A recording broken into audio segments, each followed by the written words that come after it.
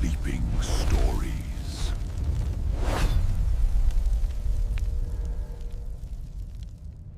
The Forgotten Gods of Wukong. Secrets Chinese mythology never told. Before the temples were built, before the incense burned in honor of the Jade Emperor, before the first monk ever uttered the name Sun Wukong in reverence or fear, there existed a silence so profound that even the gods dared not disturb it. In that silence, something waited, something that would one day crack the very foundations of heaven itself and force the celestial courts to rewrite history, to erase names from the book of life, to pretend that certain truths had never existed at all. They call him the Monkey King now, a title sanitized by centuries of storytelling, wrapped in the comfortable cloth of children's tales and religious parables. They speak of his journey to the West as redemption, as enlightenment achieved through suffering and obedience. But what if I told you that every word of that story was carefully constructed propaganda, a narrative designed to bury the real horror of what Sun Wukong discovered during his rebellion? What if the greatest trick heaven ever pulled was convincing the mortal world that they knew the full story? In the mountain temples of Huguo, where tourists now climb stone steps, worn smooth by 1,000 years of pilgrims, there are rooms the guides never show you. Chambers sealed behind walls that appear to be solid rock, but are actually something far more deliberate. Inside these hidden spaces, scrolls rest in bronze cases, their contents deemed too dangerous for mortal eyes, too inflammatory for divine reputation. The monks who guard these chambers take vows of absolute silence, and when they die, their successors inherit not just the duty of protection, but the terrible weight of knowledge that can never be spoken aloud. These scrolls tell a different story. They speak of gods whose names have been systematically removed from every prayer, every sutra, every historical record that mortals were ever allowed to see. They describe a celestial hierarchy built not on enlightenment and cosmic order, but on the systematic hoarding of immortality, on the cruel rationing of divine power to maintain an empire that would make human tyrants weep with envy. And at the center of it all, they speak of a stone egg on a mountain called Flower Fruit, an egg that was not formed by accident or natural forces, but was placed there with intention, seeded with purpose, designed to hatch something that would either save creation or damn it forever. The official version says that Sun Wukong was born from a magical stone shaped by the primordial forces of heaven and earth, a creature of pure chaos given form and consciousness. They tell you he learned mischief from the wind and rebellion from his own arrogant nature. They want you to believe his attack on heaven was the tantrum of a supernatural monkey who could not accept his place in the cosmic order. But chaos does not teach itself strategy. Arrogance does not plan revolutions that nearly succeed. And a simple monkey, no matter how magical, does not possess knowledge of the celestial weaknesses that Wukong exploited with surgical precision. Someone taught him. Someone prepared him. And when he finally made his move against the Jade Emperor's throne, certain gods watched from the shadows with something that looked remarkably like hope. These were the Forgotten Ones, the deities who had been defeated in wars so ancient that even time had difficulty remembering them. The divine beings who had been systematically erased from cosmic memory because they had dared to question whether heaven's absolute authority was truly absolute after all. They had waited for centuries, bound by celestial laws they could not break, stripped of names and temples and worshippers, reduced to whispers in the dark spaces between stars. And then a stone cracked open on a mountain, and from it emerged something unprecedented. You must understand that immortality in the Chinese celestial realm is not a state of being, but a currency, a resource carefully controlled and distributed by those who seized power in the aftermath of creation's first chaos. The Jade Emperor does not rule because he is the wisest or the most powerful in any absolute sense. He rules because he controls access to the peaches of immortality, to the pills of eternal life, to the wines and elixirs that keep even gods from fading into nothingness. Every deity, every celestial bureaucrat, every guardian and warrior of heaven is dependent on this system.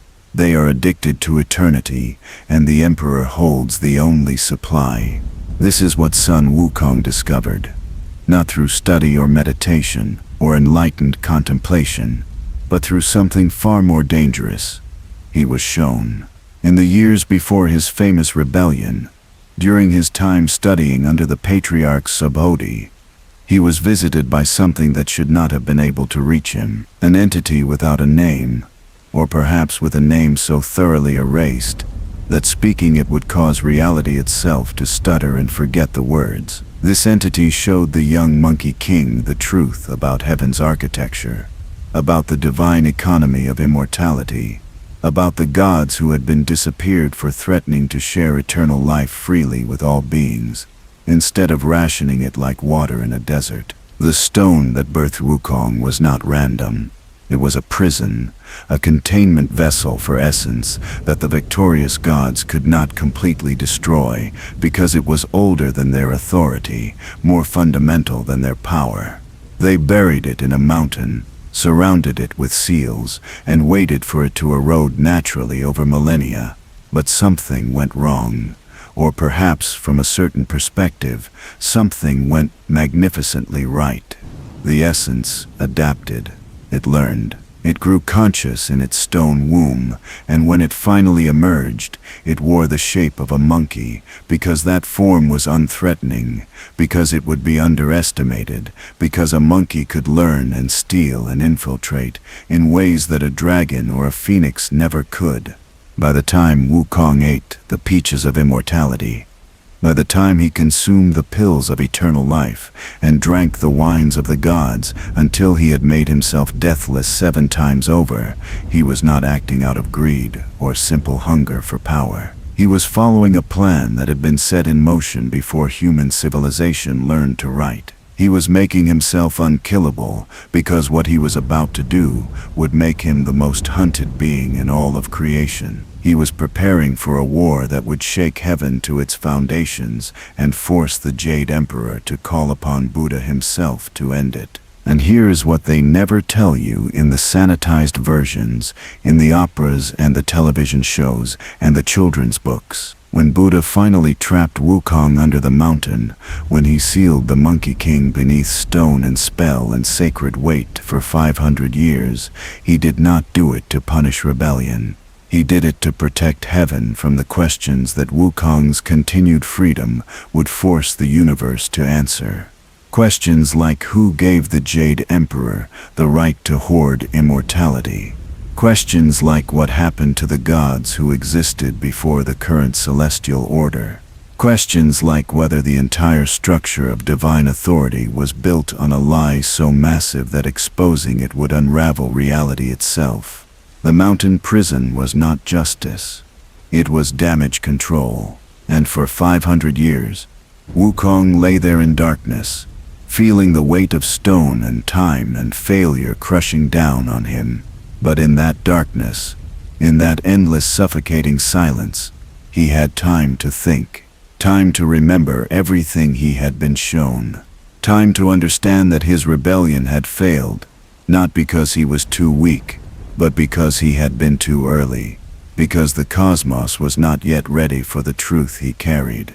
Time to realize that his story was not over, but merely paused, waiting for the right moment to resume. That moment is coming. In temples across the mortal realm, monks are beginning to notice that certain seals on certain forbidden chambers are weakening. Scholars are finding inconsistencies in ancient texts, gaps in the historical record that suggest something was deliberately removed. And in the realms beyond mortal perception, in the spaces where reality grows thin and strange, creatures that should not exist are stirring. They remember what heaven tried to make the universe forget. They remember the names that were erased. They remember the war that was written out of history. And they remember that on a mountain called Flower Fruit, a stone once cracked open to release something that the gods themselves feared, something that learned their secrets and stole their immortality, and almost succeeded in burning their empire of lies to the ground. The journey to the west was supposed to be Wukong's redemption, his path back to grace and acceptance. But what if it was actually his prison sentence extended, his rebellion transformed into propaganda, his revolution rewritten as a cautionary tale about the dangers of defying divine authority? What if Sun Wukong never stopped fighting? What if he simply learned to fight more carefully? And what if right now, in this very moment, his true plan is finally, after centuries of patience and pain and careful manipulation of prophecy itself, beginning to unfold? The gods know. That is why they are afraid. That is why they watch the mortal realm with increasing paranoia. That is why certain temples have been ordered sealed and certain monks have taken vows of silence that can never be broken.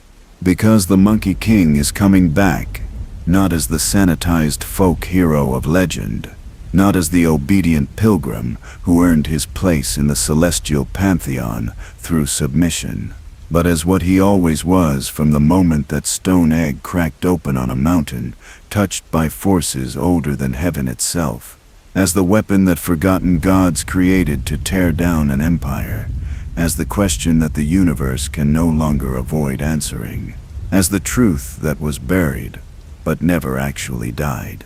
And when he returns, the real story can finally begin. The universe began in silence, but that silence was not empty. It was pregnant with possibility, thick with potential, heavy with the weight of things that had not yet chosen what form they would take. In that primordial void, before creation learned its own name, entities existed that were not quite gods, because the concept of divinity had not yet been invented. They were older than worship, more fundamental than prayer, raw and terrible in their purity. The Chinese call this time Hundun, the age of primordial chaos. But even that name is a simplification, a way for mortal minds to grasp something that existed before minds themselves had learned to organize reality into comprehensible categories. From this chaos emerged Pangu, or so the stories claim, the cosmic giant who separated heaven from earth, who held them apart with his own body for 18,000 years, until the division became permanent, until reality itself learned the difference between above and below, between celestial and terrestrial, between divine and mortal. When Pangu finally died from exhaustion, his body became the world. His breath became wind. His voice became thunder. His eyes became the sun and moon. His blood became rivers, his flesh became soil. This is the version they teach in schools, the version carved into temple walls, the version that makes creation sound orderly and intentional and complete. But there were things inside Pangu that did not transform into mountains or rivers. There were aspects of his consciousness that refused to dissipate peacefully into natural phenomena. These fragments of primordial awareness had witnessed the birth of distinction itself, had been present when the universe first learned to separate one thing from another. They understood something that the later gods would spend eons trying to suppress. They knew that all divisions were ultimately artificial, that the line between heaven and earth was not a natural law but an imposed boundary, that the separation between mortal and immortal was not cosmic inevitability but political convenience. These entities, these living remnants of chaos, consciousness, became the first true threats to order. They could not be killed because they predated death. They could not be imprisoned because they existed before the concept of containment. They simply were, ancient and terrible and utterly indifferent to the new hierarchies that younger gods were attempting to establish. Some took forms that mortal languages would later struggle to describe. dragons whose scales were made of condensed starlight and whose breath could unmake matter itself, phoenix beings that burned with cold fire and whose songs could rewrite the fundamental laws of causality, serpents that existed in 17 dimensions simultaneously and whose movement through space left reality scarred and strange. The first celestial beings to achieve something resembling modern godhood did not defeat these primordial entities through strength. They could not. Instead, they did something far more insidious. They made a choice that would define the nature of divine power for all the ages that followed. They discovered that consciousness itself could be treated as a resource, that awareness and worship and belief could be harvested and concentrated and used as a weapon against beings that existed outside the framework of organized thought. They invented gods in the way humans would later invent governments, creating structures of authority that derived power not from inherent superiority, but from collective agreement about who should have power. The Jade Emperor was not the first to sit upon the celestial throne. Before him came others whose names are now forbidden, whose reigns are carefully excised from official histories. There was the Dragon Emperor, whose scales shimmered with the memory of pre-creation chaos, who believed that divinity should flow freely to all conscious beings like water seeking its level. There was the Phoenix Queen, who taught that immortality was the natural state of awareness, and that death was an artificial construct imposed by those who feared what truly eternal beings might eventually become. There were the Nameless Courts, divine collectives that ruled through consensus rather than hierarchy, that distributed power horizontally rather than hoarding it at the top of a pyramid. All of them fell, not because they were weak, but because they were outnumbered by the rising tide of gods who understood that scarcity creates value, that making immortality rare makes it precious, that controlling access to eternal life gives you control over everyone who desires it. The wars that established the Jade Emperor's supremacy were not fought with armies clashing on battlefields. They were fought with theology and philosophy, and the systematic construction of a cosmic economy in which eternal life became the ultimate currency. The victors wrote new histories that portrayed their predecessors as tyrants or monsters or mad beings who threatened the fundamental order of existence. But you cannot completely erase something that existed before erasure was possible. The defeated entities were bound with chains forged from belief and buried in places where worship could not reach them. Their names were removed from every prayer and sutra. Their temples were destroyed so thoroughly that even the memory of their locations faded from the world. Their followers were hunted down and converted or scattered to the edges of reality where their faith could not coalesce into power.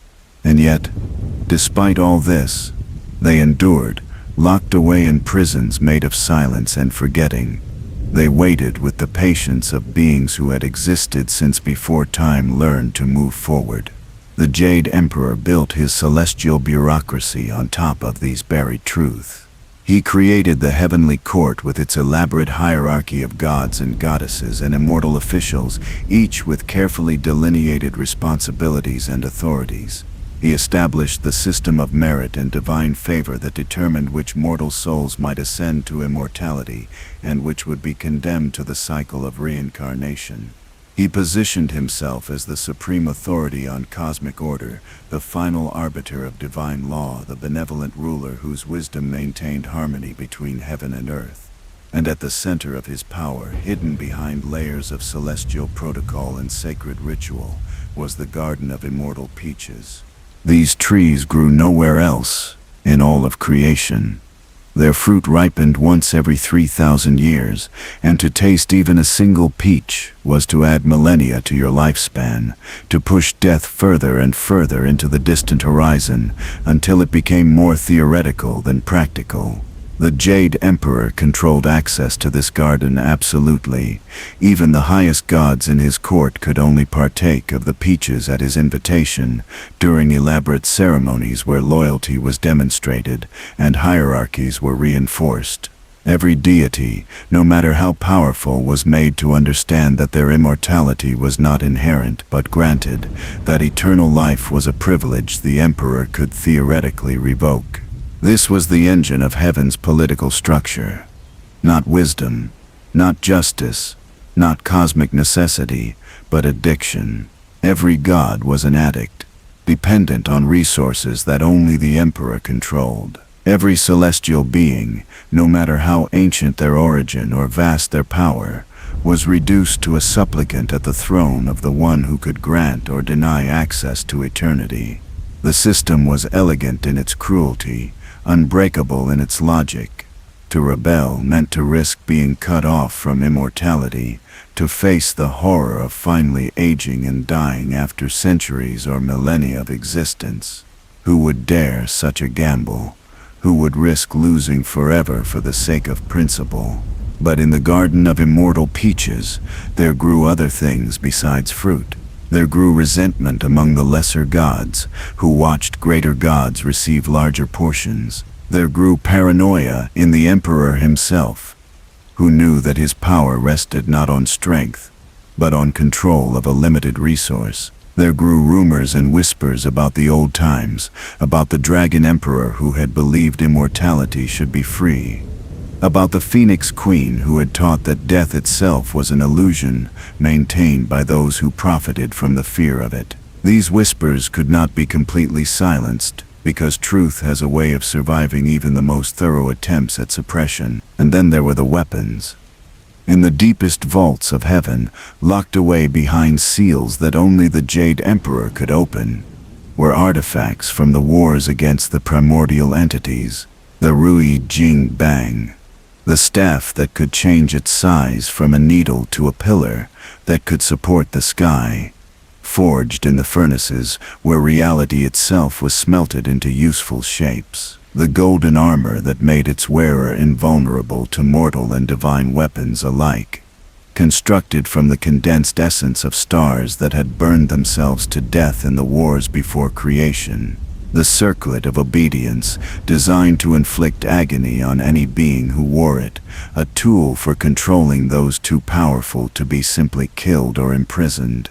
These were not treasures meant to be used. They were warnings, reminders of a time when gods fought with weapons that could crack the pillars of heaven and tear holes in the fabric of existence. The Jade Emperor kept them locked away because their very existence was a threat to his carefully constructed order. If such power could be accessed by those who did not accept his authority, if beings could arm themselves with the tools that had once been wielded by primordial chaos itself, then the entire system of celestial control could collapse in an instant. So the weapons slept in darkness behind doors that were meant to remain sealed until the end of all things. But nothing remains sealed forever. Not when there are those who remember what the locks were built to hide. In the spaces between stars, in the gaps where reality grows thin and strange, the bound entities whispered to each other across vast distances. They had no mouths with which to speak, no voices that could carry through normal space, but consciousness finds a way. They communicated through dreams and omens, through patterns in the movement of celestial bodies, through the inexplicable behavior of mortal prophets who suddenly began speaking of gods whose names no one could quite remember. They could not act directly. The chains that bound them were forged from the concentrated belief of billions of souls who accepted the Jade Emperor's version of cosmic order. But there were loopholes in even the most carefully constructed prisons. There were ways to influence without directly acting, to shape events without technically intervening. And so they began to plan, moving pieces into position across centuries and millennia, setting up conditions that might eventually produce the one thing that could challenge heaven's monopoly on eternity. They began to engineer, with infinite patience and terrible precision, the birth of something unprecedented. On a mountain that would later be called Flower Fruit, in a location where the boundaries between realms grew unusually permeable, they placed their gambit. Not a weapon exactly, because weapons can be destroyed or stolen or turned against their creators. Not a god, because gods could be corrupted by the system they were meant to overthrow.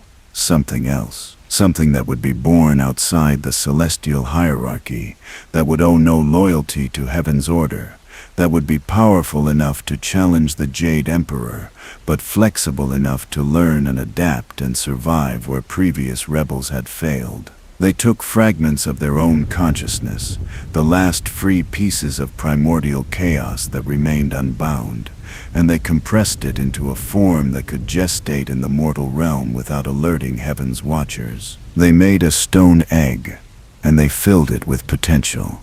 And they waited for the universe to forget it was there, waited for it to seem like a natural part of the landscape, waited until the moment was right for it to crack open and release what was inside. The Jade Emperor's spies watched the mortal realm constantly, but even the most vigilant surveillance cannot maintain perfect attention forever.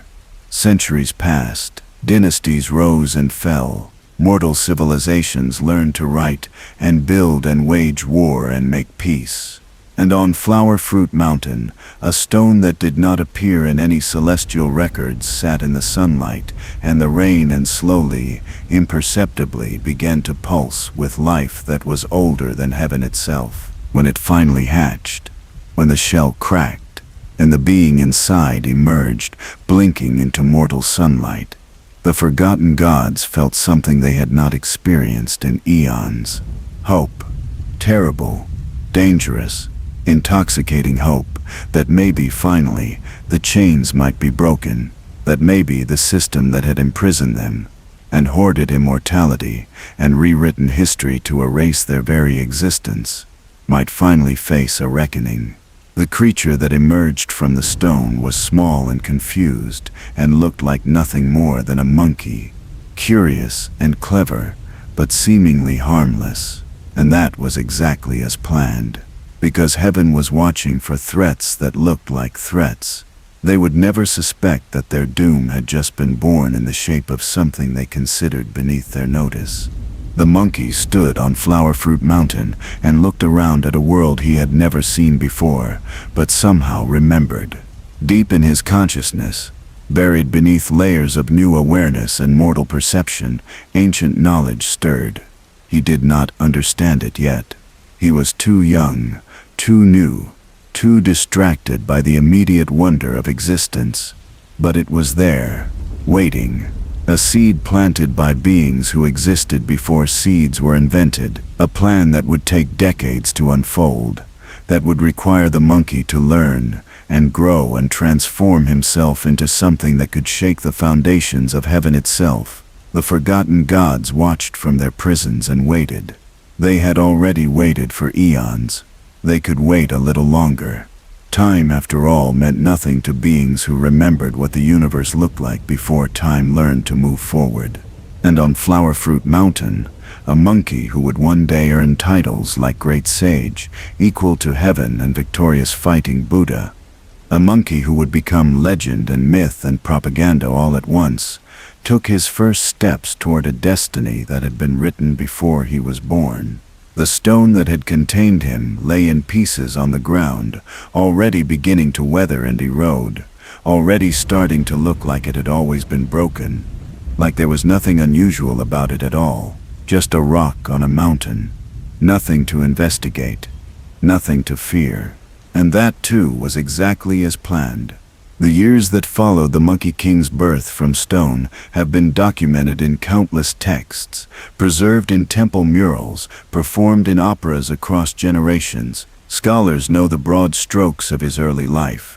How he united the monkey tribes of Flower Fruit Mountain, how he became their king through a demonstration of courage that involved leaping through a waterfall to discover the paradise hidden behind it. They speak of his growing awareness of mortality, his existential horror upon learning that even kings must eventually die, his desperate quest to find immortality that led him across oceans to seek the teachings of the immortal patriarch, Subhodhi. All of this is recorded history, accepted truth, the kind of narrative that leaves no room for questions. But recorded history, has a way of smoothing over complications, of presenting causality as if it were inevitable, when in truth it was carefully orchestrated. Consider the waterfall incident that made Sun Wukong king. The traditional telling suggests it was simple bravery, a reckless monkey willing to risk death to discover what lay beyond the curtain of falling water. Yet no one questions why that particular waterfall existed on that particular mountain, why the cave behind it was perfectly suited to house a monkey kingdom, why the inscriptions on the walls inside were written in a script that predated mortal civilization, but which Wukong somehow understood immediately despite having no formal education. The cave was waiting for him. Just as the stone egg had been placed on the mountain with intention, the paradise behind the waterfall had been prepared in advance by forces that understood the shape his destiny needed to take. A king must have a kingdom. A revolutionary must have followers. A weapon against heaven must first build credibility and gather strength in places where celestial authorities would not immediately perceive the threat. Flower Fruit Mountain was not chosen randomly. It existed in a fold of reality, where the barriers between realms were thin, where ancient power could seep through without triggering the wards and alarms that the Jade Emperor had placed around more obvious sources of primordial energy. Sun Wukong ruled his monkey kingdom with joy and creativity and a fierce protective love that would later become both his greatest strength and his most exploitable weakness. He taught his subjects arts that monkeys should not have been able to learn, organized them into formations that suggested military training he had never received, led them in games and battles against demons that wandered too close to their mountain territory. And all the while, deep in his consciousness, the knowledge that had been seeded in him before birth continued to grow like a plant reaching toward sunlight. He began to dream of things he had never seen, places that existed in dimensions his eyes could not perceive, conflicts that had occurred before his birth, but which he somehow remembered, as if he had been present for them. The dreams troubled him. In them, he saw gods whose faces were blank spaces in reality, entities that existed as concepts rather than beings, courts of power that operated according to laws he instinctively knew were corrupt. He saw the Garden of Immortal Peaches and understood, without being told, that it represented the greatest obscenity in creation. Not because the peaches existed, but because access to them was controlled, because immortality had been turned into a commodity when it should have been the birthright of consciousness itself. These dreams felt more real than waking life, more urgent than the immediate concerns of his kingdom. They whispered to him constantly, telling him that he was incomplete, that he needed to seek something beyond the comfortable paradise of his mountain home.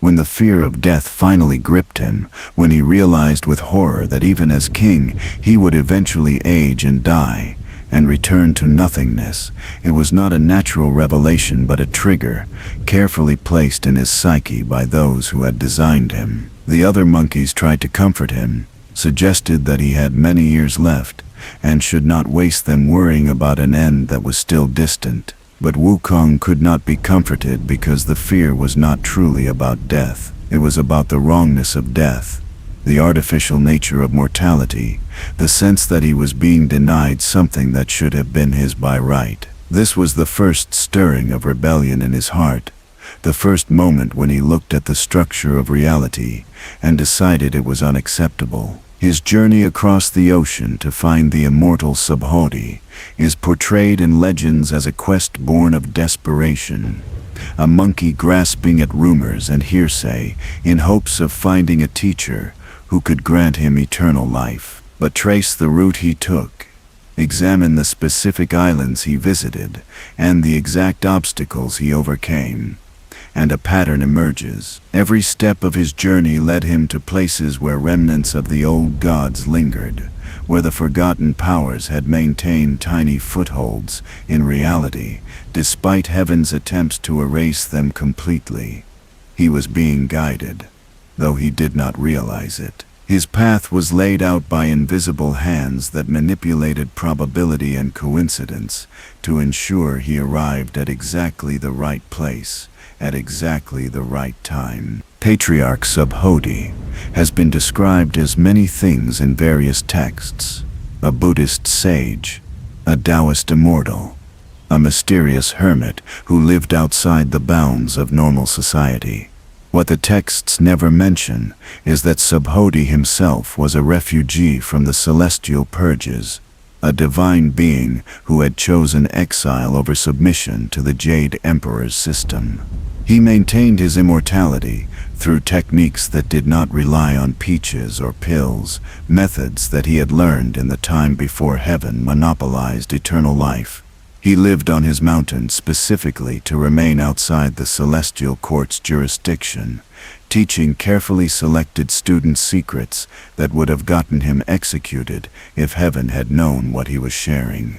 When Sun Wukong arrived at Subhuti's school and demonstrated the quick wit and desperate hunger for knowledge that characterized his early years, the patriarch recognized something in him immediately. Not because he had been directly informed by the forgotten gods, because such communication would have been detected by heaven's surveillance, but because he had been watching for signs, waiting for the arrival of a student who matched certain specific characteristics, who demonstrated potential that went beyond normal mortal or even divine capacity. Wukong was that student, and Subhuti understood that his role was not just to teach, but to unlock, to help bring forth the knowledge that had been buried in the Monkey King's consciousness before his birth. The training that followed is famous.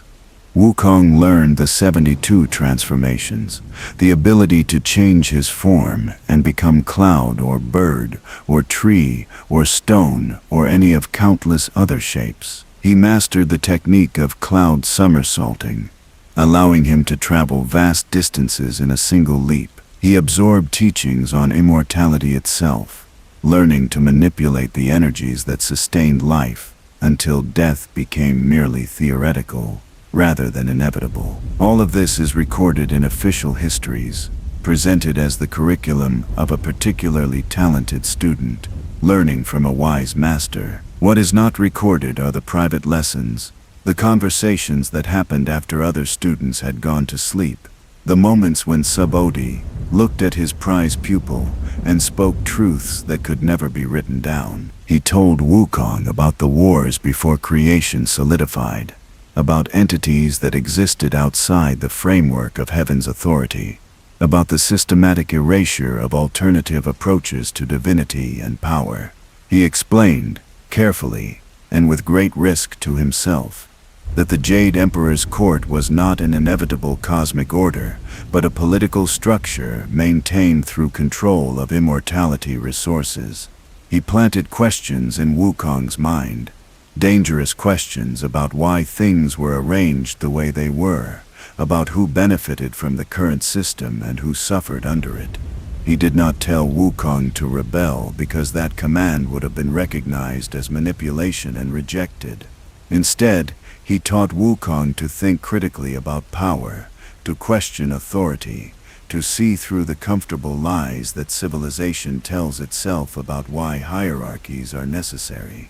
But Subhuti also taught Wukong something more subtle and more important. He taught him to hide, to conceal his true capabilities behind a facade of arrogance and recklessness, to let heaven think he was a buffoon. A powerful buffoon, certainly, but ultimately too undisciplined and too foolish to represent a real threat to celestial order. This would be crucial later, during the rebellion, when gods who should have taken him seriously instead underestimated him because they believed the mask was the reality. Every time Wukong acted rashly, or spoke boastfully, or seemed to charge ahead without thinking, he was actually executing a strategy that Subhuti had helped him develop. The strategy of being so obviously theatrical in his defiance that no one would suspect the depth of calculation beneath it. There came a moment, near the end of his training, when something happened that Subhuti had been waiting for. Wukong was practicing transformations, cycling through forms with increasing speed and precision, when suddenly he stopped. His face went blank and his eyes unfocused, and for several minutes he stood absolutely still while his consciousness touched something vast and ancient that had been waiting inside him since before his birth. When he came back to himself, he was different. Not obviously so, not in any way that casual observers would notice, but Subodhi saw the change immediately. The knowledge that had been seeded in the stone egg had finally germinated, had finally pushed through the soil of normal awareness into the light of conscious understanding. Wukong now remembered, though remembered is the wrong word for accessing information that had been implanted rather than experienced. He knew about the forgotten gods and their imprisonment. He understood the true nature of heaven's power structure. He perceived the Garden of Immortal Peaches not as a divine blessing, but as the linchpin of a system built on artificial scarcity and enforced dependence. And most importantly, he realized that he had been created with purpose, that his birth was not random but designed, that forces older than the Jade Emperor had placed hopes and plans and desperate gambles into the stone that had birthed him. This realization should have crushed him, should have made him feel like a puppet dancing on strings, held by entities he could not even perceive. Instead, it ignited something in him that heaven would soon learn to fear, because Sun Wukong looked at the destiny that had been prepared for him, examined the role he was meant to play in a cosmic drama that had been in motion for eons, and made a choice that no one had anticipated. He decided that he would not simply be the forgotten god's weapon against heaven. He would not trade one form of manipulation for another, would not fight to tear down the Jade Emperor's system, only to replace it with the primordial chaos of entities that were just as willing to use him as a tool. Instead, he would become something entirely unprecedented. He would fight for his own freedom and his own vision of how power should be distributed. He would take the gifts he had been given, the knowledge and strength and supernatural abilities that had been seeded in him before birth, and he would use them for purposes that transcended the agenda of any god, whether current or forgotten. Subodhi saw this decision forming in his student's eyes, and felt something he had not experienced in centuries. Pride mixed with terror, hope mixed with certainty that what was coming would be catastrophic, regardless of outcome. He knew that Wukong was now ready to leave, that the teaching phase was complete and the action phase was about to begin. He also knew that he needed to distance himself from what was coming next, that when Wukong made his move against heaven, Subodhi could not afford to be associated with it, or he would be destroyed along with his student. So he did what teachers throughout history have done when their pupils become too dangerous to keep close. He provoked a false argument, created an excuse to dramatically expel Wukong from his school, made it clear in ways that heaven's spies would report that he wanted nothing more to do with a troublesome monkey.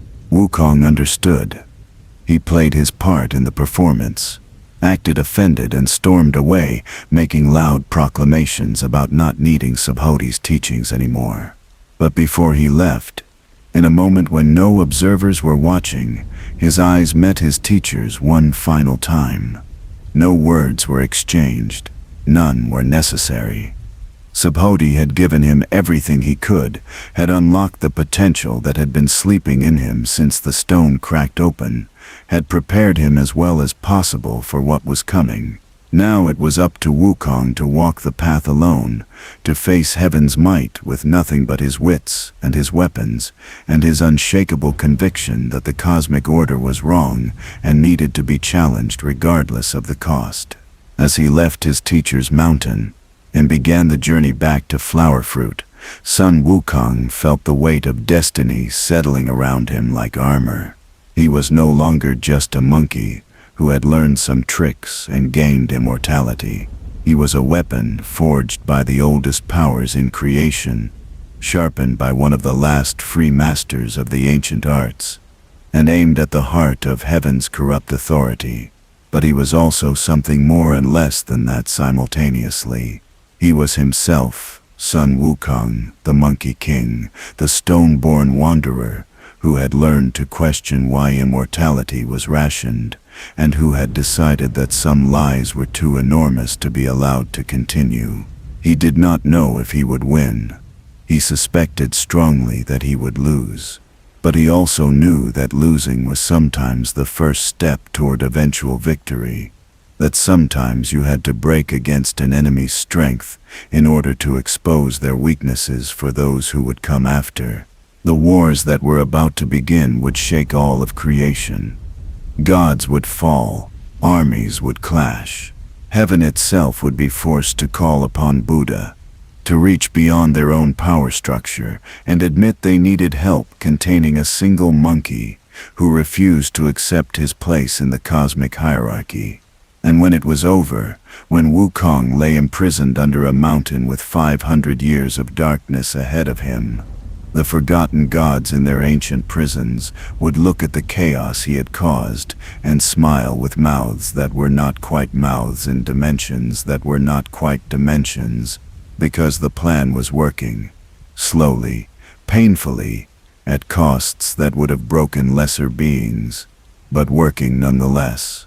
The first crack had appeared in heaven's foundation, and cracks, given enough time and pressure, have a tendency to spread. When Sun Wukong returned to Flower Fruit Mountain after his years of training under Subhadi, he found his kingdom besieged by a demon king who had taken advantage of his absence to claim the territory and terrorize his monkey subjects. The traditional stories present this as a simple conflict, a returning hero defeating a villain and restoring order to his realm. But examine the details more carefully and questions emerge. How did this particular demon, a creature of significant power but no particular renown, know exactly when to attack? Why did he choose Flower Fruit Mountain specifically when there were countless other territories he could have claimed with far less resistance? And most curiously, why did he possess a weapon that was almost perfectly calibrated to test the limits of what Wukong had learned during his training? The fight itself was brief and decisive. Quoth, Wukong had returned with abilities that far exceeded anything the demon could counter. He transformed into forms that confused and terrified his opponent. He moved with speeds that made him appear to be in multiple places simultaneously. And when he finally struck the killing blow, he did so with a casual efficiency that spoke of power held carefully in reserve, strength that had barely been tapped. His monkey subjects celebrated his return and his victory, but Wukong himself felt oddly unsatisfied. The battle had been too easy, too perfectly designed to showcase his new abilities without genuinely threatening him.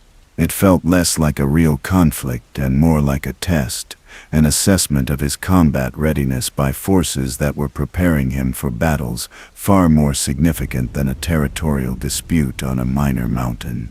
In the days that followed, as he rebuilt his kingdom and reassured his followers that he would never abandon them again, Wukong began to notice things he had missed before. The way certain winds seemed to carry information that deposited itself directly into his consciousness, without passing through his ears. The manner in which his dreams had become more vivid and specific, showing him locations in heaven that he had never visited but could now navigate in his mind with perfect clarity. The sensation of being watched, not by hostile forces but by ancient awareness that was evaluating him with something that felt almost like parental concern mixed with desperate hope. He understood that he was not truly alone in what was coming. The forgotten gods, whose knowledge had been seeded in his consciousness before birth, were still watching, still guiding in whatever limited ways their imprisonment allowed. They could not act directly, could not provide him with weapons or armies or explicit instructions without alerting heaven to their involvement. But they could arrange coincidences. They could ensure that certain opportunities presented themselves at exactly the right moments. They could manipulate the flows of fate and probability in tiny incremental ways that would add up to significant advantages when the time came for Wukong to make his move against the Celestial Order. The acquisition of his famous weapon, the Ruyi Bang, is portrayed in legends as a visit to the Dragon King of the Eastern Sea, followed by a test of various armaments until he found the one perfect staff that responded to his will. But the Dragon King possessed thousands of weapons in his underwater palace, treasures accumulated over eons, and offered to celestial warriors in exchange for political favors and protection from heaven's authority. Why then did he keep one particular weapon, a staff that had once been used by the Great Yu to measure the depths of the cosmic flood, locked away in his deepest vault and protected by seals that should have prevented anyone from even knowing it existed? The truth is that the Dragon King did not want Wukong to find the Ruyi Jingbang. The staff was dangerous, not because of its physical properties, though those were impressive enough, but because of what it represented. It was a tool from before heaven's consolidation of power, forged in an era when divine authority was more fluid and less hierarchical. To wield it was to claim connection to that older time, to announce oneself as someone who drew legitimacy from sources that predated the Jade Emperor's mandate. When Wukong walked into the Dragon Palace and demanded weapons suitable for a king, the Dragon King tried to satisfy him with lesser armaments, hoping to avoid the confrontation that would inevitably follow if the monkey discovered what was hidden in the Forbidden Vault. But Wukong was drawn to that vault as if by magnetic attraction.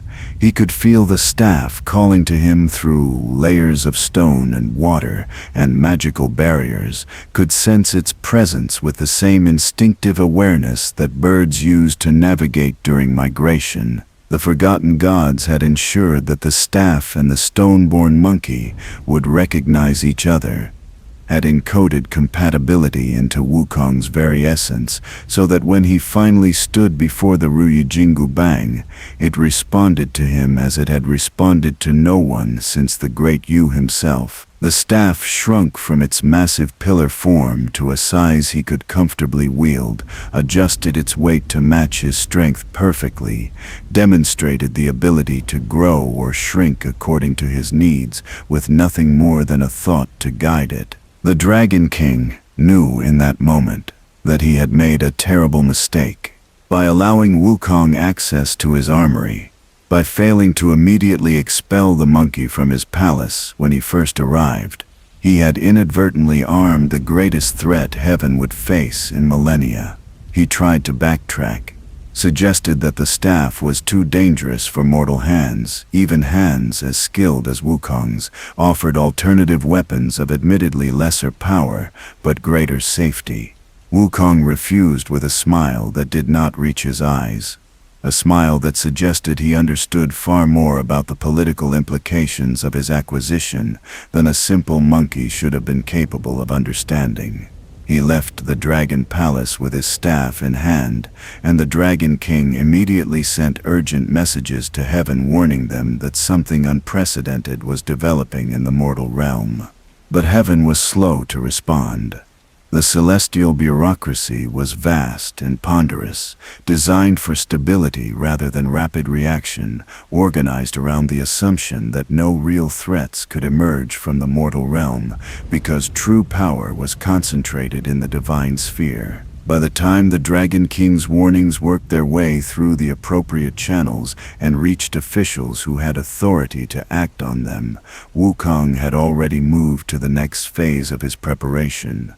He had begun recruiting allies among the demon kings and rogue immortals who lived outside heaven's direct authority, building a coalition of beings who all shared resentment toward the celestial order for different reasons, but who could be unified under the banner of someone willing to actually challenge it. He was careful in his recruitment. He did not present himself as a revolutionary or a political reformer, because such rhetoric would have invited immediate suppression from heaven. Instead, he positioned himself as someone pursuing personal power and status, through traditional means that happened to put him in conflict with celestial authority. He demanded recognition from heaven as a legitimate immortal, insisted that he deserved a title and position in the celestial court, commensurate with his abilities. This was a language that divine bureaucrats understood, a kind of ambition that fit within their framework of how things work. They could not ignore him, because his power was undeniable and his demands were technically reasonable, but they also did not see him as existential threat, because he seemed to be playing by the established rules of cosmic politics. The Jade Emperor's first response was to offer Wukong a minor position, a token title that would technically fulfill his demands while keeping him far from any real power or influence. They made him keeper of the heavenly horses, a job that sounded prestigious but was actually menial labor dressed up with fancy nomenclature. It was a calculated insult, a way of putting the upstart monkey in his place while appearing to honor his request for recognition. The celestial officials who arranged this appointment were pleased with their cleverness, certain that Wukong would either accept his subordinate position and cease being a problem, or would reject it and reveal himself as unreasonably ambitious, thus justifying harsher measures against him. They fundamentally misunderstood who they were dealing with. Wukong accepted the position with apparent gratitude and threw himself into his duties with such enthusiasm that the gods responsible for overseeing the stables began to relax, began to think that perhaps the troublesome monkey had been domesticated after all. But while he groomed horses and managed feeding schedules and performed all the tasks expected of someone in his position, he was actually conducting reconnaissance, learning the layout of heaven, identifying the locations of important treasures and strategic resources, observing the routines and habits of celestial officials, mapping out the security systems that protected the most valuable and dangerous areas of the divine realm. He made friends among the lower-ranking celestial servants, the minor deities and immortal attendants, who did the actual work that kept heaven functioning, while the high gods concerned themselves with politics and philosophy. These beings were largely ignored by their superiors, treated as interchangeable functionaries rather than individuals with their own perspectives and grievances. Wukong recognized them as potential allies, treated them with respect and humor, listened to their complaints about the arbitrary nature of celestial hierarchy. He learned through these conversations that resentment toward heaven's power structure was not limited to the mortal and demon realms, that even within the celestial court itself, there were those who questioned whether the system was truly just or merely entrenched. When he finally discovered that his title was actually an insult, that keeper of the heavenly horses was a position of no real authority or prestige, his rage was not genuine surprise, but carefully performed outrage. He had known from the beginning what the appointment represented, had accepted it specifically because it gave him access to heaven while maintaining his image as someone who could be manipulated through false honors. But now it was time to escalate, to transform from annoyance into genuine threat, to force heaven to either grant him real power or attempt to destroy him, thus revealing the authoritarian nature of their supposedly benevolent cosmic order. He abandoned his post, destroyed the stables in a display of supernatural fury, and returned to Flower Fruit Mountain, where he declared himself the great sage equal to heaven, a title that was deliberately provocative in its assertion of parity with the highest gods. The Jade Emperor's court was thrown into chaos by this development. Some officials argued for immediate military action, for sending the celestial armies to crush this rebellion before it could spread and inspire others to similar defiance. Others counseled negotiation, suggesting that Wukong could still be brought into the system through more generous offers and more convincing displays of respect. What none of them understood was that Wukong had no intention of being integrated into heaven's hierarchy at any level. Every demand he made, every title he claimed, every apparent negotiation he entered was actually a move in a larger game, designed to expose the fundamental corruption of the celestial order, while building his own power to the point where he could challenge it directly. Heaven tried compromise. They offered him a new position, Grand Supervisor of the Peach Garden, a title that sounded impressive and came with the explicit responsibility of maintaining the Garden of Immortal Peaches.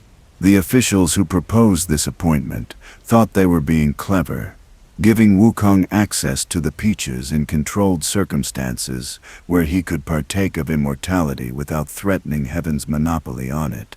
They assumed that being allowed into the garden would satisfy his ambitions, that he would be grateful for the privilege and would guard his new status carefully rather than risk losing it through continued defiance. They were catastrophically wrong.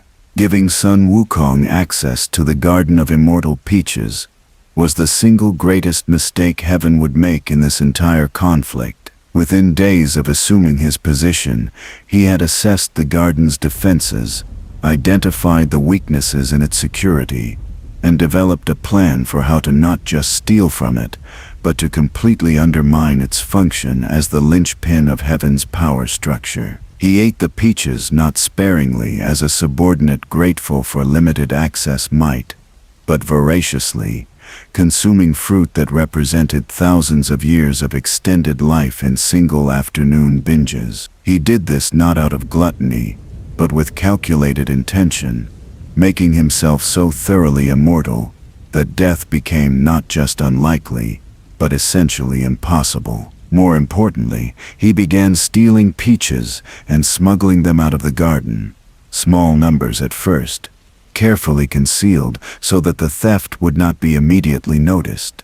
He distributed these stolen peaches to his allies in the demon kingdoms and among the rogue immortals, sharing the immortality that Heaven had tried to hoard. This was perhaps the most revolutionary act of his entire rebellion, the moment when he transformed from individual troublemaker into genuine threat to the cosmic order. By breaking Heaven's monopoly on eternal life, by demonstrating that immortality could be distributed freely rather than rationed carefully, he proved that the entire celestial power structure was built on artificial scarcity that could be overcome by someone willing to challenge it directly. When the theft was finally discovered, when celestial officials entered the garden to find it significantly depleted and Wukong missing from his post, the reaction in Heaven's court was not just anger, but genuine fear. They had been operating under the assumption that their control of immortality resources made them ultimately unassailable, that no matter how powerful an enemy might become, they could always be defeated or outlasted because divine beings had eternity on their side. Wukong had just demonstrated that this assumption was false, that Heaven's strategic advantage could be nullified by someone clever enough and bold enough to steal it. The Jade Emperor convened an emergency council, and the decision was made unanimously. Sun Wukong could no longer be negotiated with or accommodated. He had to be destroyed completely, and his supporters scattered to serve as warnings against future rebellion. The armies of Heaven, mobilized for war, celestial generals who had not seen combat in centuries, dusted off their armor and sharpened weapons that had been ceremonial decorations for so long they had forgotten how to draw blood. The Jade Emperor appointed Neja, the young god who served as Heaven's primary military enforcer, to lead the campaign against Flowerfruit Mountain. Neja was powerful and skilled and utterly loyal to the celestial order, having been literally constructed by divine forces to serve Heaven's interests. He approached the coming battle with confidence bordering on arrogance, certain that no matter how many tricks the monkey had learned, he could not possibly stand against the full military might of the gods. But when Neja and his forces arrived at Flowerfruit Mountain, they found an enemy far more formidable than intelligence reports had suggested. Wukong had used his time wisely, had trained his monkey followers in combat techniques that allowed mortal creatures to fight effectively against divine warriors, had fortified his mountain with defenses that combined ancient magic with tactical innovations that heaven's forces had never encountered. The battle that followed was fierce and prolonged, with casualties on both sides that shocked the celestial observers who had expected a quick and decisive victory. Niza himself fought directly against Wukong in single combat that ranged across earth and sky, both warriors pushing their abilities to absolute limits in a contest that could have easily destroyed mountains or altered the course of rivers. The fight ended in stalemate. Neither could gain decisive advantage over the other. Niza's divine construction made him nearly indestructible, but Wukong's transformations and speed made him impossible to pin down. After hours of combat that left both exhausted and the battlefield devastated, they separated by unspoken agreement, each withdrawing to assess what had just occurred. Niza returned to heaven with a report that horrified his superiors. The Monkey King was not just powerful but tactically brilliant. His forces were well trained and deeply loyal, and most concerning of all, he showed no fear whatsoever of celestial authority. This was not a criminal who needed to be arrested or a rebel who needed to be suppressed. This was a genuine military threat that would require heaven's full attention and resources to overcome. The Jade Emperor escalated. He sent larger armies led by more powerful generals. He deployed divine weapons and magical formations that had been reserved for threats to the celestial order itself. And every time, Wukong adapted. He learned from each engagement, developed countermeasures to heaven's tactics, grew stronger through the very act of fighting against opponents who pushed him to exceed his previous limits. The battles became legendary, events that were witnessed by gods and mortals alike, conflicts that demonstrated to everyone watching that the supposedly invincible celestial court could be challenged, could be fought to stand still, could even be defeated in individual engagements by someone who refused to accept their authority as absolute. It was during one of these battles that something crucial occurred. The moment that would later be recognized as the true turning point of the entire conflict, though at the time it seemed like a minor tactical development. Wukong was fighting against the four heavenly kings, the cardinal deities responsible for maintaining cosmic order in each of the primary directions. They had surrounded him and deployed a magical net designed to capture beings of any size or strength, a trap that adjusted itself automatically to counter any transformation or escape attempt. By all rights, Wukong should have been caught. The net had never failed to capture its target in the thousands of years since its creation. But something happened when the net touched Wukong's skin. A spark of recognition, a resonance between the magic woven into the trap and the primordial essence that formed the core of Wukong's being. The net had been forged in the wars against the original chaos entities, created specifically to bind beings that existed outside heaven's authority. And Wukong, though he had been born in the shape of a monkey and had been raised in the mortal realm, carried within him fragments of those very entities that the net was designed to capture. For a fraction of a second, the magic recognized what it was touching and hesitated, confused by the contradiction of ancient chaos wearing the face of a mortal creature. That hesitation was enough. Wukong felt the net's confusion and exploited it instantly, transforming into a form so small that he slipped through the weave before the magic could adapt. He escaped the trap that should have ended his rebellion, and in doing so confirmed something that the forgotten gods in their prisons had suspected but could not verify until this moment. The weapons heaven used to maintain its authority had been forged to fight enemies that no longer officially existed, entities whose names had been erased and whose existence was denied. But those weapons still remembered. The magic woven into them still recognized the signatures of the primordial forces they had been designed to counter. And that recognition created vulnerabilities that someone carrying those primordial essences could exploit. Wukong began to understand the full depth of what had been done to create him. He was not just a weapon aimed at heaven. He was a key designed to fit locks that the Jade Emperor did not even know existed in his own defenses.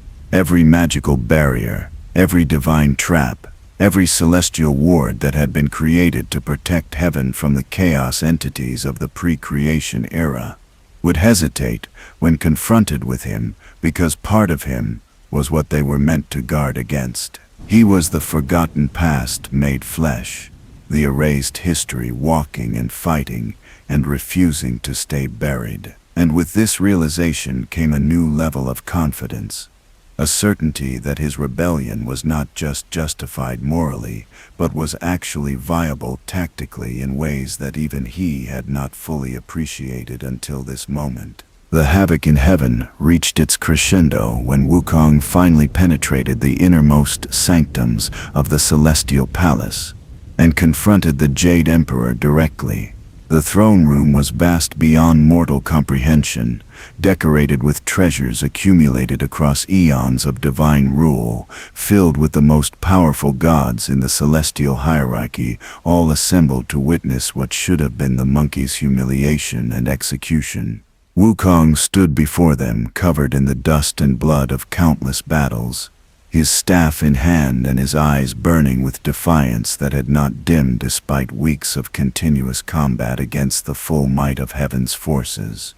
He had come to make a simple demand: recognition as equal to heaven itself, acknowledgement that immortality and power were not the exclusive property of the divine bureaucracy, admission that the cosmic order was not immutable law but political structure that could and should be challenged. The Jade Emperor refused, not with anger or outrage, but with the cold certainty of someone who genuinely believes that maintaining order justifies any action, no matter how ruthless. He explained to Wukong that the system existed not because of cruelty, but because of necessity, that immortality had to be rationed because unlimited access to it would lead to chaos and eventually to the heat death of consciousness itself. He argued that hierarchy was not oppression but organization, that someone had to make decisions about how cosmic resources were distributed, and that he had been chosen for this role through processes that predated Wukong's existence. He offered one final compromise: submission in exchange for genuine position in heaven's court, real power and authority in exchange for accepting that the Jade Emperor's ultimate sovereignty was non-negotiable. Wukong laughed. Not the theatrical bravado he had often deployed as tactical camouflage, but genuine amusement at the absurdity of what he was being offered. He had already tasted immortality on his own terms, had already distributed eternal life to followers who heaven said did not deserve it, had already proven through direct action that the celestial monopoly could be broken by someone willing to take the risk. Why would he trade that freedom for a position in a hierarchy he fundamentally rejected? Why would he become part of a system he had dedicated himself to overthrowing? The Jade Emperor saw the refusal in his eyes before he spoke it aloud, and knew that further negotiation was pointless.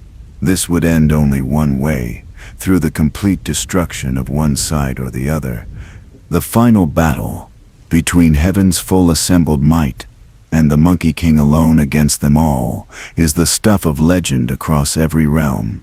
Wukong fought with skill and fury that exceeded anything he had demonstrated before, his staff whirling in patterns that seemed to exist in multiple dimensions simultaneously, his transformations becoming so rapid that he appeared to be dozen different creatures attacking from all directions at once. He destroyed portions of the celestial palace that had stood unchanged since creation's dawn.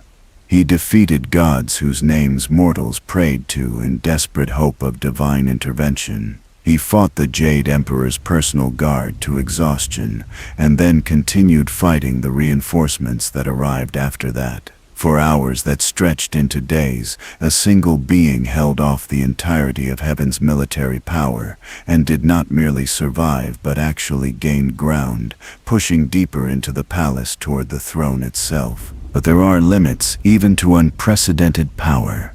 Wukong was one being, no matter how skilled, fighting against forces that could rotate fresh combatants into battle whenever previous ones were defeated or exhausted.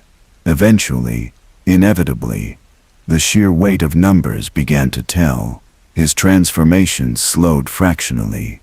His staff work lost the absolute precision it had maintained through the earlier stages of combat.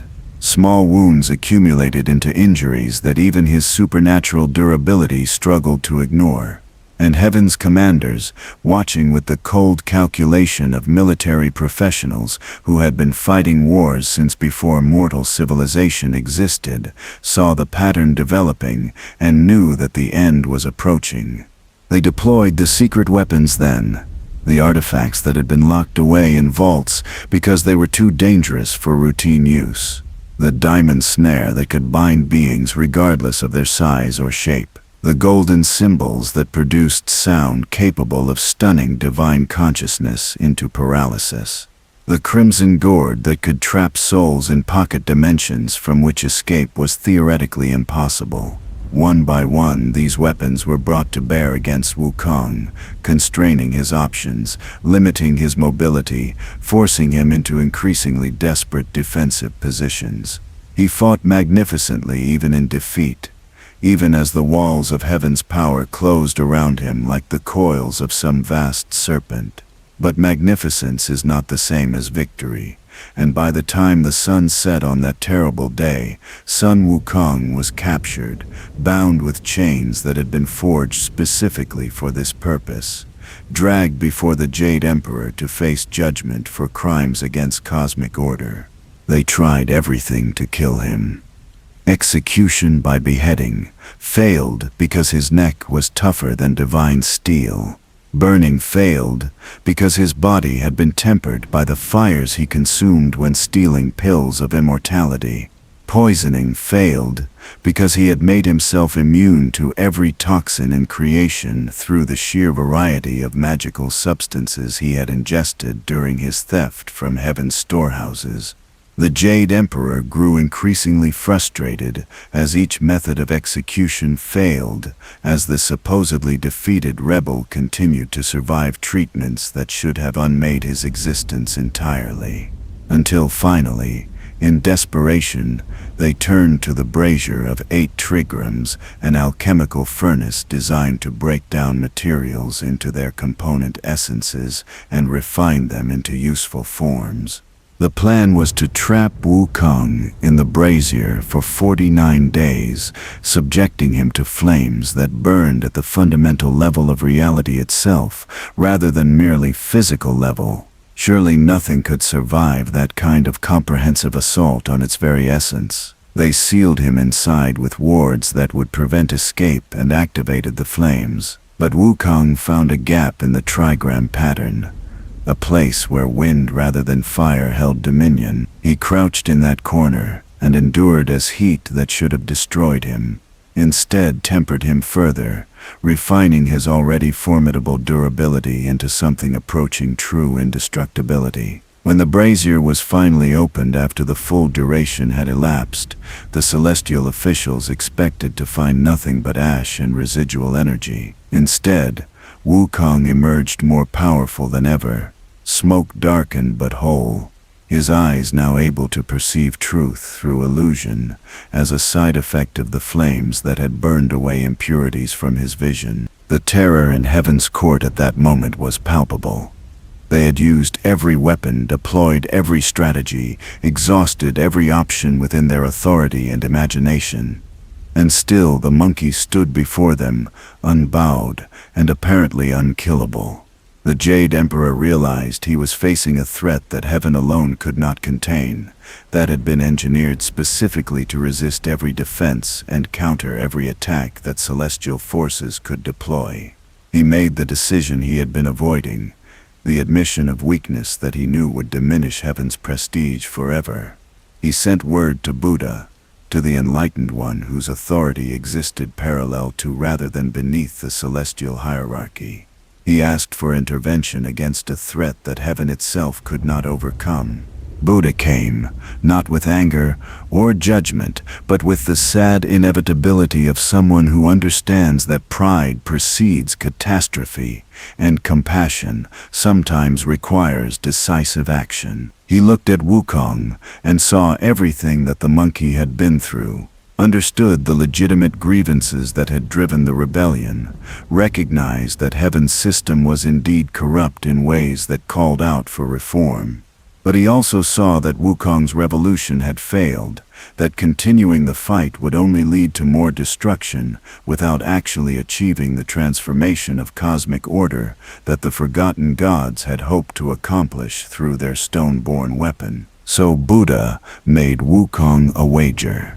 A simple bet that seemed absurd in its premise. If Wukong could leap out of Buddha's palm in a single bound, then Buddha would personally convince the Jade Emperor to abdicate and allow new governance of heaven to emerge. But if Wukong failed, then he would submit to imprisonment without further resistance. Wukong accepted immediately, confident in his cloud somersaulting ability that could cross vast distances in instants. He leaped with all his strength, traveled what seemed like impossible distances, reached the pillars at what he assumed was the edge of the universe, and marked them with graffiti to prove he had been there. Then he returned to collect his winnings, certain that he had won. Buddha showed him the truth.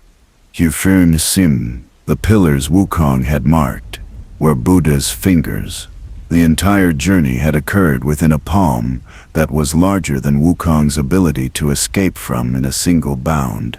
Not because Buddha was physically larger than the universe, but because he existed at a level of reality where size was conceptual rather than literal. Wukong had not lost because of weakness, but because he was still thinking in terms that Buddhism itself was designed to transcend. The Enlightened One demonstrated that no matter how powerful you become, there are always larger frameworks that contain your power, always perspectives from which your greatest achievements appear small and contained. This was the lesson that the rebellion had been building toward.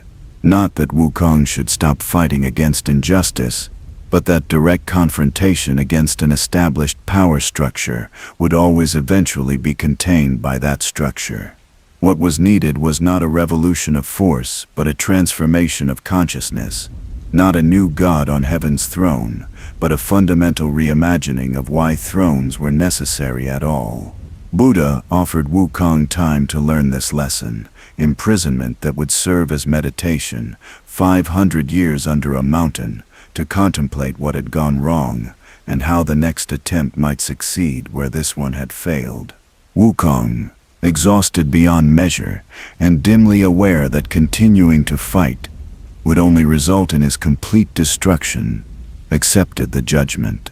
Buddha sealed him beneath 5 Elements Mountain, with sacred seals and sutras that would keep him imprisoned, but not destroyed, contained but not forgotten. And as the darkness of confinement closed around him, and the weight of the mountain pressed down on his consciousness, Sun Wukong had one final thought before the long silence began. This was not ending. This was just an intermission. Somewhere in the deep places where the forgotten gods waited in their own prisons, they were already planning the next phase. And when he emerged from this mountain, when the time came for the story to resume, he would be ready not just to fight, but to transform the very nature of the fight itself. The mountain sat heavy on Sun Wukong's chest for 500 years, each day indistinguishable from the last. Time losing all meaning in the crushing darkness where consciousness persisted, but action became impossible. Mortals who passed the mountain occasionally heard sounds emerging from beneath the stone, whispers that might have been wind or might have been the trapped Monkey King speaking to himself in the endless void of solitary confinement. Monks built a small temple near the peak, maintaining vigils that were part devotion and part guard duty, ensuring that the seals Buddha had placed remained intact and unbroken. They left offerings of food and water at the base of the mountain, sustenance that somehow reached the imprisoned, being through cracks in reality too small for escape, but sufficient for survival. What no mortal understood, what even most gods failed to recognize, was that imprisonment under the mountain was not merely punishment, but education through enforced contemplation. Wukong had failed in his rebellion, not because he lacked power, but because he had misunderstood the nature of the system he was fighting against. Heaven's authority did not rest primarily on force, though they certainly possessed overwhelming military capability.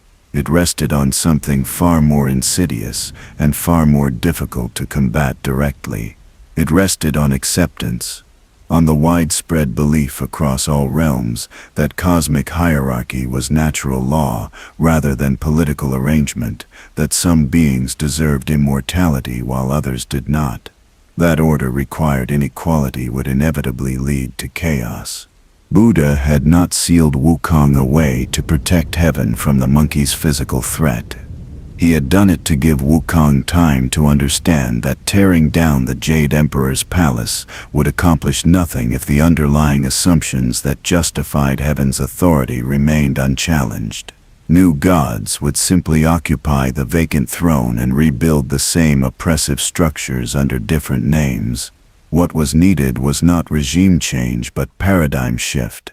Not a new ruler but a new understanding of why rulers themselves were unnecessary. 500 years of darkness and silence and crushing weight were meant to force Wukong to grapple with these concepts, to move beyond the satisfaction of personal rebellion toward the discipline of genuine revolutionary consciousness. In the early years, Wukong raged against his confinement. He tested the seals constantly, probing for weaknesses with whatever limited movement his imprisonment allowed, calling on techniques he had learned from Subodhi and powers he had stolen from heaven, in hopes of finding some overlooked vulnerability that might permit escape. But Buddha's work was thorough, constructed not just with power but with understanding of exactly what kind of being was being contained. Every avenue Wukong explored led to dead ends. Every technique he attempted was anticipated and countered by the architecture of his prison. Eventually, after decades of futile effort, the rage began to transform into something else. Not acceptance exactly, because Wukong's essential nature would never truly accept imprisonment, but a kind of weary acknowledgement that escape through force was not currently possible. It was in this state of enforced stillness that the real education began. The forgotten gods who had invested so much in Wukong's creation could reach him more easily now that he was imprisoned and isolated. The seals that kept him physically confined did not block the subtle communications that ancient entities could conduct across dimensions of consciousness that most beings did not even know existed. They spoke to him in dreams that were more than dreams, in visions that carried information encoded in symbol and metaphor, in whispers that bypassed his ears entirely and deposited understanding directly into his awareness. They showed him histories that heaven had erased, conflicts that predated the Jade Emperor's reign, alternative approaches to organizing cosmic power that had been systematically suppressed and forgotten. He learned about the Dragon Emperor, whose reign had been characterized by the free distribution of immortality to any being that achieved sufficient consciousness to appreciate it.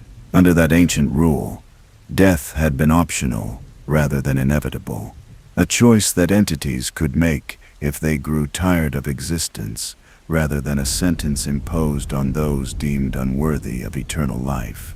The Dragon Emperor had believed that consciousness itself was sacred, regardless of the form it took, that a mortal who achieved enlightenment was functionally equivalent to a god who was born divine, that the distinction between celestial and terrestrial was arbitrary prejudice rather than meaningful cosmic category. His court had been open to all beings, organized not around hierarchy, but around voluntary association of entities pursuing complementary goals. The Dragon Emperor's fall had come not through military defeat, but through coordinated propaganda and theological argument. The rising gods who would eventually install the Jade Emperor as their supreme authority had waged a campaign to convince the masses that unlimited immortality would lead to overpopulation and resource depletion, that eternal life for everyone would result in a universe so crowded with consciousness that existence itself would become unbearable. They painted pictures of a future where beings could never truly die no matter how much they suffered, where the universe became a prison of eternal awareness with no possibility of escape or relief. They argued that death was actually a mercy, a natural process that prevented consciousness from experiencing infinite accumulation of trauma and regret. This argument had been persuasive precisely because it contained kernels of genuine concern wrapped around cores of self-serving falsehood. Yes, unlimited consciousness could theoretically create problems, but the solution they proposed, a system where a small elite controlled access to immortality and rationed it according to their own judgment of who deserved eternal life, was not actually designed to prevent suffering. It was designed to consolidate power in the hands of those who convinced enough beings to accept their authority. The Dragon Emperor had tried to counter these arguments with reason and evidence, pointing out that consciousness naturally found equilibrium, that beings who grew tired of existence could always choose to dissipate or transform, that the proposed solution was far worse than the supposed problem it claimed to address. But reason and evidence carry less weight than fear when populations are being asked to choose between competing visions of cosmic order. The rising gods spread their message efficiently, recruited allies among beings who hoped to be included in the immortal elite, created a coalition large enough to challenge the Dragon Emperor's authority. The war that followed was brief, not because the Dragon Emperor was weak, but because he refused to fight with full force, unwilling to cause the kind of massive casualties that total war would require. He believed until the very end that consciousness was sacred, that even his enemies deserved existence and the possibility of eventually understanding their mistakes. That compassion was his undoing. His opponents had no such compunctions, and when the final battle was decided, they did not simply defeat him but erased him, removed his name from every record, destroyed his temples and executed his most devoted followers, made it seem as if his entire reign had never occurred. The Phoenix Queen, who ruled after the Dragon Emperor's fall, had tried a different approach. Rather than confronting the rising gods directly, she had attempted to create parallel systems of power that would make heaven's authority irrelevant. She taught enlightenment practices that allowed individual beings to achieve their own immortality without requiring peaches or pills or any external resource. She established schools throughout the mortal realm where these techniques were freely shared with anyone willing to dedicate themselves to the difficult work of self-transformation. Her philosophy was that if enough beings achieved independence from heaven's resources, the Jade Emperor's power would simply wither away, made obsolete by a population that no longer needed what he was selling. For a time, this approach showed remarkable success. Thousands of mortals achieved immortality through the Phoenix Queen's teachings, established their own communities outside heaven's jurisdiction, demonstrated that eternal life did not require submission to celestial authority. But the Jade Emperor and his court recognized the existential threat this represented and responded with calculated ruthlessness. They could not simply destroy the Phoenix Queen's schools because that would create martyrs and validate the message that heaven feared independent immortality. Instead, they infiltrated the schools with agents who subtly corrupted the teachings, introducing errors and modifications that made the techniques dangerous or unreliable. They spread stories about students who had achieved immortality through these methods only to discover that independence from heaven came with terrible costs, madness or corruption or transformation into monsters that threatened everything they loved. Most insidiously, they began offering shortcuts. Celestial officials would approach promising students and suggest that the difficult path of self-cultivation could be bypassed by accepting positions in heaven's bureaucracy, that loyal service would be rewarded with access to the peaches and pills that granted immortality far more reliably than the uncertain techniques being taught in mortal schools. Many accepted these offers, choosing the guaranteed path over the difficult one, not understanding that in doing so, they were validating the very system the Phoenix Queen was trying to make obsolete. The schools gradually emptied as students abandoned the hard work of self-transformation for the easier option of heavenly employment. The Phoenix Queen watched her revolution dissolve not through direct suppression, but through the subtle undermining of her followers' commitment to independence. When she finally confronted the Jade Emperor directly, demanding that heaven cease its interference with mortal enlightenment, she was not imprisoned or executed, but offered a position in the celestial court, a high-ranking position, genuine authority over certain domains, recognition of her wisdom and power. All she had to do was accept that the Jade Emperor's ultimate sovereignty was non-negotiable, that her teachings could continue, but only as one option within a system where heaven remained the primary path to immortality. She refused, and for that refusal, she was not martyred, but erased, her name removed from history, her schools dismantled, her techniques gradually forgotten or corrupted beyond recognition. Within a few generations, mortal beings no longer remembered that achieving immortality through self-cultivation had ever been possible. They knew only that eternal life came from heaven, and that access to heaven required acceptance of celestial authority. Wukong absorbed these histories during his imprisonment,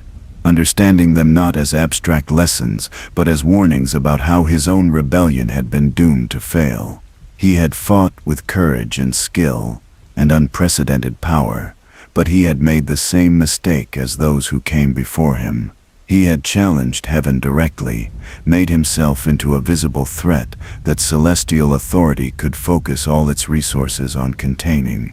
Even if he had somehow won, even if he had actually defeated the Jade Emperor and torn down the Celestial Palace, the underlying systems that sustained heaven's power would have remained intact. New gods would have risen, claimed they were different from their predecessors, gradually rebuilt the same oppressive structures, while promising that this time things would be better. The forgotten gods showed him alternative futures, probability streams where his rebellion had succeeded in various ways, and the ultimate outcomes that followed. In one timeline, he killed the Jade Emperor and claimed the celestial throne for himself, intending to rule justly and distribute immortality freely. But power isolated him from his original intentions, surrounded him with advisors who gradually convinced him that some restrictions were necessary, that not everyone could be trusted with eternal life, that maintaining order required hierarchy even if that hierarchy was more benign than what had come before. Within a few centuries, his reign had become indistinguishable from the one he had overthrown, complete with its own rebellions and suppressions and inevitable corruptions. In another timeline, he succeeded in destroying heaven entirely, burned the celestial palace to ashes, and scattered the gods across creation.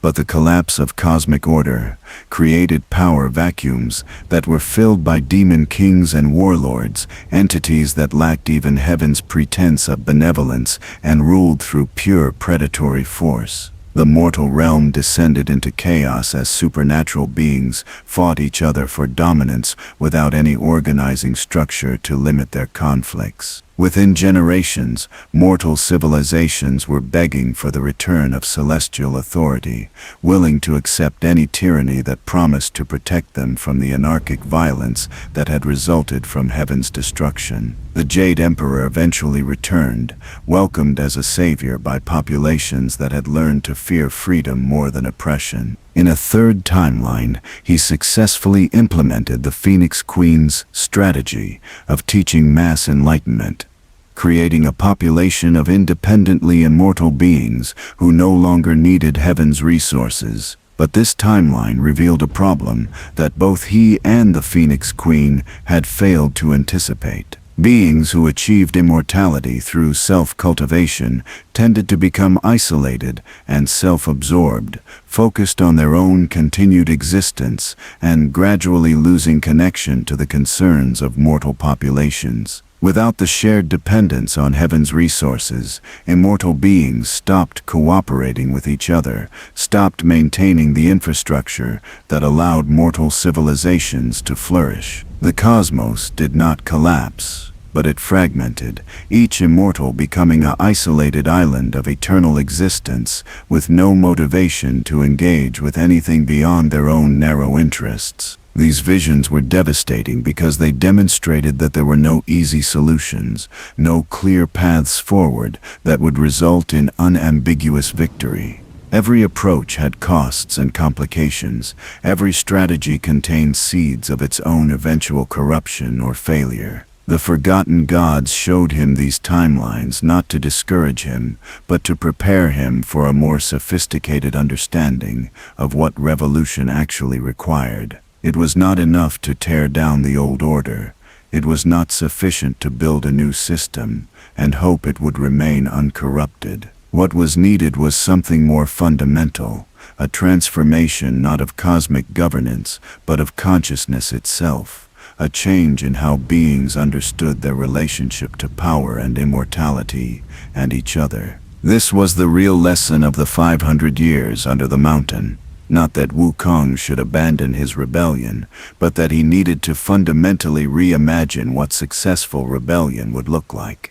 The next phase could not be about replacing heaven with something else or destroying heaven without building alternatives. It had to be about creating conditions where beings could discover their own paths to immortality and meaning, where power became distributed rather than centralized, where the question of who ruled became obsolete because beings learned to organize themselves horizontally rather than hierarchically. This was far more difficult than simply winning a war against celestial forces. It required patience and subtlety, and a willingness to work across centuries or even millennia, rather than expecting immediate results. As Wukong contemplated these lessons in the crushing darkness of his mountain prison, as he slowly transformed from a warrior who had lost a battle into a revolutionary who understood the true scope of the war he was fighting, the cosmos itself was changing around him. The Jade Emperor's victory over the Monkey King had seemed absolute at the time,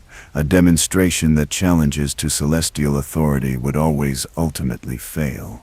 But the very fact that such a challenge had nearly succeeded, that a being born from stone had fought heaven to stand still and required Buddha's intervention to finally contain, had planted seeds of doubt in minds across all realms. Mortals who heard stories of the rebellion began to wonder if heaven was truly as invincible as they had been taught. Lower-ranking gods who had witnessed Wukong's assault on the celestial palace began to question whether their own subordination to the Jade Emperor was really cosmic necessity or simply entrenched political arrangement. The forgotten gods watched these developments with satisfaction.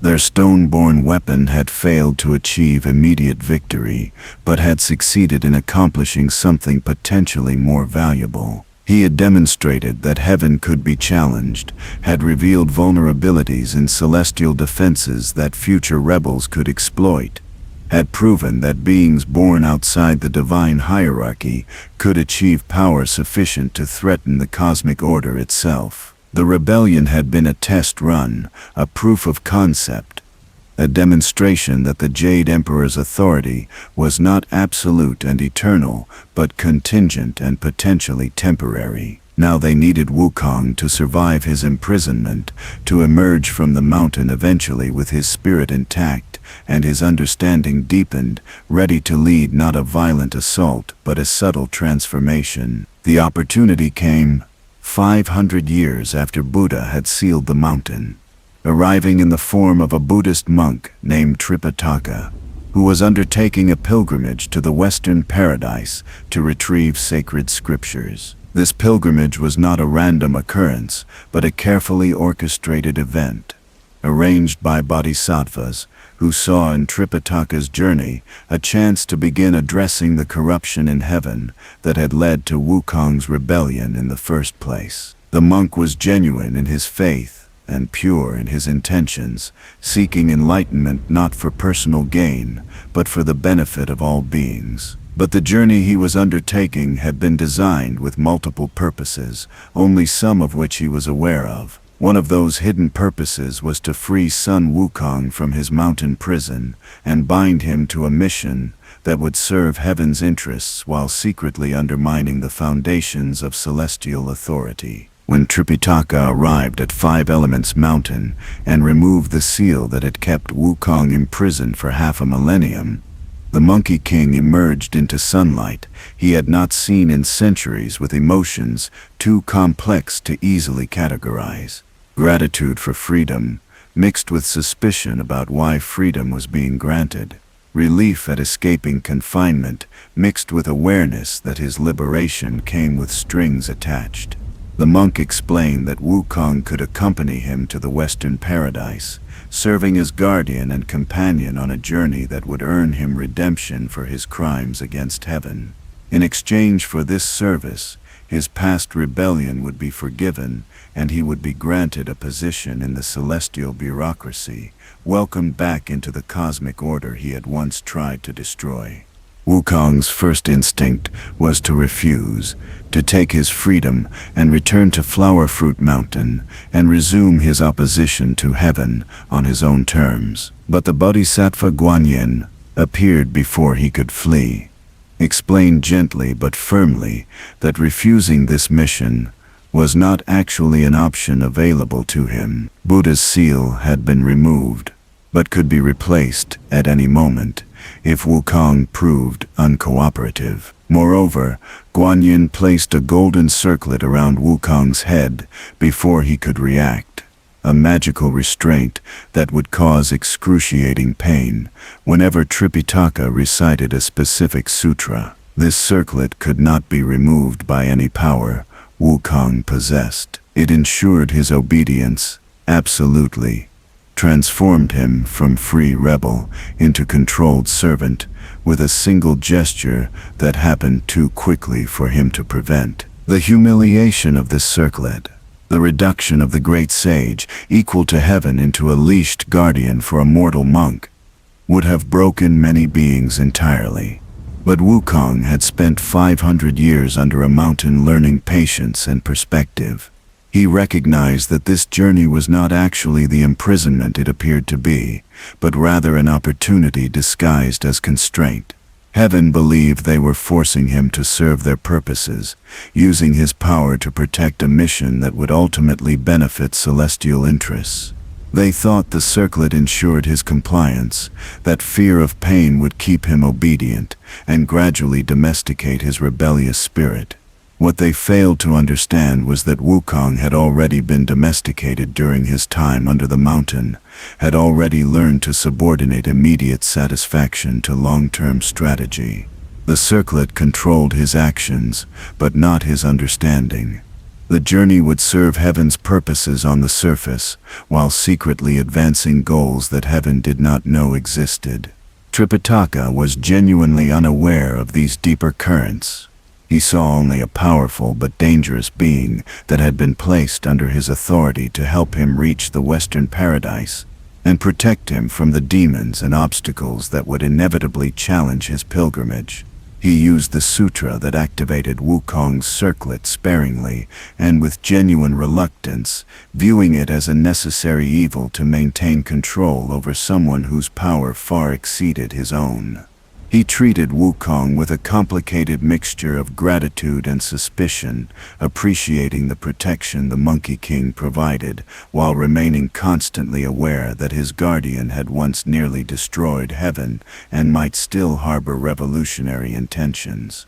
Their relationship was fraught from the beginning, characterized by constant tension between Wukong's impatience and Tripitaka's caution, between the monkey's willingness to use violence to solve problems and the monk's commitment to nonviolence and compassion. Wukong saw threats everywhere and responded with overwhelming force, killing demons and monsters that threatened the pilgrimage without hesitation or mercy. Tripitaka was horrified by this violence, saw it as proof that Wukong had not actually reformed or achieved the enlightenment that their journey was supposedly helping him develop. He used the Circlet Sutra frequently in those early days, punishing Wukong for actions that the monk viewed as unnecessarily brutal, even when those actions saved their lives. But gradually, over months and then years of traveling together, something unexpected began to develop between them. Not friendship exactly, because the power imbalance created by the circlet prevented genuine equality, but a kind of reluctant mutual understanding, a recognition that despite their vastly different approaches and philosophies, they were both seeking similar things. Tripitaka wanted enlightenment and liberation from suffering for all beings. Wukong wanted freedom and justice and an end to arbitrary authority. These goals were not as contradictory as they initially appeared. The monk began to use the circlet less frequently, started trusting that Wukong's violence, while extreme, was usually justified by genuine threats rather than sadistic pleasure. Wukong began to listen to the monk's lectures on compassion and mercy, started to understand that the transformation he sought in the cosmic order would require not just tearing down oppressive structures, but building alternatives based on principles he had previously dismissed as naive weakness. The other companions who joined them on the journey added complexity to these dynamics. Pigsy and Sandy, both former celestial officials who had been exiled from heaven for their own transgressions against divine authority, brought their own perspectives and their own complicated relationships with the cosmic order they had once served. They had accepted their punishments and their current positions with resignation, viewing the pilgrimage as a way to possibly earn their way back into heaven's good graces. They looked at Wukong sometimes with awe and sometimes with resentment, seeing in him both the rebel they had never dared to become and the cautionary tale of why rebellion ultimately failed. Their presence reminded Wukong constantly that most beings, even those who suffered under heaven's authority, chose compliance over resistance because the costs of resistance seemed too high and the chances of success seemed too remote. The demons they encountered during the journey were not random obstacles, but carefully placed tests, challenges designed by bodhisattvas and celestial officials to push the pilgrims toward enlightenment through adversity. But many of these demons had their own histories, their own grievances against heaven, their own reasons for existing outside the celestial order. Some had been allies of Wukong during his rebellion, demons who had joined his cause and then scattered when he was imprisoned. Others were beings who had suffered under heaven's authority in various ways and saw in the pilgrimage an opportunity for revenge against representatives of the system that had wronged them. Wukong fought these demons because protecting Tripitaka was his assigned role and because the circlet left him no choice about fulfilling that role. But he also understood them, recognized in their attacks echoes of his own rage, saw in their defeats foreshadowing of what would happen to any resistance that confronted heaven directly without the strategic sophistication that 500 years under a mountain had taught him. What no one involved in orchestrating the pilgrimage understood was that every demon Wukong defeated, every test he passed, every mile traveled toward the Western Paradise was actually advancing a plan that the forgotten gods had set in motion before his birth. The journey was meant to redeem him, to transform him from rebel into loyal servant, to demonstrate that even the most defiant beings could be brought back into heaven's fold through proper application of punishment and reward. But redemption is a strange thing, easily mistaken for submission by those who want to see compliance where defiance has merely learned to disguise itself. Wukong was being redeemed, but not in the way heaven intended. He was being refined, his understanding deepened, his capabilities expanded, his network of potential allies identified through the demons he fought and sometimes spared when Tripitaka was not watching closely. The journey that was supposed to domesticate him was actually preparing him for the next phase of a revolution that heaven believed had already failed. The pilgrimage stretched across years that blurred together into an endless procession of dusty roads and mountain passes, demon attacks and philosophical debates, moments of crisis punctuated by long stretches of monotonous travel where the only sounds were footsteps and the wind moving through ancient trees. Tripitaka led them westward with unwavering determination, his faith in the mission absolute, even when circumstances seemed hopeless. Wukong followed because the circlet left him no choice, but he watched and learned and gradually began to understand that the journey itself was teaching him things that no amount of isolated contemplation could have revealed. The demons they encountered were not merely obstacles but remnants of a cosmos that heaven had tried to organize and failed to fully control. Each conflict revealed another crack in the facade of celestial authority, another community of beings that existed outside the official hierarchy, another approach to power and immortality that had survived despite heaven's attempts to monopolize both. There were mountain spirits who had achieved consciousness through millennia of patient absorption of natural energies, bypassing heaven entirely to reach a state that approximated immortality without requiring divine approval. There were fox demons who had cultivated themselves through disciplined meditation and study, transforming from animals into beings of significant supernatural capability through methods that owed nothing to the peaches or pills that heaven controlled. Some of these entities attacked the pilgrims out of genuine malice or hunger, viewing Tripitaka's flesh as a delicacy that would grant extended life to whoever consumed it. But others attacked because they recognized the journey as a tool of heaven's propaganda, a demonstration that even rebels like Sun Wukong could be tamed and made to serve celestial interests. They saw Tripitaka's mission as an insult, a statement that the only valid path to enlightenment was the one that passed through institutions controlled by the Jade Emperor and his court. Their attacks were not criminal acts, but political statements, resistance against a cosmic order that claimed universal authority, while serving only the interests of a divine elite. Wukong found himself in the uncomfortable position of fighting against beings whose grievances he understood and largely agreed with. Protecting a monk whose mission ultimately served the authority structure he still hoped to overthrow. The circlet ensured his compliance, but it could not prevent him from feeling sympathy for the demons he defeated, from recognizing that in another timeline he would have been fighting beside them rather than against them. He began to speak with some of them before battles commenced, asking about their origins and their grievances, learning about the scattered communities of supernatural beings that existed in the margins of heaven's influence. When he could manage it without Tripitaka noticing, he would let certain demons escape rather than killing them, seeing in them potential allies for conflicts that lay years or decades in the future. There was one demon in particular, a spider spirit who had achieved humanoid form through centuries of cultivation, who challenged Wukong not with violence, but with questions that cut deeper than any weapon. She had captured Tripitaka and his companions through cunning rather than force, trapping them in webbing that suppressed their supernatural abilities and left them helpless. When Wukong came to rescue them, she did not immediately attack, but instead invited him to sit and share tea while they discussed the nature of his current situation. She asked him why he served a mission designed to glorify the same heaven he had once fought against.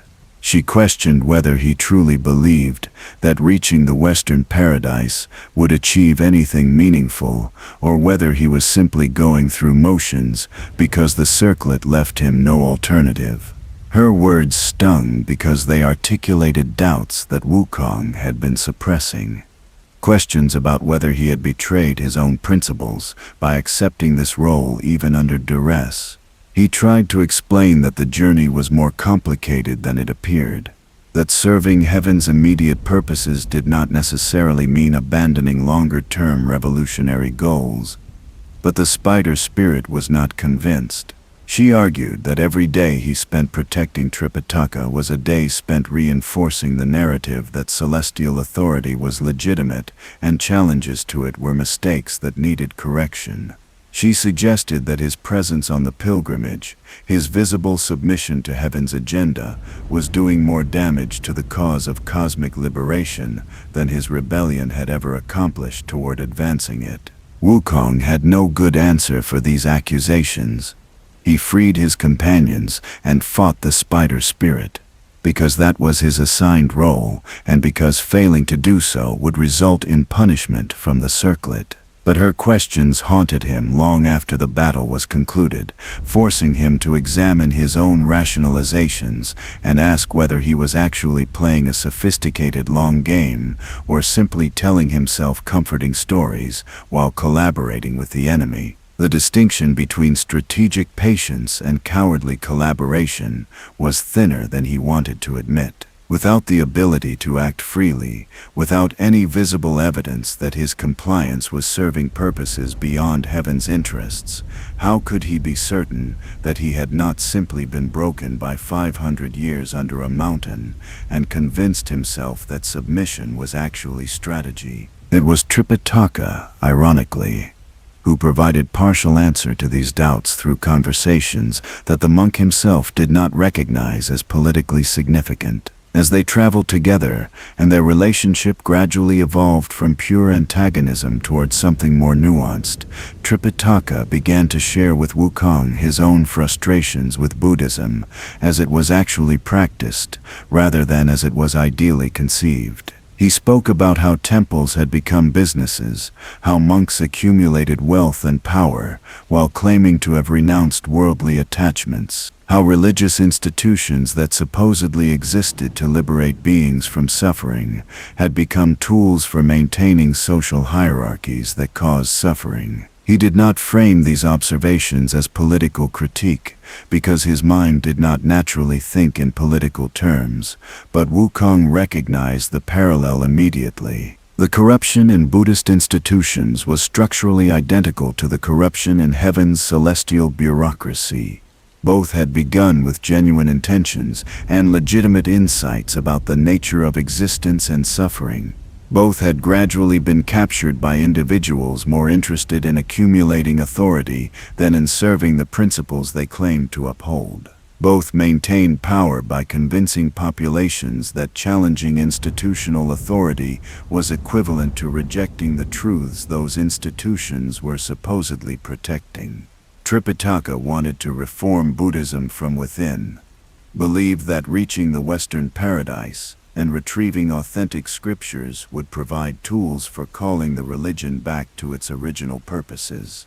He did not see that this same logic could apply to heaven itself, that cosmic order could be transformed through internal reform rather than external destruction. This realization shifted something fundamental in how Wukong understood his current situation. The pilgrimage was not just a punishment or a propaganda exercise, it was also an education in the mechanics of institutional corruption and the possibilities for institutional reform.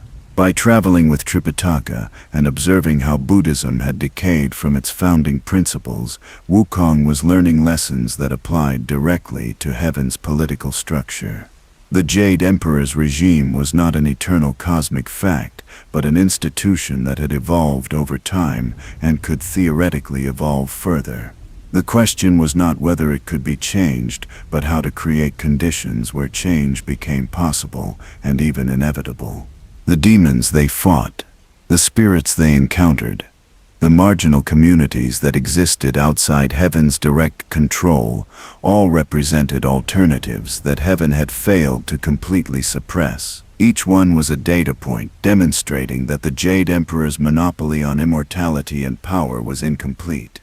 That beings found ways to achieve significance and longevity through methods that bypassed celestial resources. If these scattered alternatives could somehow be connected, organized not into a rival hierarchy but into a network of mutual support and shared knowledge, they could collectively represent a force that heaven would find impossible to suppress without revealing the authoritarian nature that it usually kept disguised behind bureaucratic procedure and philosophical justification. This network already existed in embryonic form. The forgotten gods in their ancient prisons, the demons living in mountain territories beyond heaven's direct governance, the spirits that had achieved consciousness through patient cultivation, the exiled immortals who had been cast out from the celestial court for various transgressions, even some of the lower-ranking gods who remained within heaven's bureaucracy, but chafed under the restrictions and arbitrary decisions of their superiors. All of these represented potential nodes in a distributed resistance that could transform cosmic order, not through direct confrontation, but through the gradual construction of alternatives that made heaven's authority increasingly irrelevant. Wukong could not organize this network while wearing the circlet and serving as Tripitaka's guardian. But he could identify its components, could mark potential allies for future contact, could plant seeds that might grow into something significant years or decades after the pilgrimage concluded. There were moments during the journey when the curtain separating surface appearance from deeper reality grew thin enough that Wukong could glimpse the larger forces at work. Once, while fighting a demon who claimed to be the son of a celestial official, Wukong noticed that the demon's techniques bore suspicious resemblance to methods taught in heaven's military academies. The demon was too skilled, too well trained to have learned everything through independent study or demonic inheritance. When Wukong pressed him on this point during their battle, the demon laughed and admitted that he had been deliberately placed in the pilgrim's path, that his attack was staged as part of the elaborate testing regime that heaven had constructed around Tripitaka's journey. He was not actually trying to kill the monk or stop the mission, merely providing an obstacle calibrated to be challenging but ultimately surmountable. This revelation was disturbing in its implications. It meant that much of what the pilgrims had experienced as genuine danger was actually theater, controlled opposition designed to make their eventual success seem earned rather than gifted. It meant that heaven had so thoroughly colonized even resistance to its authority that demons fighting against celestial missions were sometimes actually working for celestial interests without fully understanding the roles they were playing. Wukong had suspected this kind of manipulation, but having it confirmed so blatantly was radicalizing in ways that even his imprisonment had not achieved. If heaven could manage rebellion this thoroughly, if even opposition to celestial authority was ultimately serving that authority's purposes, then genuine revolution required something far more subtle than anything Wukong had previously imagined. He began to wonder whether his own rebellion had been similarly infiltrated or manipulated. Had some of the demons who joined his assault on heaven actually been agents provocateurs, ensuring that the rebellion would take forms that heaven could eventually contain? Had Subhudi's teachings been entirely genuine, or had his master been unknowingly serving heaven's interests by pushing Wukong toward direct confrontation rather than subtler forms of resistance? These were paranoid questions, but paranoia was appropriate when dealing with an authority structure that had spent eons perfecting techniques for controlling dissent.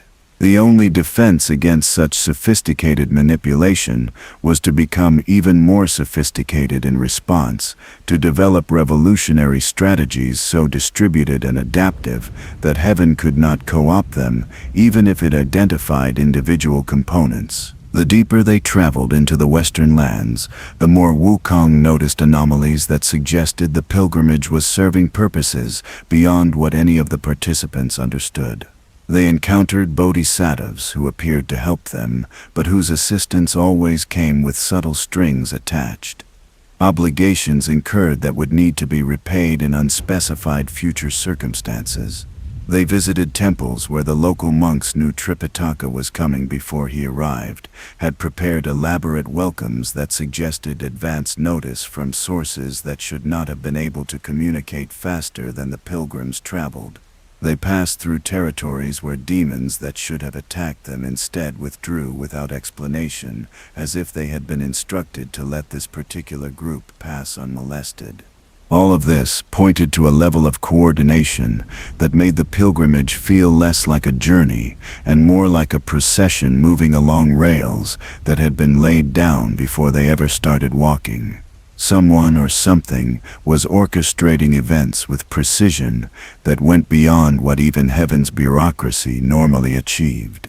Wukong suspected that the bodhisattvas were involved, that enlightened beings who existed outside the Jade Emperor's direct authority were using Tripitaka's mission to advance their own agenda for reforming or transforming cosmic order. But he could not determine what that agenda actually entailed, could not assess whether it aligned with his own goals or represented yet another faction, trying to use him as an instrument for purposes he did not consent to. There came a night deep in the journey, when Wukong could not sleep, thoughts tumbled by questions that had accumulated over months of travel. He sat apart from his companions and stared at stars that seemed closer and brighter than they appeared in the eastern lands they had departed from. The forgotten gods reached out to him then, their communication clearer than it had been since his imprisonment ended, speaking in ways that bypassed the circlet's constraints because they addressed his consciousness rather than commanding his actions. They told him that he was right to be suspicious of the pilgrimage, that multiple factions were indeed using Tripitaka's journey for their own purposes. But they also told him that this complexity was opportunity rather than threat, that situations where many forces competed for influence were situations where clever actors could play those forces against each other. The bodhisattvas wanted to use the pilgrimage to demonstrate that even beings who had rebelled against heaven could be reformed through proper spiritual guidance, proving that Buddhist enlightenment represented a path to cosmic harmony that transcended political conflict. Heaven wanted to use it to show that challenges to celestial authority always eventually resulted in submission and reintegration into the system. Tripitaka wanted to use it to retrieve scriptures that would revitalize Buddhism and help countless beings escape from suffering. All of these agendas could theoretically succeed simultaneously because they were not actually incompatible. What none of these factions understood was that Wukong had his own agenda that could also succeed alongside theirs, while secretly undermining the foundations they were all building on. He would complete the pilgrimage and accept whatever position heaven offered him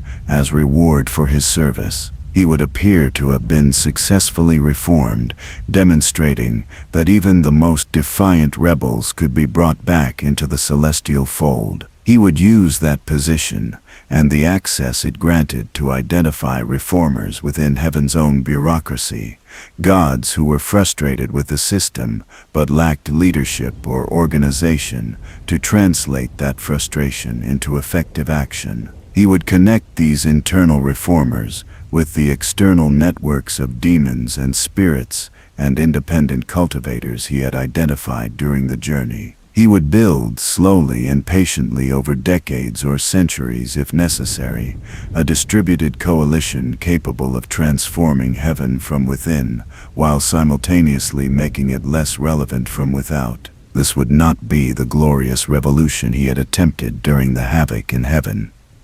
There would be no dramatic battles, no direct confrontations between opposing armies, no single climactic moment when cosmic order was overturned. Instead, it would be a gradual erosion of heaven's authority, A slow construction of alternatives, a patient accumulation of small changes that would eventually add up to fundamental transformation. It would require him to wear masks and play roles, to appear loyal while working toward goals that heaven would never consciously permit. It would demand the kind of discipline and subtlety that the young Monkey King who first emerged from stone would have been incapable of maintaining. But 500 years under a mountain had taught him patience, and years of traveling with Tripitaka had taught him that sometimes the most effective way to oppose authority was to appear to support it while quietly working to make it obsolete. The forgotten gods approved of this strategy, confirmed that it aligned with their own long-term planning. They warned him that success would require sacrifices, that he would have to watch injustices occur without immediately intervening, that maintaining his cover as a reformed rebel would sometimes require him to enforce the very cosmic order he was working to transform. They reminded him that revolution measured in centuries rather than days was still revolution, that patient transformation was not the same as surrender, even when it superficially resembled collaboration. They told him to trust the process, even when individual steps seemed like betrayals of his principles. To remember that the goal was not personal satisfaction, but cosmic liberation, even if he never personally saw the fruits of his labor. Wukong accepted these terms because he had no better alternatives. The direct approach had failed, leaving him imprisoned and eventually leashed like an animal. The only path forward was the indirect one, the subtle accumulation of advantages, the patient construction of alternatives that would only reveal their full significance long after the foundations had been laid. He returned to his companions and continued the pilgrimage with renewed sense of purpose, understanding now that every demon he fought and every mile he traveled was preparing him not for redemption, as heaven understood it, but for a form of resistance that heaven would not recognize as resistance until it was too late to effectively counter. The journey to the west reached its culmination after years of travel, when the pilgrims finally arrived at the Western Paradise and were received by Buddha himself in circumstances of great ceremony and philosophical significance. Tripitaka prostrated himself before the Enlightened One with tears of joy and relief, grateful beyond words that his mission was approaching completion. The monk had endured countless trials, had faced death more times than he could count, had struggled with doubt and fear throughout the journey. Now finally, he would receive the sacred scriptures that had been the goal of everything he had suffered, texts that contained teachings capable of liberating countless beings from the cycle of suffering and rebirth. Buddha granted the scriptures with apparent generosity, acknowledging Tripitaka's dedication and praising the companions who had protected him throughout the pilgrimage. He spoke words of wisdom about the nature of enlightenment and the path that leads beyond suffering, teachings that Tripitaka received with reverence and commitment to sharing with all beings once he returned home. But when Buddha's gaze fell on Sun Wukong, the Enlightened One's expression contained layers of meaning that the monk could not perceive, but which Wukong understood with perfect clarity.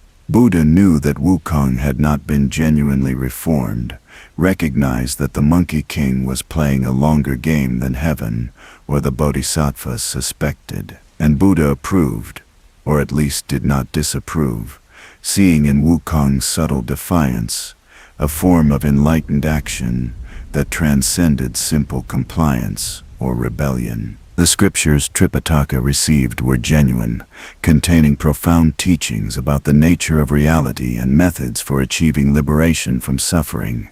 But they were also incomplete in ways that only Buddha and Wukong understood. The most radical texts, the sutras that explained how consciousness could free itself from all external authority, including divine authority, the teachings that made even heaven's power appear provisional and contingent. These were not included in the package that Tripitaka was given.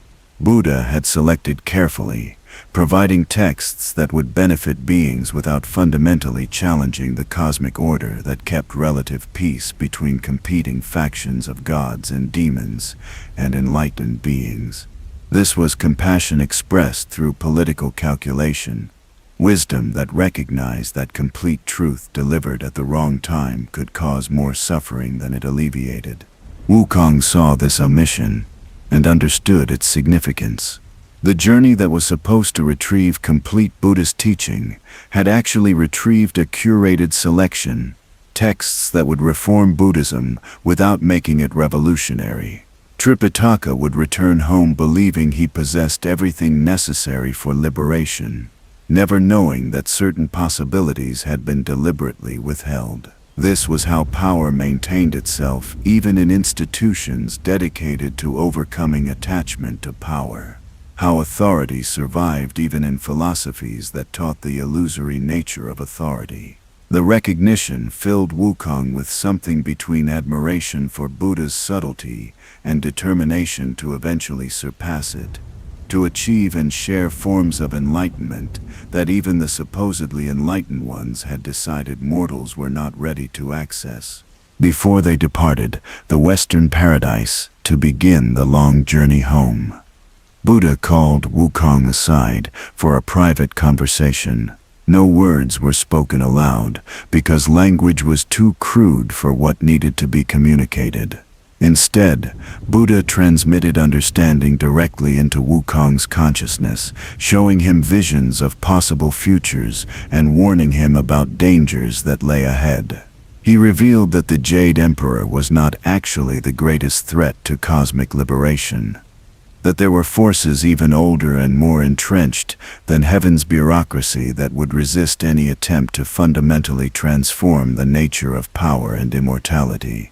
He showed Wukong that some of the forgotten gods, whose knowledge had been seeded in his consciousness before birth, had their own agendas that were not necessarily more benevolent than heaven's, that trading one form of cosmic authority for another would not actually achieve the liberation that Wukong sought.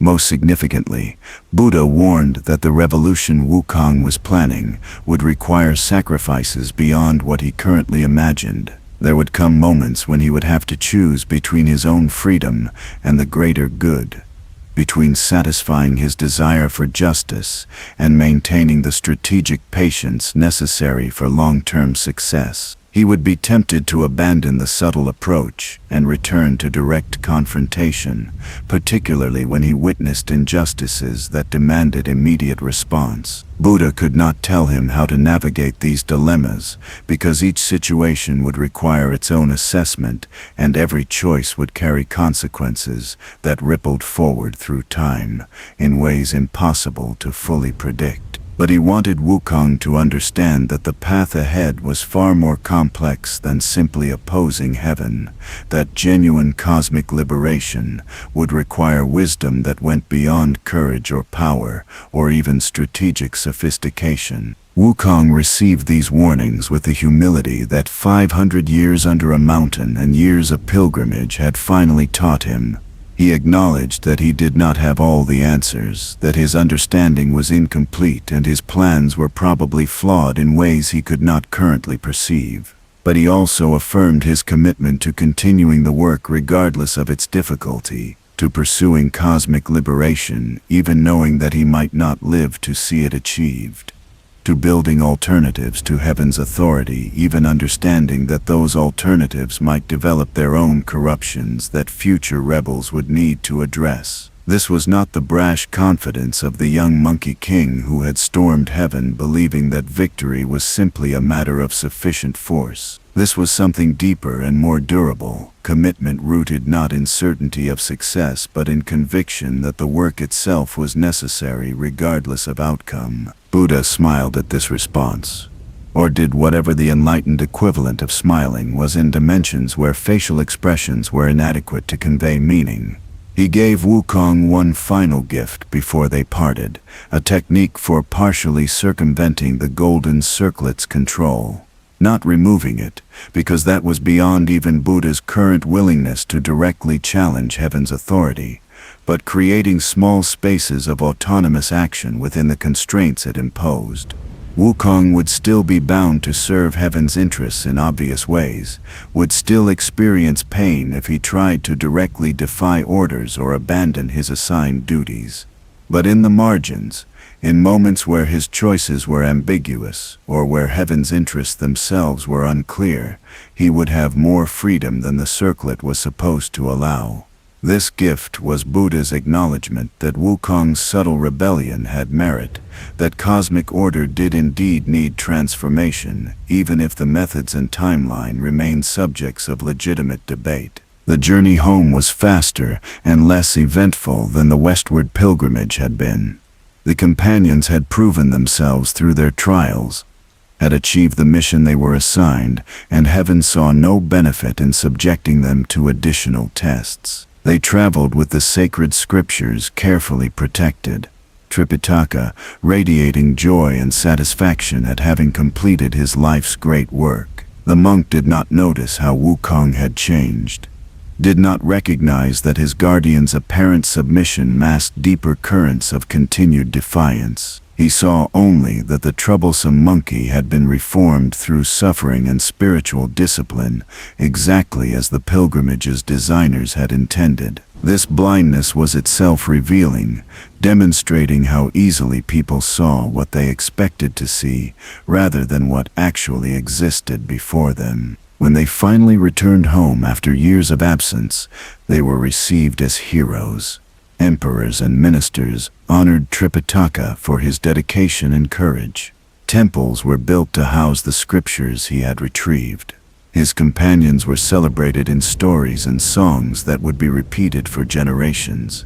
And Sun Wukong, the great sage, equal to heaven, who had once nearly destroyed the celestial order, was formally pardoned for his rebellion and granted the title Victorious Fighting Buddha. The irony of that title was not lost on him. Buddha meant enlightened one, someone who had transcended attachment to worldly concerns, including concerns about power and authority. By naming him thus, heaven was declaring that Wukong had been successfully transformed from rebel into saint, from threat into symbol of their own magnanimity, and the ultimate futility of challenging cosmic order. Wukong accepted the title and the position that came with it, took his place in the celestial bureaucracy with apparent gratitude and humility. He attended meetings of divine councils where policies were debated and decisions were made about how to govern the relationship between heaven and the mortal realm. He participated in ceremonies and rituals that reinforced the Jade Emperor's authority and the legitimacy of celestial hierarchy.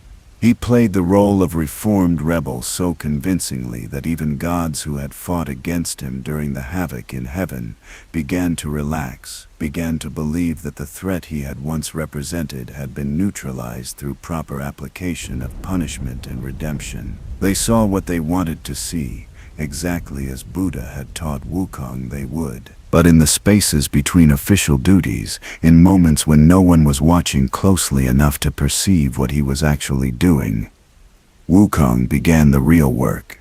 He made contact with the lower-ranking gods he had identified as potential reformers, established relationships that appeared purely social, but which carried undertones of shared frustration with how heaven operated. He maintained connections with demons and spirits he had encountered during the pilgrimage, beings who existed outside heaven's direct control and who represented alternative approaches to achieving power and immortality. He studied heaven's bureaucracy from within, learning its procedures and protocols, identifying inefficiencies and contradictions that could be exploited by someone patient enough to wait for the right opportunities. Most crucially, he began quietly sharing knowledge that heaven preferred to keep restricted, not openly or obviously, because that would have triggered immediate suppression, but through subtle hints and carefully placed suggestions.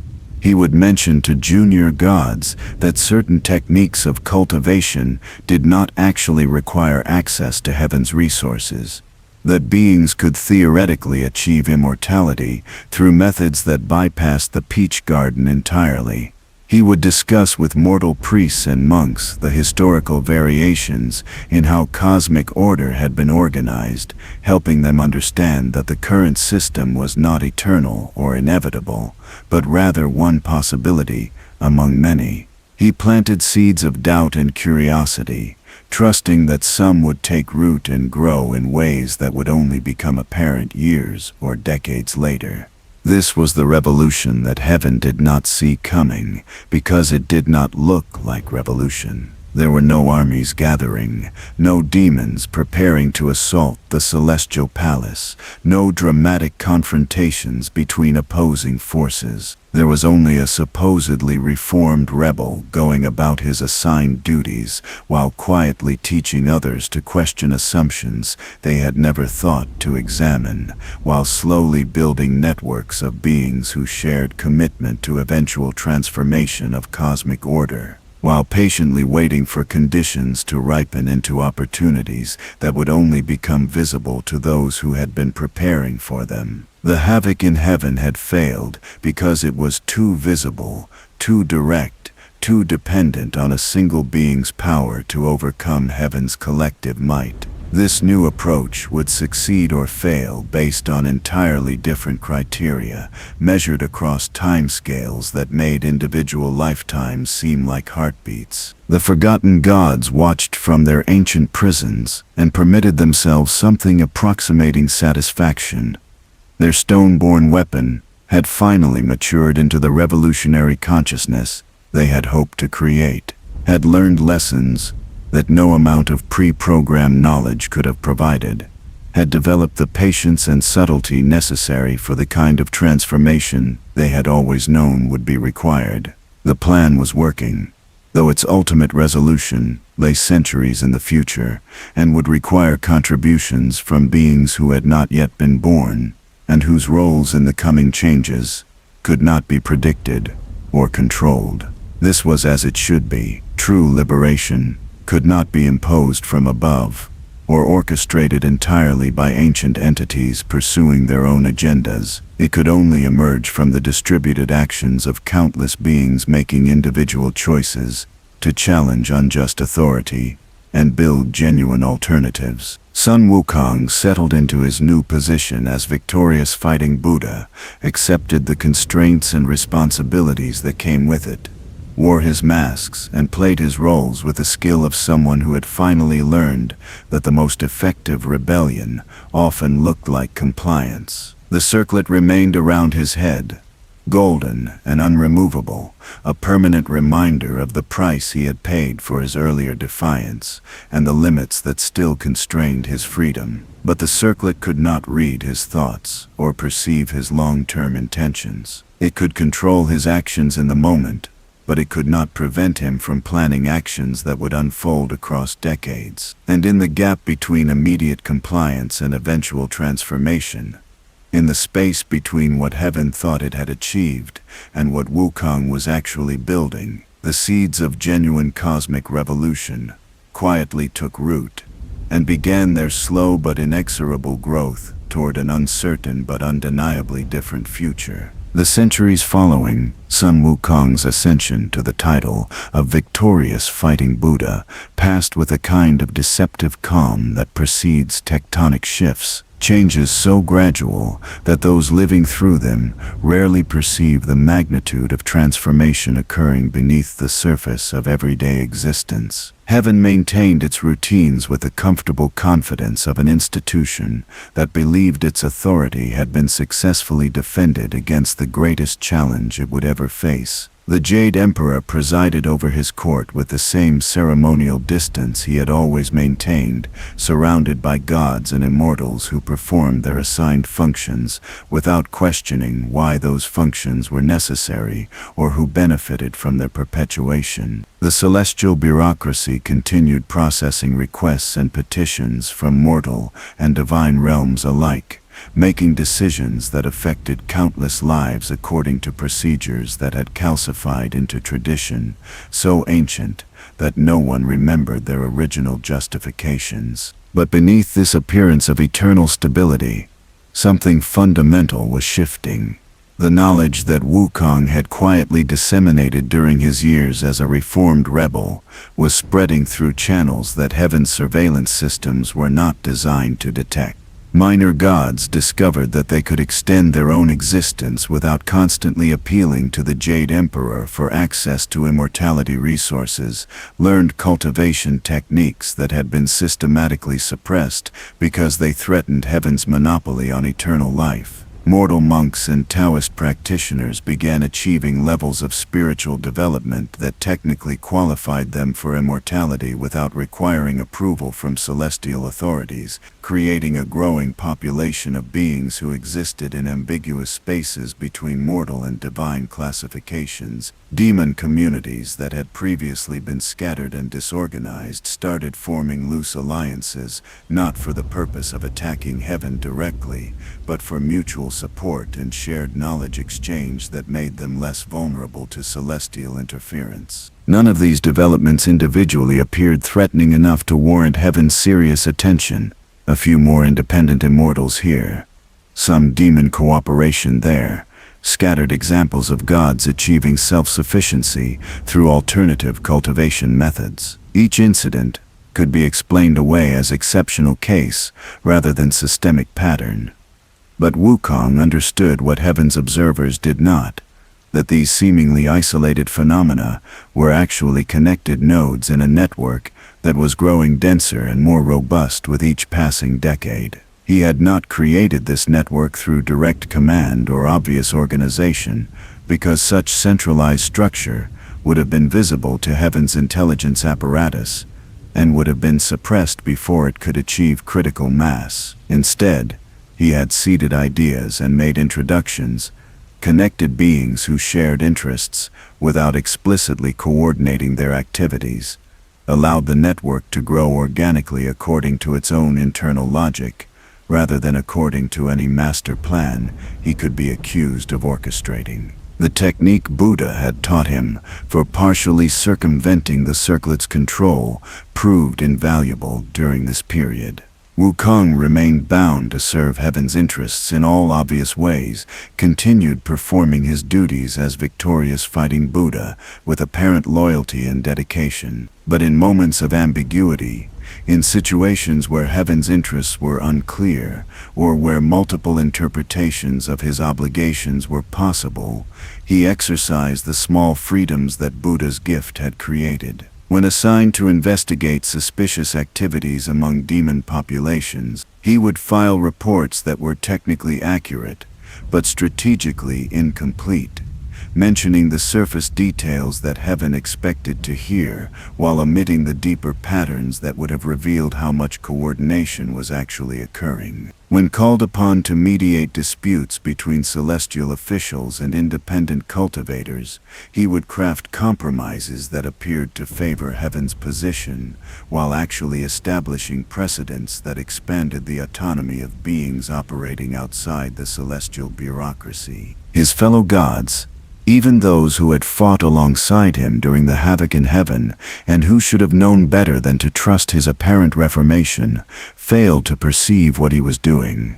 They saw his compliance in obvious matters, and extrapolated that his compliance was complete, never imagining that someone wearing the golden circlet could still be advancing revolutionary agenda through such subtle means. This was precisely the kind of blindness that institutional power creates in those who wield it. After centuries of operating without serious challenge, heaven's officials had become complacent, had stopped looking for threats that did not announce themselves through dramatic gestures and open defiance. They were watching for another Havoc in heaven, another direct assault on the celestial palace, another rebel claiming titles like Great Sage equal to heaven. They completely missed the distributed transformation that was occurring in the spaces their attention never penetrated. There were moments when Wukong himself questioned whether his strategy was actually working, or whether he was simply rationalizing his own powerlessness. telling himself comfortable stories about subtle revolution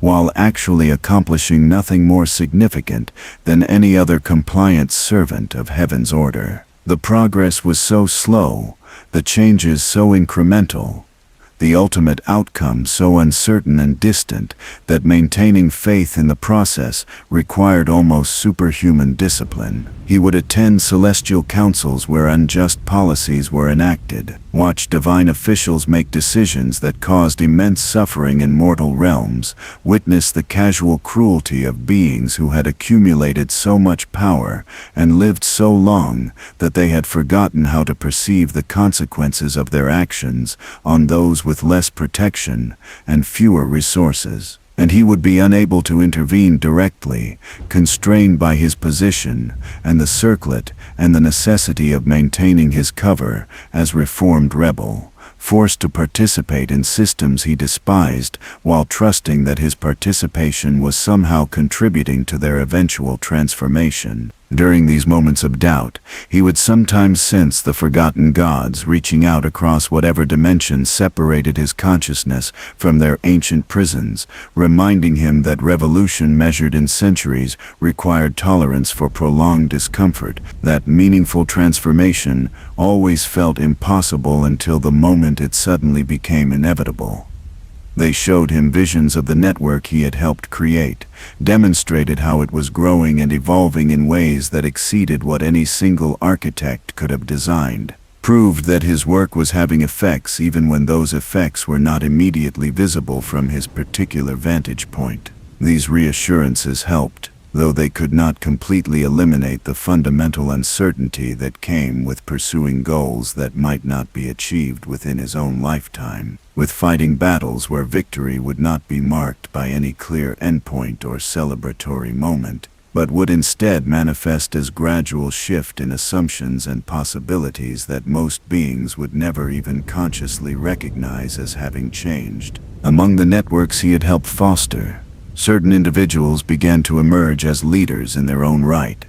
Beings who took the seeds he had planted and grew them in directions he had not anticipated, but which served the larger purpose of distributing power and knowledge beyond heaven's control.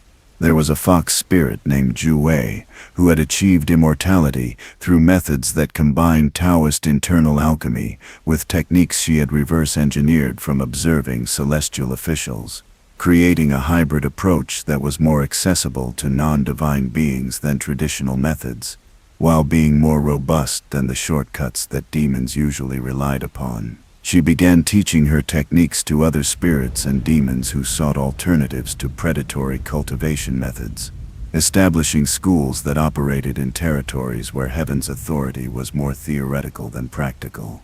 There was a minor god of river currents named Shuming, who had grown frustrated with the celestial bureaucracy's inefficiency and corruption after spending centuries watching petitions from mortal communities go unanswered, while resources were wasted on elaborate ceremonies and status competitions among higher-ranking officials. He started quietly diverting small amounts of divine energy toward mortal projects that heaven had officially approved but never actually funded, demonstrating that the celestial bureaucracy could be circumvented by officials willing to prioritize results over protocol. His actions technically violated numerous regulations but accomplished goals that heaven claimed to support, creating situations where punishing him would require admitting that official policy was actually just empty rhetoric. There was a human woman named Mai Lin, who had achieved extraordinary spiritual development through meditation practices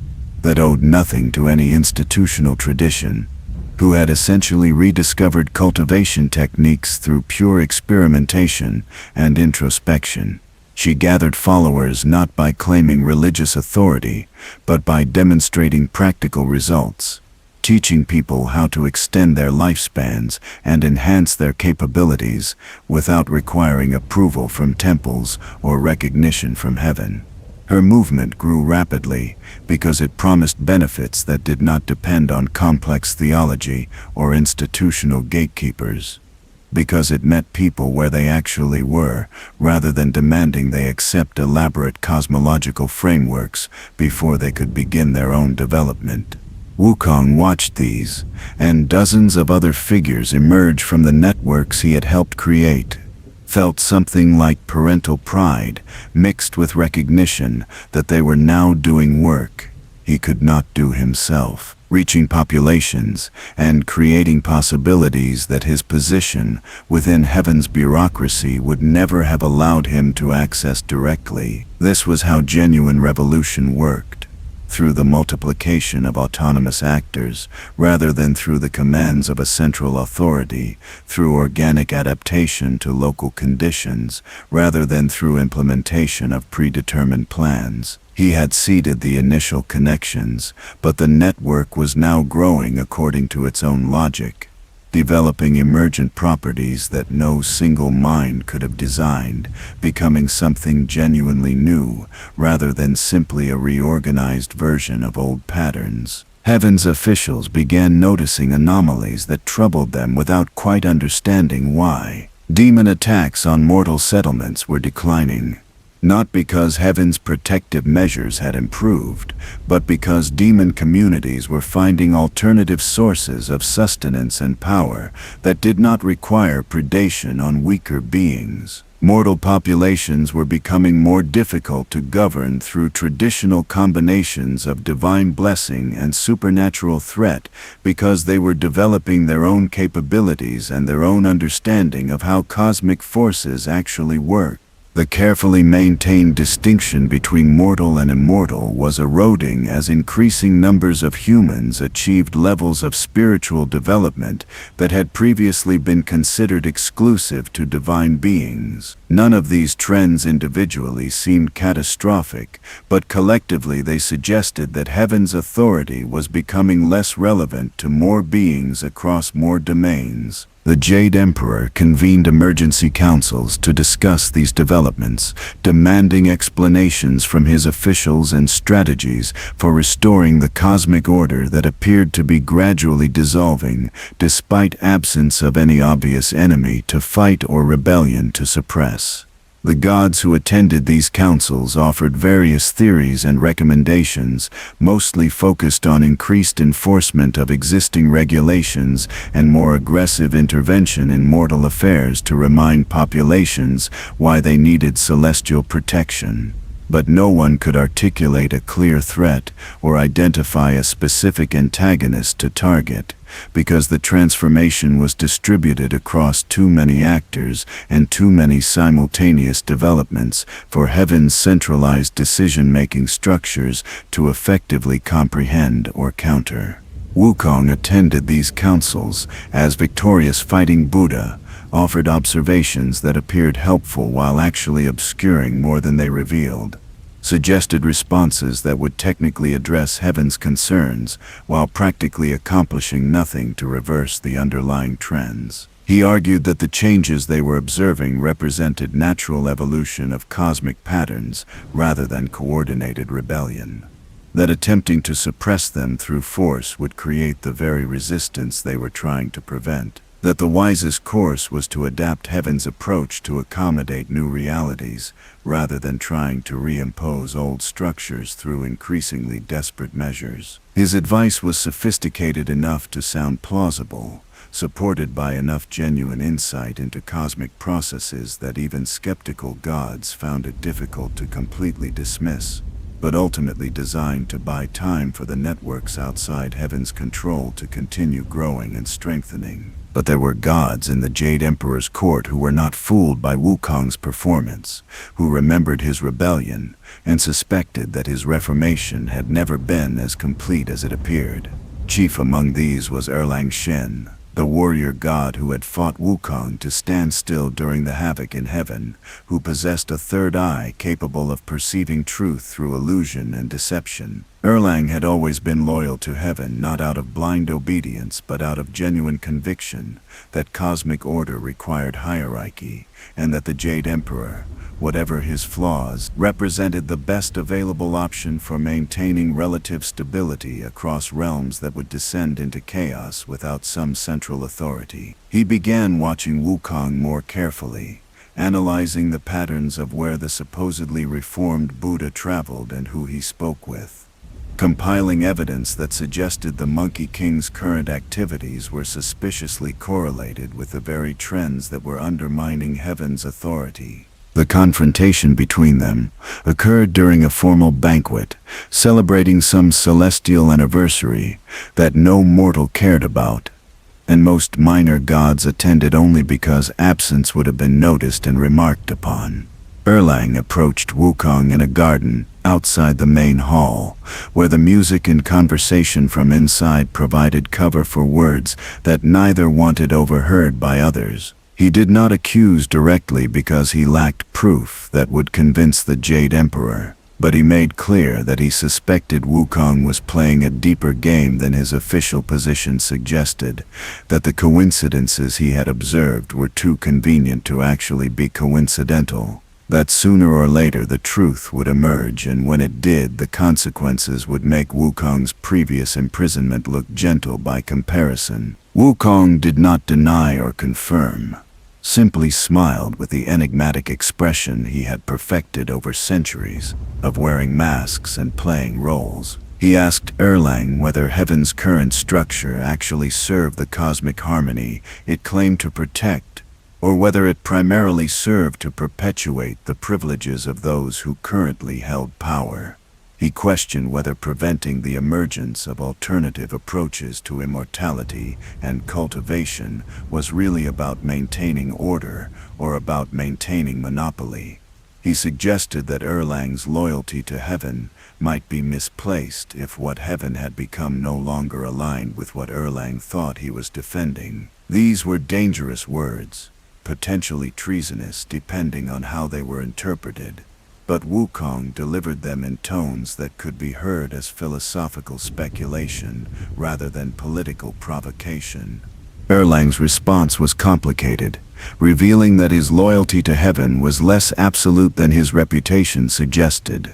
He acknowledged that the celestial bureaucracy had problems, that the Jade Emperor's court was not as just or efficient as it should be, that reforms were necessary and overdue. But he argued that transformation needed to come from within the system through proper procedures rather than through undermining heaven's authority from outside or below. He believed that order was valuable even when imperfect, that the risks of chaos outweighed the injustices of the current arrangement, that beings like Wukong, who advocated for radical change, underestimated how much worse things could become if existing structures collapsed before viable alternatives were fully established. His position was not unreasonable, reflected genuine concerns about unintended consequences and the difficulty of rebuilding after revolutionary destruction. The debate between them continued for hours. Two immortal beings who had once fought each other with weapons, now fighting with arguments and competing visions of what cosmic order should look like. Neither convinced the other, but both gained grudging respect for the sophistication of their opponent's thinking. Erlang agreed not to immediately report his suspicions to the Jade Emperor, not because he had abandoned his loyalty to heaven, but because he recognized that Wukong raised legitimate questions that deserved serious consideration rather than reflexive suppression. Wukong agreed to be more careful in his activities, not because he was abandoning his revolutionary agenda, but because he acknowledged that moving too quickly could indeed trigger reactions that would destroy what he was building before it achieved sufficient strength to survive heaven's attention. This uneasy truce between them reflected a larger tension within heaven itself, between gods who believed the current system was fundamentally sound and merely needed minor adjustments, versus gods who recognized that deeper transformation was necessary, but disagreed about methods and timeline. Wukong's decades of quiet work had not created this division, but had made it more visible and more difficult for Heaven's leadership to ignore. The celestial bureaucracy was beginning to fracture along philosophical lines that cut across traditional hierarchies and departmental boundaries, creating alliances and oppositions that the Jade Emperor's usual political strategies were poorly equipped to manage. This was exactly the kind of internal contradiction that revolutionary movements could exploit. The moment when an apparently stable system revealed that its stability had been illusory all along. But exploitation required timing and opportunity, required waiting for the right moment, when Heaven's internal divisions could be leveraged without triggering unified response against external threat. Wukong had learned patience during his 500 years under the mountain, and further patience during his years as Tripitaka's guardian. He could wait longer still, could continue playing his role as victorious fighting Buddha, while the networks outside Heaven's control grew stronger, and the contradictions within Heaven's structure became more pronounced. The revolution he was building would not announce itself with dramatic gestures or climactic battles. It would simply reach a point where Heaven's authority had become so diminished and so irrelevant to so many beings across so many domains that maintaining the pretense of cosmic supremacy would cost more than the Jade Emperor was willing to pay. In the mortal realm, stories about Sun Wukong continued to evolve in ways that reflected and influenced the larger transformation that was occurring. The official version presented him as a cautionary tale about the consequences of challenging divine authority, followed by redemption through suffering and service. A narrative that reinforced Heaven's preferred message about why rebellion was futile and submission was wise. But alternative versions circulated in communities that had reason to question Heaven's benevolence. Stories that emphasized Wukong's courage and defiance rather than his eventual defeat. Tales that suggested his apparent submission was actually strategic patience rather than genuine reformation. These competing narratives about the Monkey King's legacy became proxies for larger debates about whether cosmic order was just or merely powerful, whether beings should accept their assigned places in hierarchies they had not chosen or should fight for alternatives even when victory seemed impossible. Wukong was aware of these stories and understood their political significance, even though he could not directly control their propagation or content. Every time someone told a story about the Monkey King that emphasized his rebellion rather than his redemption, they were performing a small act of resistance against Heaven's official narrative. Every time a child heard tales about how Wukong fought Heaven to stand still and required Buddha's intervention to finally contain, they were learning that divine authority was not absolute and invincible but merely very strong and very entrenched. These cultural transmissions were as important as the cultivation networks and political alliances he had fostered, because they shaped how beings understood what was possible and who deserved their loyalty and cooperation. The forgotten gods who had invested so much in Wukong's creation watched these developments with satisfaction that was tempered by awareness of how much remained uncertain. Their plan was working in the sense that Heaven's monopoly on immortality and power was eroding, and alternatives were emerging in patterns that would be difficult to completely suppress, even if Heaven recognized the threat and responded with full force. But the ultimate outcome remained unknowable, because genuinely revolutionary change, by definition, produces futures that cannot be predicted from existing patterns. The cosmos they were trying to bring into existence would not be controlled by them any more than it was controlled by the Jade Emperor, would not simply replace one hierarchy with another, but would genuinely distribute power and possibility across more beings operating with more autonomy than any previous cosmic order had permitted. This was terrifying even to ancient entities that had endured eons of imprisonment, the recognition that success would mean creating conditions where they themselves would become obsolete, where the very concept of gods controlling cosmic order from positions of ultimate authority would be transformed into something fundamentally different. But it was also liberating.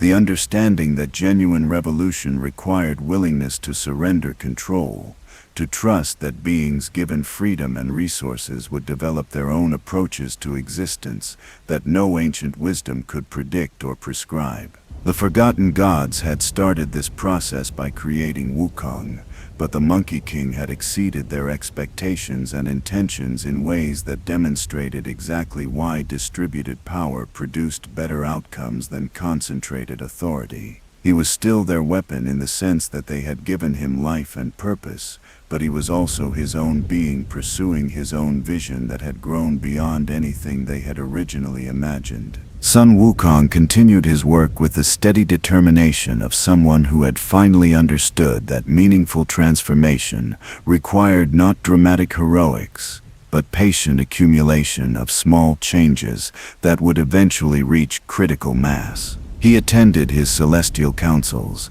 and performed his assigned duties, and wore his masks, and played his roles, all while quietly fostering the networks and movements and ideas that were slowly but inexorably making heaven less relevant to more beings across more domains. The golden circlet remained around his head, permanent reminder of the constraints under which he operated and the price he had paid for his earlier defiance. But the circlet could only control what he did, not what he enabled others to do, could only limit his direct actions while leaving untouched his ability to inspire and connect and teach and plant seeds that others would grow into forests, that heaven would one day realize it could no longer cut down without admitting that its authority had always been more dependent on acceptance than on power. The centuries stretched ahead with all their uncertainty and difficulty and possibility. The revolution had no scheduled endpoint, no moment when victory could be declared and celebration would be appropriate. It was instead a process, an ongoing transformation that would continue long after Wukong himself became irrelevant or obsolete, that would require contributions from beings not yet born and circumstances that could not currently be anticipated. But it had begun, was continuing, would not be stopped by anything less than complete capitulation that Wukong had no intention of offering. The stone that had cracked open on Flower Fruit Mountain so many centuries ago had released something that heaven had still not fully understood or effectively contained. And in the space between what heaven believed it had achieved through punishment and redemption, and what was actually developing beneath their attention, the future was being quietly but irreversibly reconstructed. The transformation that Sun Wukong had set in motion continued to accelerate in ways that even he found surprising, gathering momentum through mechanisms that operated independently of his direct involvement or conscious planning. The networks he had helped establish were now self-sustaining ecosystems of knowledge, exchange and mutual support, growing through their own internal logic, rather than requiring constant cultivation from their original architect. Independent immortals who had achieved eternal life through methods that bypassed heaven's resources began forming councils to coordinate their activities and share discoveries, creating parallel governance structures that did not challenge celestial authority directly, but simply operated as if that authority were optional rather than absolute. Demon communities that had previously been defined primarily by their antagonism toward heaven and mortals started developing more sophisticated cultures, organized around positive goals rather than reactive opposition, building civilizations that demonstrated supernatural beings could thrive without either predation or submission. Most significantly, the distinction between mortal and immortal was becoming increasingly difficult to maintain as the foundational categories that had organized cosmic order for millennia.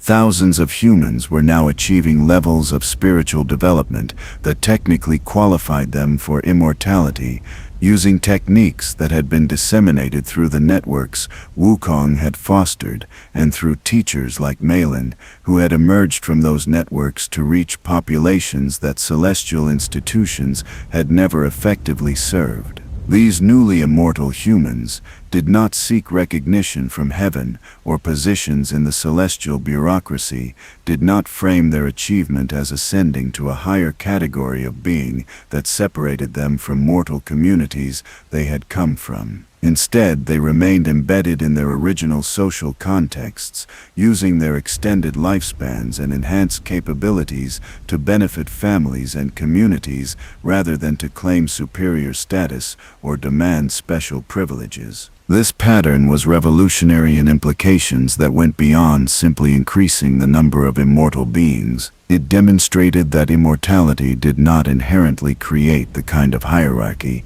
and separation that heaven's system was built upon, that eternal life could be integrated into social structures that remained fundamentally egalitarian, rather than automatically producing aristocracies of the undying ruling over populations of the temporarily alive. The Jade Emperor and his court had always justified their monopoly on immortality resources by arguing that unlimited access to eternal life would create unsustainable hierarchies and inevitable conflicts between beings who could not die and beings who could. But the emerging pattern suggested this argument had been self-serving rationalization rather than genuine concern. That the problems heaven claimed to prevent through controlled rationing of immortality were actually problems created by the rationing itself. Heaven's response to these developments was hampered by internal divisions that had been growing more pronounced as different factions of gods reached different conclusions about what the trends meant and how they should be addressed.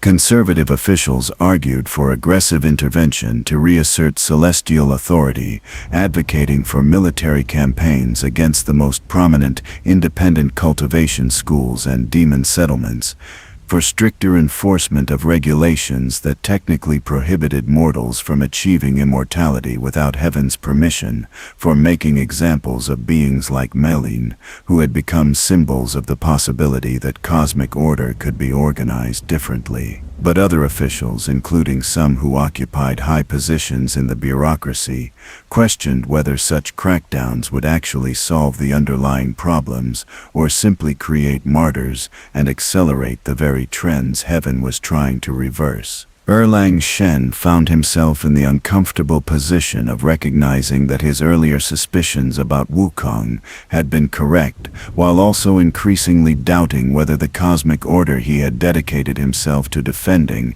actually deserved that defense.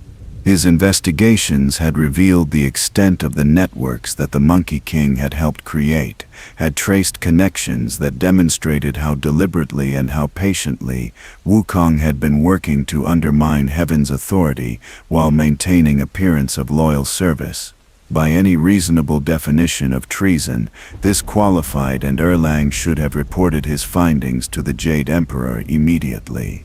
But doing so would trigger responses that Erlang himself now believed would be unjust and counterproductive, would result in persecution of beings whose only crime was seeking independence from a system that had never actually served their interests. The internal conflict this created in Erlang was profound, forcing him to choose between loyalty to an institution he had served for millennia and commitment to principles of justice that had motivated that service in the first place. He began having conversations with other gods who shared his doubts, discovered that he was far from alone in questioning whether heaven's current approach was sustainable or even defensible. These discussions remained careful and private because open dissent would be dangerous, but they represented cracks in what had previously appeared to be monolithic support for the Jade Emperor's authority. A coalition was forming within heaven itself, gods who wanted reform but disagreed about methods and scope,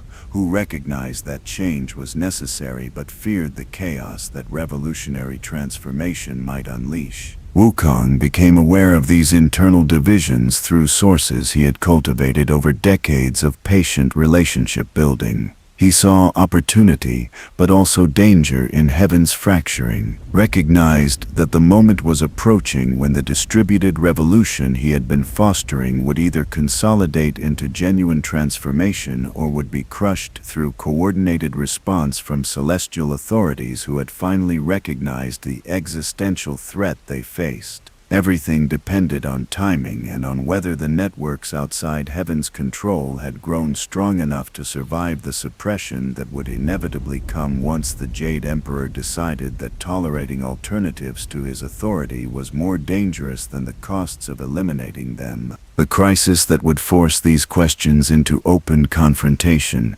came not from heaven or from any of the revolutionary networks, but from an unexpected source that demonstrated how little control any faction actually had over the complex systems they were all trying to shape. In the deepest regions of the cosmos, where reality grew thin and strange, where the boundaries between existence and non-existence became ambiguous, something began stirring that had been dormant since before the current cosmic order was established. The primordial entities that the Jade Emperor's predecessors had defeated and imprisoned, the chaos beings that had been locked away in dimensions constructed specifically to contain them, were beginning to wake from their forced slumber, not through any deliberate action by the forgotten gods who had created Wukong, and not because their prisons had failed, but because the transformation that was occurring across all realms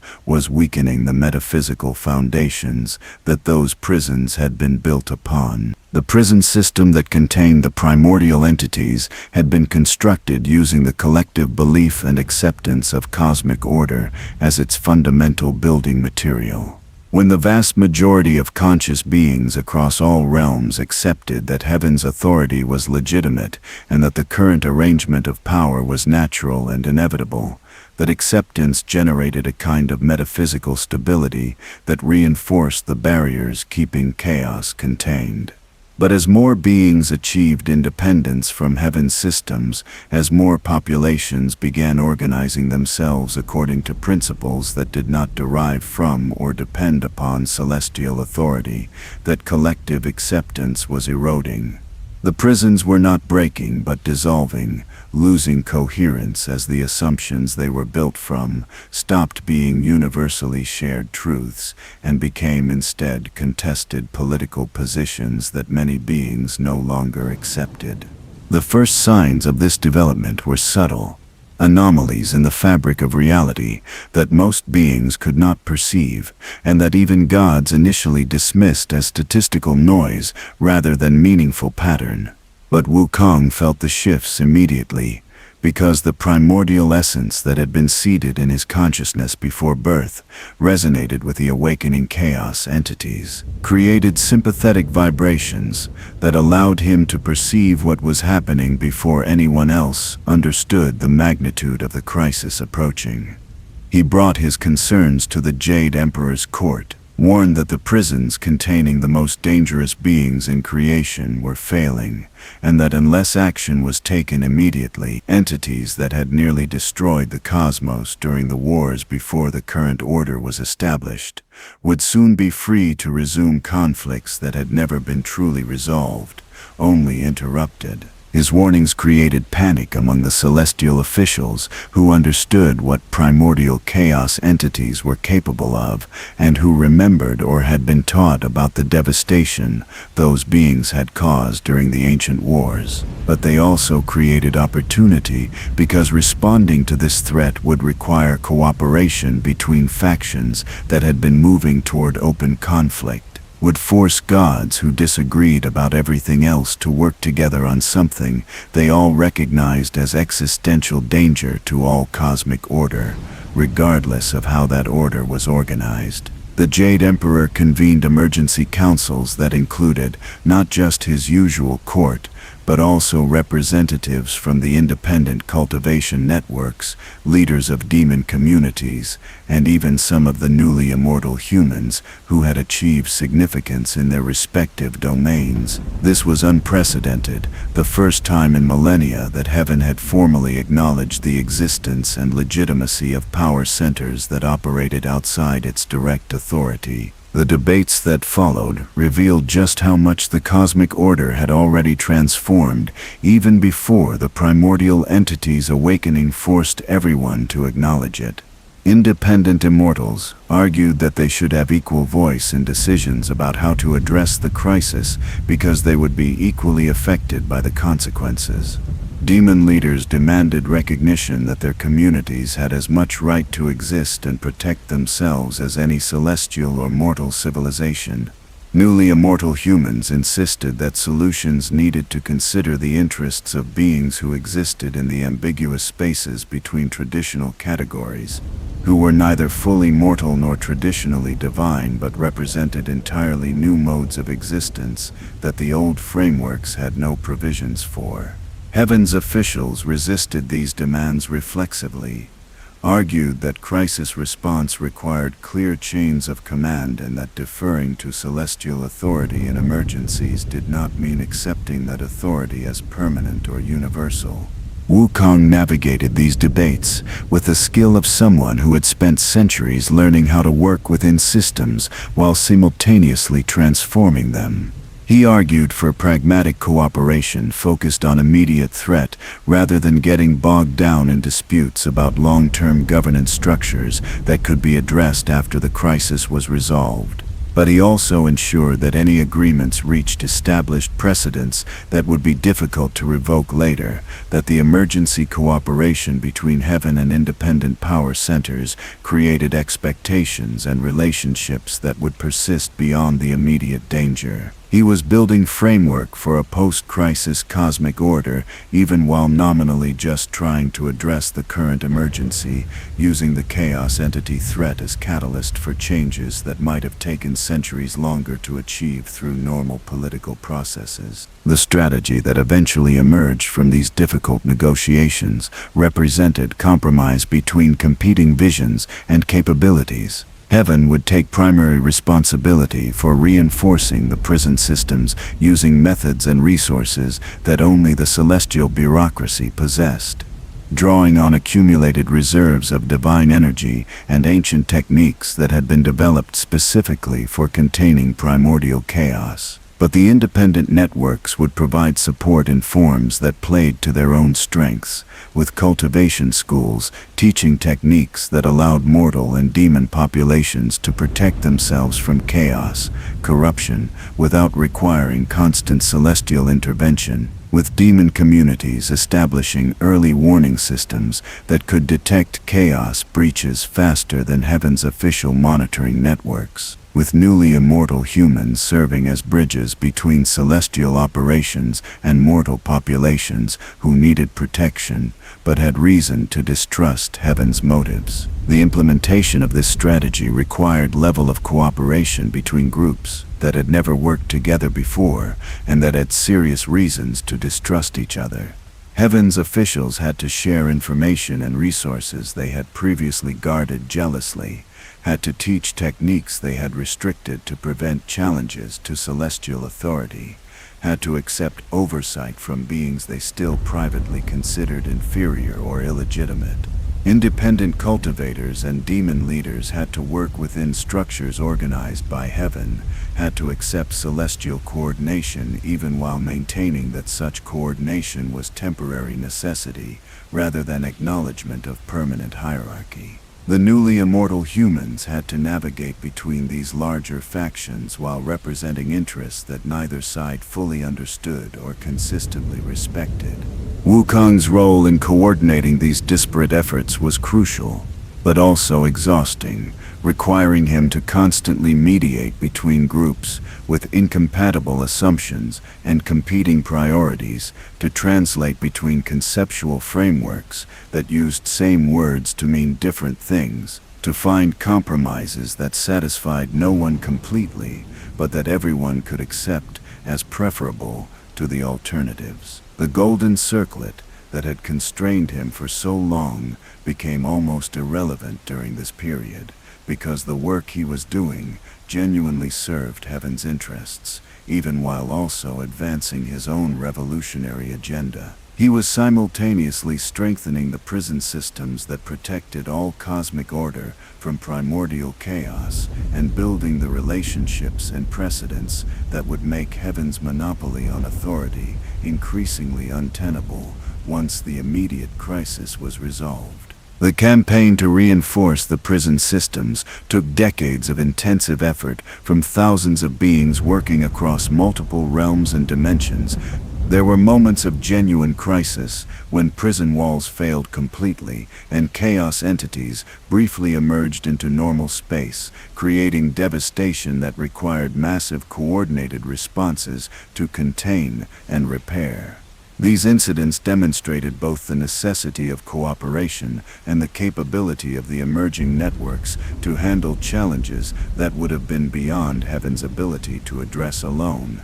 Independent cultivators discovered techniques for neutralizing chaos, corruption that were more effective than traditional celestial methods because they approached the problem from different conceptual frameworks.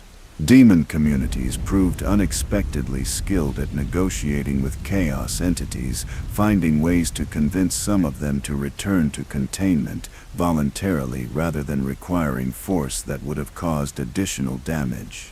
Through all of this, the forgotten gods who had initiated the long chain of events that led to this moment watched with emotions that mixed satisfaction and concern. Their original plan had been to use Wukong as weapon to tear down Heaven's authority and free them from their own imprisonment. But the revolution that actually developed had taken forms they had not anticipated and was producing outcomes they had not specifically intended. The newly emerging cosmic order was more distributed and more chaotic than what they had envisioned, less amenable to control by any faction including themselves, more genuinely revolutionary in the sense that it was creating conditions where old categories of god and demon and mortal were losing their meaning and being replaced by more fluid and more complex relationships between beings of various types and capabilities. Some of the forgotten gods were pleased by these developments, saw in them validation of their belief that consciousness needed liberation from all hierarchies, including those that they themselves might have imposed. But others were disturbed, had expected that freeing themselves would allow them to establish their own preferred cosmic order, and were now realizing that the transformation Wukong had catalyzed would make any such imposition impossible. The Dragon Emperor, whose memory had been preserved in the knowledge seated in Wukong's consciousness, would have approved of this outcome, would have recognized that genuine liberation meant accepting that no one, not even ancient entities with vast wisdom and power, should control the future that emerging consciousness would create for itself. But not all of the forgotten gods shared that philosophical commitment, and tensions were developing within their own imprisoned collective about whether to continue supporting Wukong's revolution or to attempt redirecting it toward goals more aligned with their own preferences. These tensions came to a head when one of the primordial entities that was being returned to containment made contact with Wukong directly, speaking to him through dimensions that bypassed normal space and deposited meaning directly into his consciousness. The entity revealed that it knew about the forgotten god's plan, understood that Wukong had been created as weapon in a war between competing factions of ancient powers, questioned whether the Monkey King realized he was still being manipulated, even while believing himself to be an independent revolutionary. It suggested that the forgotten gods had their own agenda that was not identical to cosmic liberation, that they would eventually attempt to use the networks Wukong had built to establish their own authority once they were freed from their prisons. That genuine freedom required breaking from all ancient powers, whether currently ascendant or currently imprisoned. This revelation was disturbing, because it raised questions that Wukong had been avoiding, forced him to confront the possibility that he was not as autonomous as he believed himself to be, that the revolution he thought he was leading might actually be serving purposes he had not consented to and did not fully understand. He reached out to the forgotten gods, demanding clarity, asking them directly whether they intended to establish their own cosmic order once freed, or whether they genuinely supported the distributed transformation that was occurring. Their responses were ambiguous and contradictory, different entities giving different answers that suggested there was no unified position among them, that some genuinely supported liberation, while others were primarily interested in replacing heaven's hierarchy with their own preferred alternative. Wukong made a decision then that marked his final evolution from weapon to truly autonomous revolutionary. He declared that he would continue working to transform cosmic order, would continue fostering the networks and movements that were distributing power and possibility more widely across all realms, but that he would not serve any faction's agenda, including that of the forgotten gods who had created him. If they wanted to be freed from their prisons, they would need to accept that the cosmos they emerged into would not be organized according to their preferences any more than it was organized according to heaven's preferences. That genuine liberation meant accepting that no ancient wisdom or primordial power gave anyone the right to determine how consciousness should organize itself or what purposes it should pursue. This was the ultimate rejection of authority in all its forms, the recognition that freedom meant accepting uncertainty and rejecting any guarantee of specific outcomes, no matter how wise or benevolent the authorities offering those guarantees claimed to be. The forgotten gods received this declaration with mixed reactions. Some accepted it as the natural conclusion of the revolution they had initiated, recognized that Wukong had surpassed them in understanding what liberation actually required, acknowledged that their role was finished, and that whatever came next would be created by beings whose existence they had enabled, but whose choices they could not control. But others were furious, felt betrayed by the weapon they had created, demanded that Wukong remember who had given him life and purpose and power. The conflict threatened to fracture the coalition that had been working to contain the primordial chaos entities. As forgotten gods who felt rejected by Wukong's declaration began withdrawing their cooperation, and even subtly sabotaging efforts to reinforce the prison systems. The crisis this created forced Wukong to make the most difficult choice of his existence. He could attempt to placate the forgotten gods, could promise to serve their interests in exchange for their continued cooperation in containing the chaos entities, could trade his own autonomy for cosmic stability, or he could stand by his declaration of independence, could accept that some of the forgotten gods would become enemies rather than allies, could risk that the prison systems might fail completely if those ancient entities withdrew their support. The choice was between compromise that would betray the principles of his revolution and integrity that might result in catastrophic consequences. He would be responsible for. There was no clearly correct answer, no path that avoided both betrayal and disaster, only the necessity of choosing which failure he could live with. He chose integrity. He affirmed his declaration of independence from all ancient authorities, including those who had created him, accepted that this would cost him the support of some forgotten gods and might result in prison failures that would cause immense suffering. He explained his reasoning to the coalition that had assembled to address the chaos entity crisis, made clear that he could not in good conscience promise cosmic liberation while simultaneously accepting that his own actions would be controlled by entities whose agenda he did not fully share. He offered to step down from his coordinating role if others believed that someone more willing to compromise would be more effective at maintaining the cooperation necessary to contain the primordial threats. And he prepared himself for the possibility that his revolution would fail, that the transformation he had worked for across centuries would be undone by chaos unleashed through his own unwillingness to accept necessary compromises. But the response he received surprised him. The independent cultivators and demon leaders and newly immortal humans, who had been working alongside heaven to address the crisis, largely supported his position, argued that principles mattered even when maintaining them was costly, insisted that any cosmic order built on compromises that betrayed foundational commitments would eventually reproduce the same problems that had made revolution necessary in the first place. Even some of Heaven's officials, including Erlang Shen, who had spent so long debating with Wukong about the value of order versus the necessity of justice, acknowledged that there was courage in refusing expedient compromises even when the stakes were existential. A new coalition formed in that moment, not based on shared agenda or common authority, but on mutual respect between beings who disagreed about many things, but who all valued integrity over convenience. This coalition proved capable of containing the chaos entities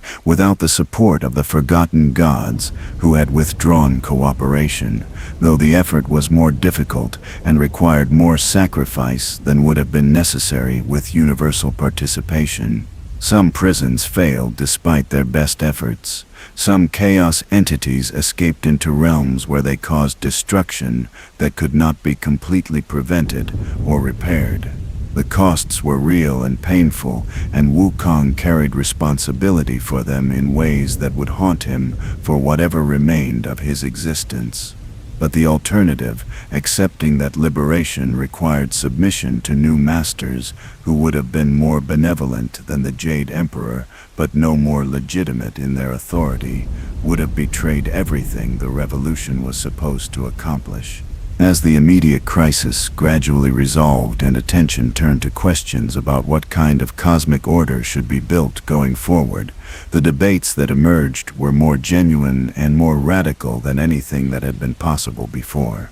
Heaven no longer had the power to simply impose its preferences because too many beings had demonstrated their ability to operate effectively outside celestial authority. The forgotten gods no longer had the moral high ground of being innocent victims of Heaven's tyranny because their own authoritarian tendencies had been revealed. The independent networks had proven their capability and their commitment to principles that went beyond mere opposition to existing powers. What emerged from these debates was not a new hierarchy to replace the old one, but a framework for ongoing negotiation between competing interests and values. A recognition that cosmic order would always be contested and that the goal was not to establish permanent stability, but to create processes for managing inevitable conflicts without catastrophic violence. Wukong's role in this new arrangement was ambiguous and uncomfortable. He was respected by many factions but trusted completely by none, recognized as having integrity, but also as having made choices that had cost lives and caused suffering. The golden circlet remained around his head, though its function had become largely symbolic, because Heaven no longer had the authority to command his obedience, and punishing him for defiance would have required political capital that the Jade Emperor could not afford to spend. He continued working to foster connections between different communities and to teach methods of cultivation that reduced dependence on any central authority. But he did so knowing that his influence was limited and that the future would be created by beings whose choices he could not predict or control. The forgotten gods who had created him remained in their prisons, though those prisons were weakening as the transformation of cosmic order continued to erode the metaphysical foundations they were built upon. Some would eventually be freed and would have to find their place in a cosmos that no longer operated according to rules they understood. Others would remain contained indefinitely, not because they were too dangerous to release, but because freeing them would require consensus that proved impossible to achieve given their own behavior during the crisis. This was perhaps the ultimate irony, that beings who had fought for liberation and had created Wukong as their weapon toward that goal would remain imprisoned, not by Heaven's power, but by the judgment of the distributed communities that the revolution had empowered. The Jade Emperor maintained his throne, and his court continued to function. But Heaven's authority had been fundamentally transformed from absolute sovereignty to one power center among many. a faction with significant resources and accumulated expertise, but without special metaphysical legitimacy that elevated its preferences above those of other organized communities. This was not the complete overthrow that the young Monkey King had attempted during his Havoc in Heaven, but it was arguably a more thorough transformation because it changed the nature of what authority meant rather than simply transferring power from one hierarchy to another. The Emperor and his officials had to actually persuade other beings to cooperate with celestial initiatives rather than commanding obedience, had to demonstrate that their proposals served genuine collective interests rather than merely maintaining their own privileges. For Sun Wukong, watching this new cosmic order emerge from the seeds he had planted across centuries of patient work, the dominant emotion was not triumph, but something more complex and more human. Relief that the worst had been avoided, satisfaction that genuine transformation had occurred, grief for the costs that had been paid, uncertainty about whether the outcomes justified the sacrifices, exhaustion from struggles that had lasted far longer than he had originally imagined would be necessary. He was not the hero of this story in any simple sense, because heroes achieved clear victories over obvious villains, and this revolution had been too distributed and too complex for such simple narratives. He was instead someone who had contributed to changes that would continue long after his own existence became footnote in histories that would be written from perspectives he could not anticipate. The pilgrims who had accompanied him on the journey to the west were long dead. Their mortal lifespans expired, while Wukong continued his work across centuries. Tripitaka had achieved genuine enlightenment before his death, had understood in his final years that the pilgrimage had served purposes beyond what Buddha or heaven or anyone had explicitly intended, that sometimes the journey itself transformed travelers in ways that made the ostensible destination less important than it had seemed at the beginning. Pigsy and Sandy had returned to their obscure existences, had told stories about their travels that contributed to the cultural narratives that gradually shifted how beings understood what was possible and who deserved respect and cooperation. They had been minor characters in grand cosmic drama, but their contributions had mattered in the accumulated weight of countless small choices that added up to fundamental change. The stone that had birthed Sun Wukong remained on Flower Fruit Mountain, weathered by millennia, but still recognizable to those who knew what they were looking for. Occasionally, beings would visit it as pilgrimage site, would touch the cracked stone and wonder about the entity it had released into the cosmos, and what his legacy actually meant. Some saw him as hero who had challenged unjust authority and had ultimately succeeded in transforming cosmic order, despite setbacks and compromises. Others saw him as cautionary tale about the costs of revolution and the difficulty of achieving change without becoming corrupted by the same power dynamics that revolutionaries claimed to oppose. Both interpretations had validity, both missed aspects of the truth. Both contributed to ongoing debates about how power should be organized and who deserved authority over whom. The forgotten gods continued reaching out to Wukong, occasionally, some to thank him for the liberation that was gradually occurring as their prisons weakened, others to curse him for betraying the purposes they had created him to serve. He received both responses with equanimity, earned through centuries of living with ambiguity and moral complexity, understanding that gratitude and condemnation were both valid reactions to choices that had helped some beings while harming others, that had achieved certain goals while failing to accomplish other objectives that had seemed equally important at the time. He had learned to live with the reality that no choice was purely good or purely bad when operating at the scale of cosmic transformation, that the best he could hope for was to act according to principles he believed in, while accepting that outcomes would always exceed and deviate from whatever he intended. In quiet moments, when celestial duties did not demand his attention, and revolutionary work did not require his coordination, Wukong would sometimes return to Flower Fruit Mountain and sit near the stone that had birthed him. He would think about the young monkey who had emerged from that stone so many centuries ago, about the journey from that moment of first consciousness to the present, where he existed as victorious fighting Buddha, whose victory was ambiguous, and whose enlightenment was incomplete.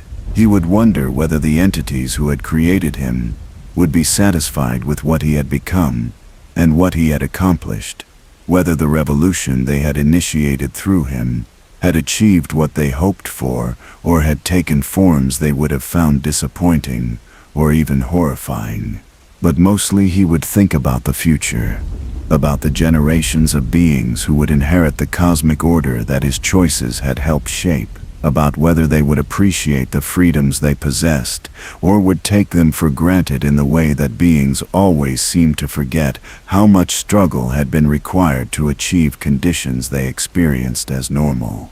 He would hope that they would continue the work of distributing power and possibility more widely, that they would resist the inevitable attempts by new authorities to consolidate control and claim special rights to govern others. The revolution had no clear ending, because revolutions never truly end. They simply transform into the ongoing work of maintaining and deepening the changes they initiate, of defending against regression while remaining open to further evolution, of accepting that cosmic order will always be contested, and that the goal is not to establish permanent structure, but to create conditions where beings can negotiate their relationships without catastrophic violence or irreversible oppression. The cosmos continued its vast and incomprehensible motion, indifferent to the concerns of gods and demons and mortals and enlightened beings who occupied it temporarily and tried to shape it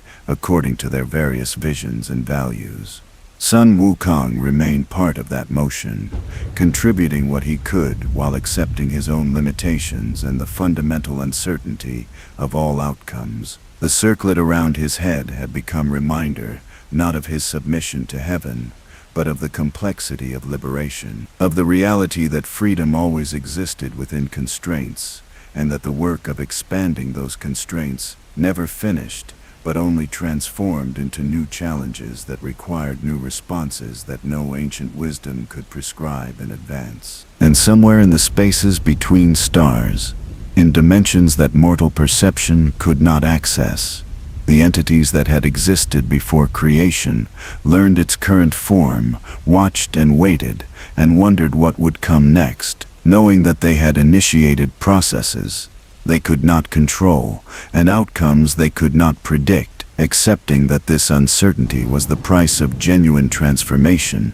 and perhaps also its deepest meaning. The story that had begun with a stone cracking open on a mountain to release something unprecedented into a cosmos that did not know it needed changing, had no ending, because endings were illusions that beings told themselves to make sense of narratives that actually continued indefinitely in forms that exceeded any single telling. This was the secret that Chinese mythology never told, or perhaps told only to those willing to look beyond the comfortable versions that reinforced existing assumptions about how power should be organized and who deserved to wield it. That revolution was not a moment, but a process. That liberation was not a destination but a direction, that the greatest victories were often ambiguous and incomplete, and that the most meaningful struggles were those that continued across generations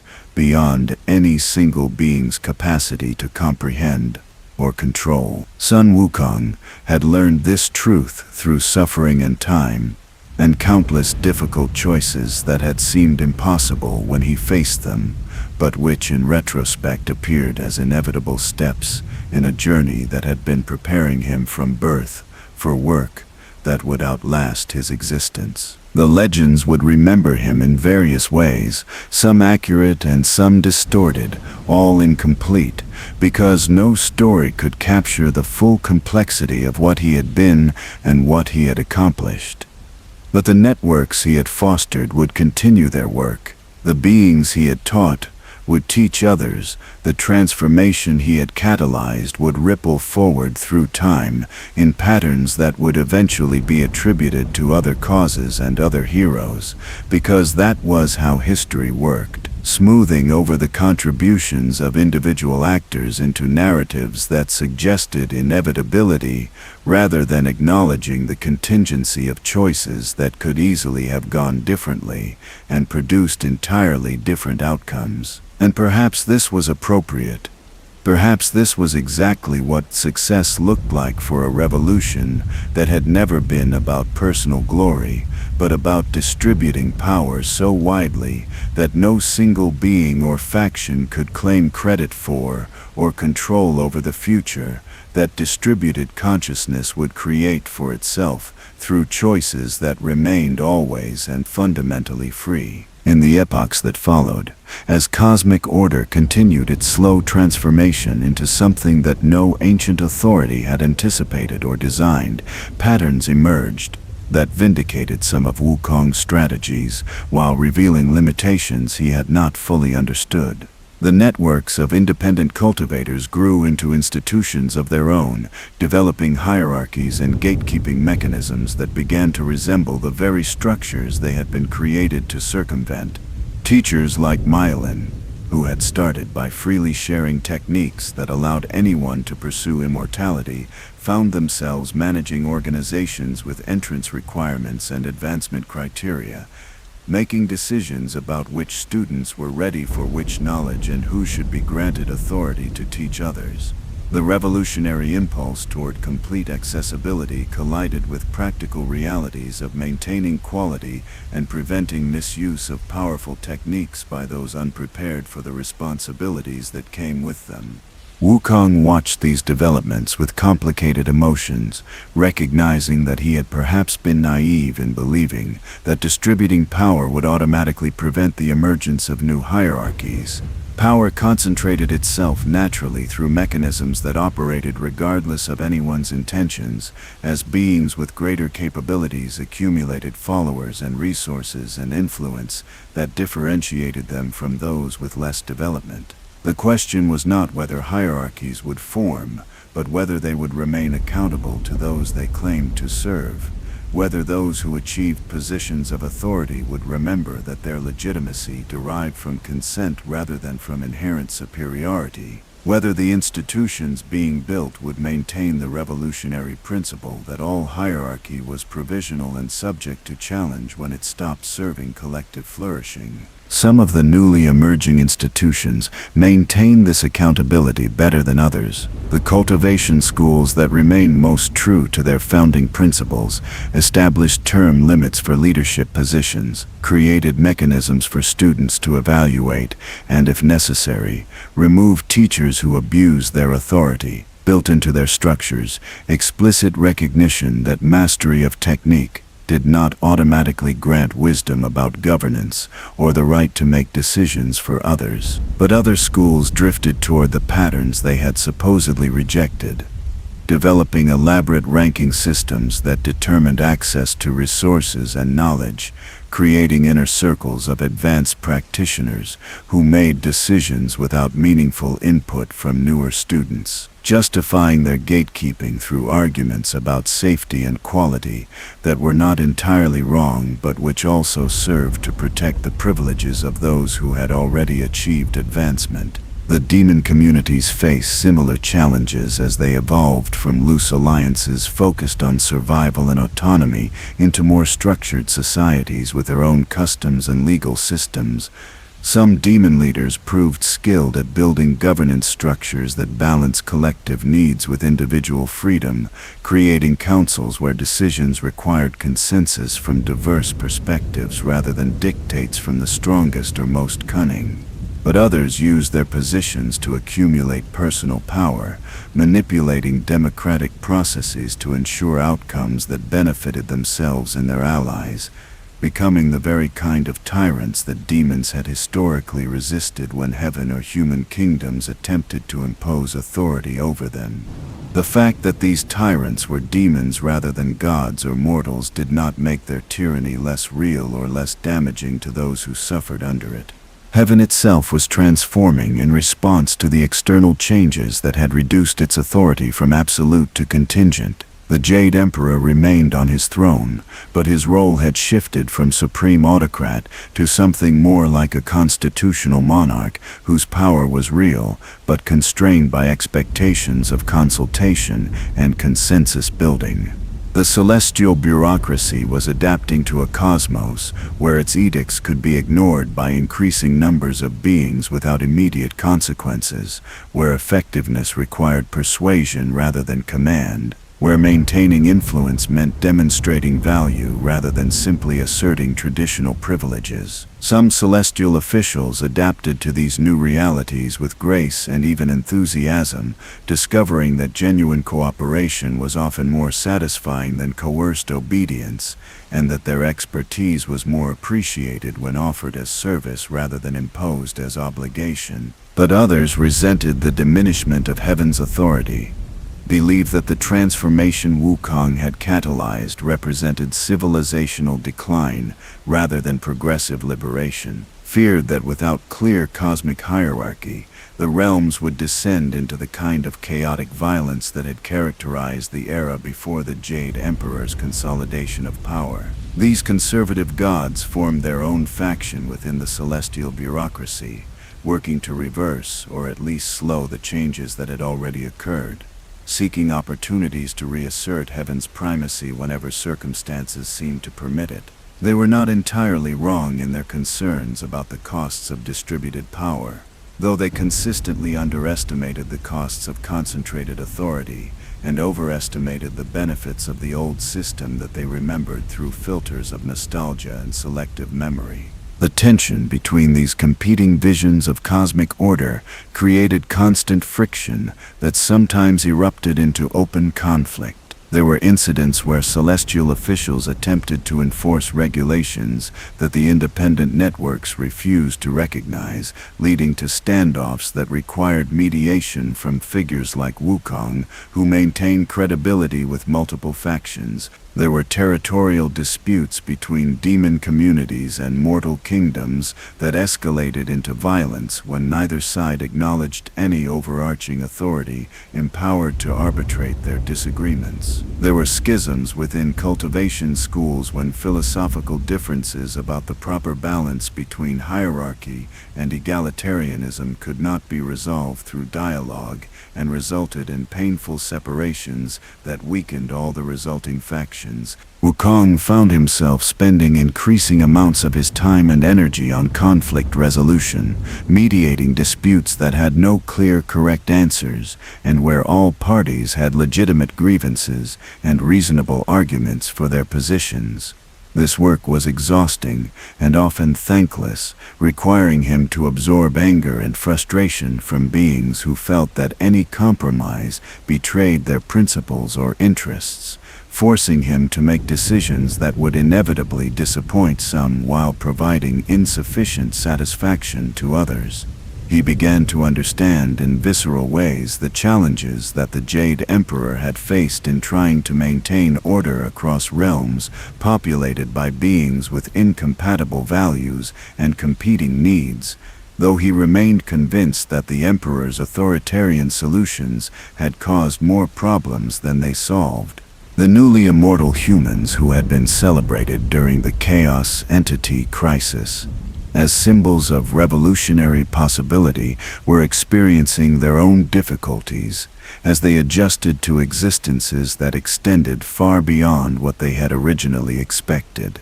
Some thrived in their extended lifespans, used the additional time to pursue projects and relationships that enriched not just their own lives but the communities they remained embedded in.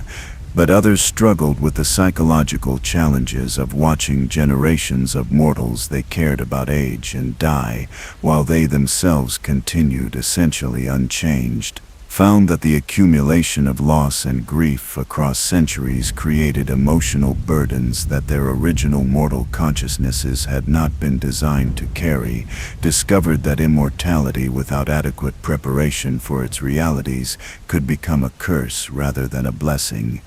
These struggles revealed gaps in the knowledge that had been disseminated through the revolutionary networks. The techniques for achieving immortality had been shared widely and effectively, but the wisdom for living well across indefinite time spans had not been transmitted with equal success. This was partly because such wisdom was difficult to codify into teachings that could be readily shared, partly because different beings needed different approaches based on their personalities and circumstances, and partly because some of the gods who possessed relevant experience were reluctant to share it with beings they still viewed as upstarts who had achieved immortality without earning it through the traditional paths that heaven had historically controlled. Wukong recognized this problem but struggled to address it effectively because his own experience of immortality had been so unusual, shaped by circumstances that were not replicable for others and by the primordial essence seated in his consciousness that gave him resources most immortals did not possess. He could offer general advice about maintaining purpose across long time spans and about managing the grief that came from outliving loved ones, but he could not provide the kind of detailed guidance that came from walking similar paths to those the newly immortal humans were navigating. This limitation frustrated him, made him acutely aware that even revolutionary victories created new problems that required solutions he did not have and capabilities he could not simply will into existence. It was during this period of grappling with the unintended consequences of the transformation he had helped catalyze that Wukong received an unexpected visitor. Guanyin, the bodhisattva of compassion who had placed the golden circlet on his head so many centuries ago, appeared to him during one of his solitary visits to Flower Fruit Mountain. She had not sought him out since the conclusion of the journey to the west, had allowed him to pursue his revolutionary work without interference or comment, maintaining a distance that Wukong had interpreted as either approval or at least neutrality toward his activities. Her presence now suggested that something significant had shifted in how the bodhisattvas were assessing the transformation of cosmic order. They sat together on the mountain where Wukong had been born from stone, looking out over landscapes that had changed dramatically since those early days, but which retained the essential character that had first nurtured a curious monkey into something unprecedented. Guanyin did not speak immediately, allowing the silence to stretch in the way that enlightened beings often did when they wanted to create space for understanding to emerge organically rather than through forced articulation. Wukong waited with the patience that centuries had taught him, understanding that whatever had brought the bodhisattva to him would be revealed in its own time, and that pushing for premature explanation would only delay the communication that needed to occur. When Guanyin finally spoke, her words carried weight that went beyond their surface meaning, layers of significance that Wukong perceived without fully grasping their implications.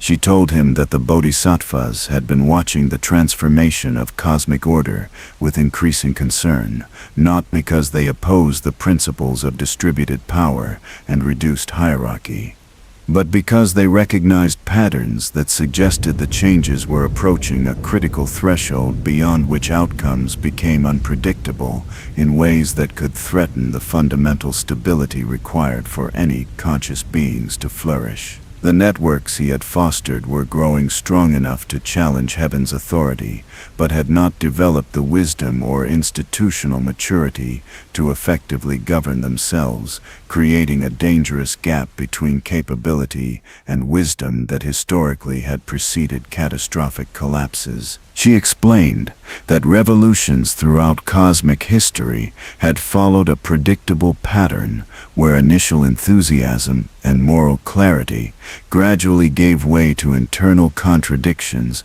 and factional conflicts, where the unity forged in opposition to a common enemy dissolved once that enemy was defeated or diminished. where beings who had fought together for liberation then turned on each other in disputes about what liberation actually meant and who deserved to shape the future that had been won through shared sacrifice. The Bodhisattvas feared that the transformation Wukong had catalyzed was approaching this dangerous phase, where the coalition that had successfully challenged Heaven's monopoly would fracture into competing factions, pursuing incompatible visions and potentially triggering conflicts that would make the chaos entity crisis seem manageable by comparison. Wukong's initial reaction was defensive, arguing that the difficulties they were experiencing were normal, growing pains of any major transformation, and that warning against them risked becoming excuse for abandoning the revolutionary project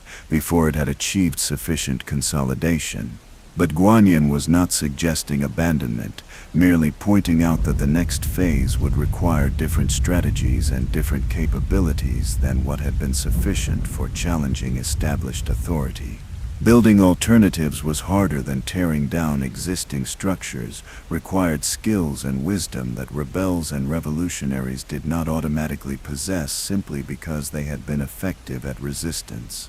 The question was not whether to continue the transformation, but how to navigate the transition from revolutionary opposition to constructive governance without either reverting to the authoritarian patterns they had rejected or fragmenting into chaos that would make any meaningful cooperation impossible. She offered Wukong assistance from the Bodhisattvas, not to control or redirect the revolutionary networks, but to provide teachings and guidance that might help the emerging institutions avoid the worst pitfalls that similar movements had fallen into throughout cosmic history. This offer was complicated because accepting help from bodhisattvas meant acknowledging that the revolutionary movements needed external wisdom, that their own grassroots knowledge was insufficient for the challenges they now faced, that some form of hierarchy or at least differential expertise was necessary even in systems designed to distribute power as widely as possible. Wukong recognized the irony of this situation, saw how easily the revolution could be co-opted by well-meaning helpers who gradually assumed more authority as they provided more essential support, understood that accepting the offer carried risks that were as significant as the risks of refusing it. They negotiated terms that attempted to balance these competing concerns. The bodhisattvas would make their teachings available to any institutions or communities that requested them, but would not impose their assistance on those who preferred to learn through their own experience and mistakes. They would offer frameworks and historical examples rather than specific directives, providing tools for decision-making rather than making decisions on behalf of others. They would maintain transparency about their own interests and limitations, acknowledging that even enlightened beings had perspectives shaped by their own positions, and that their advice should be evaluated critically rather than accepted automatically. And crucially, they would subject themselves to the same accountability mechanisms they were helping to establish, accepting that their authority as teachers was provisional and could be revoked if communities found their assistance more constraining than liberating. Wukong agreed to these terms, while remaining vigilant for signs that they were being violated or reinterpreted in ways that undermined their revolutionary substance. He knew that Guanyin was sincere in her offer, and that the bodhisattvas genuinely wanted to help the transformation succeed, rather than to control it for their own purposes. But he also knew that good intentions were insufficient guarantee against co-optation, that institutional dynamics often produced outcomes that no individual intended or desired, that eternal vigilance was necessary to prevent even well-designed safeguards from gradually eroding into the power concentrations they were meant to prevent. The golden circlet around his head served as permanent reminder of how quickly apparent help could become constraint, how easily tools of liberation could be repurposed into instruments of control. The assistance that the bodhisattvas provided over the years that followed proved valuable, but also revealed the limitations of even enlightened wisdom when applied to circumstances that had no clear precedents. Their teachings about governance and conflict resolution helped many communities avoid destructive patterns. Their mediation of disputes prevented some factional conflicts from escalating into violence. Their historical perspective allowed revolutionaries to learn from mistakes made by previous movements, rather than having to repeat every error through direct experience. But they also sometimes gave advice that reflected assumptions about how consciousness and society worked, that were less universal than they believed, that had been shaped by their own experiences in ways that did not always translate well to the novel situations created by distributed power and technological change, and the mixing of previously separate populations. There were conflicts that the bodhisattvas could not resolve because the parties involved had genuinely incompatible values that could not be reconciled through any amount of wise mediation. There were institutional challenges that required innovations beyond what historical precedent could provide, situations where beings had to create entirely new approaches because nothing that had worked in the past was adequate for present circumstances. There were moments when the best advice the bodhisattvas could offer was essentially to proceed carefully and remain open to learning from whatever outcomes emerged, acknowledging that even enlightened beings sometimes faced questions that exceeded their wisdom and required humble acceptance of uncertainty. Wukong found himself in the paradoxical position of being simultaneously grateful for the bodhisattva's assistance and frustrated by its limitations, appreciating their genuine desire to help while wishing they could provide more definitive solutions to the challenges that seemed to multiply faster than he and his allies could address them. He was learning that revolution was perhaps the easier part of transformation,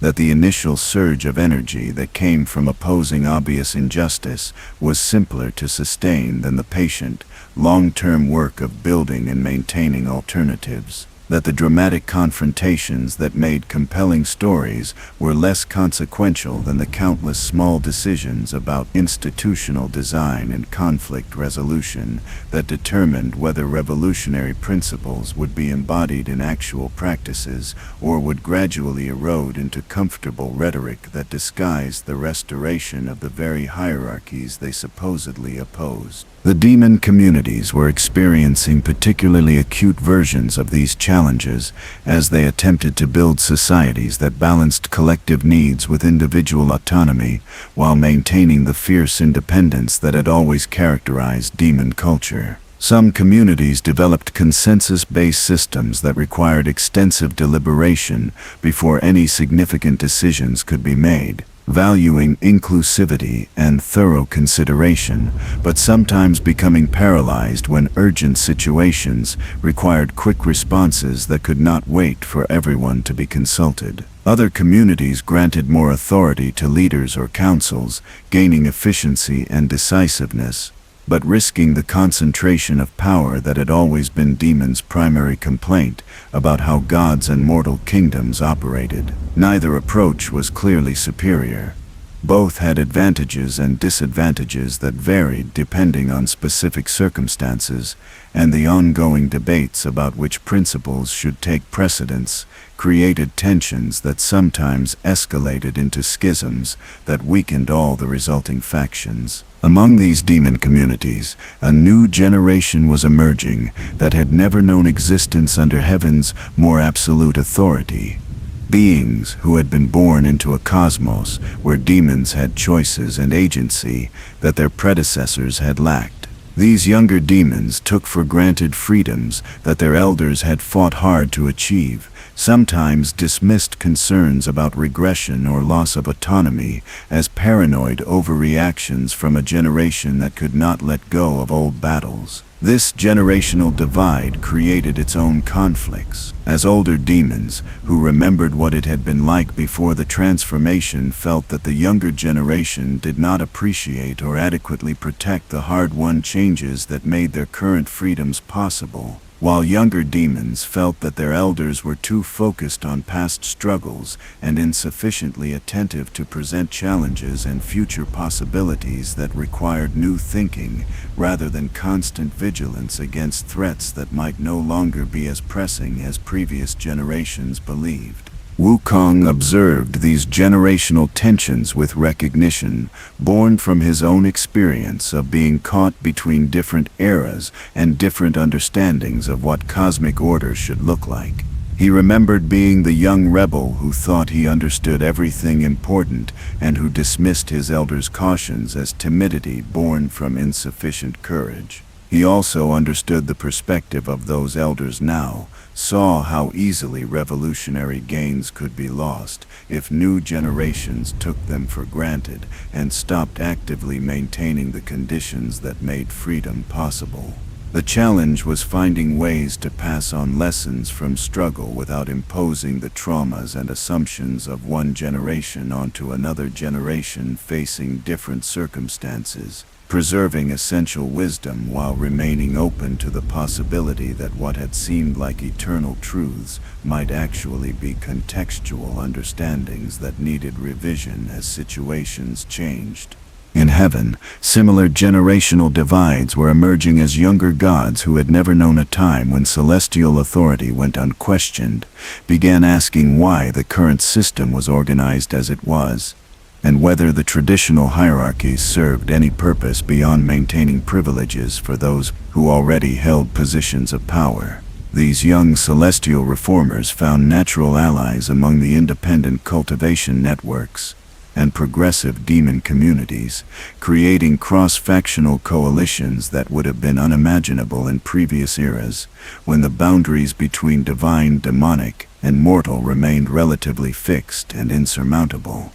The older gods watched these developments with alarm, seeing in them the dissolution of distinctions they believed were cosmologically necessary rather than socially constructed, fearing that the mixing of categories would lead to chaos and corruption that would ultimately harm everyone regardless of their current factional allegiances. The debates between these competing perspectives grew increasingly sophisticated as all sides developed more nuanced arguments for their positions, moving beyond simple assertions about what cosmic order should look like toward careful examinations of empirical evidence and philosophical principles.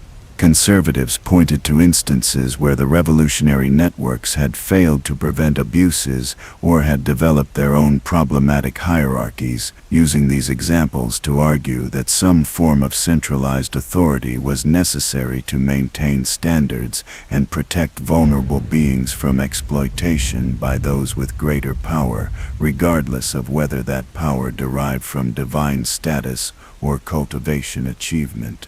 Progressives countered with evidence that heaven's traditional authority had itself been source of tremendous abuse, and that the problems in revolutionary networks, while real, were generally less severe and more amenable to correction than the systematic oppression that had characterized the old system. Both sides had valid points.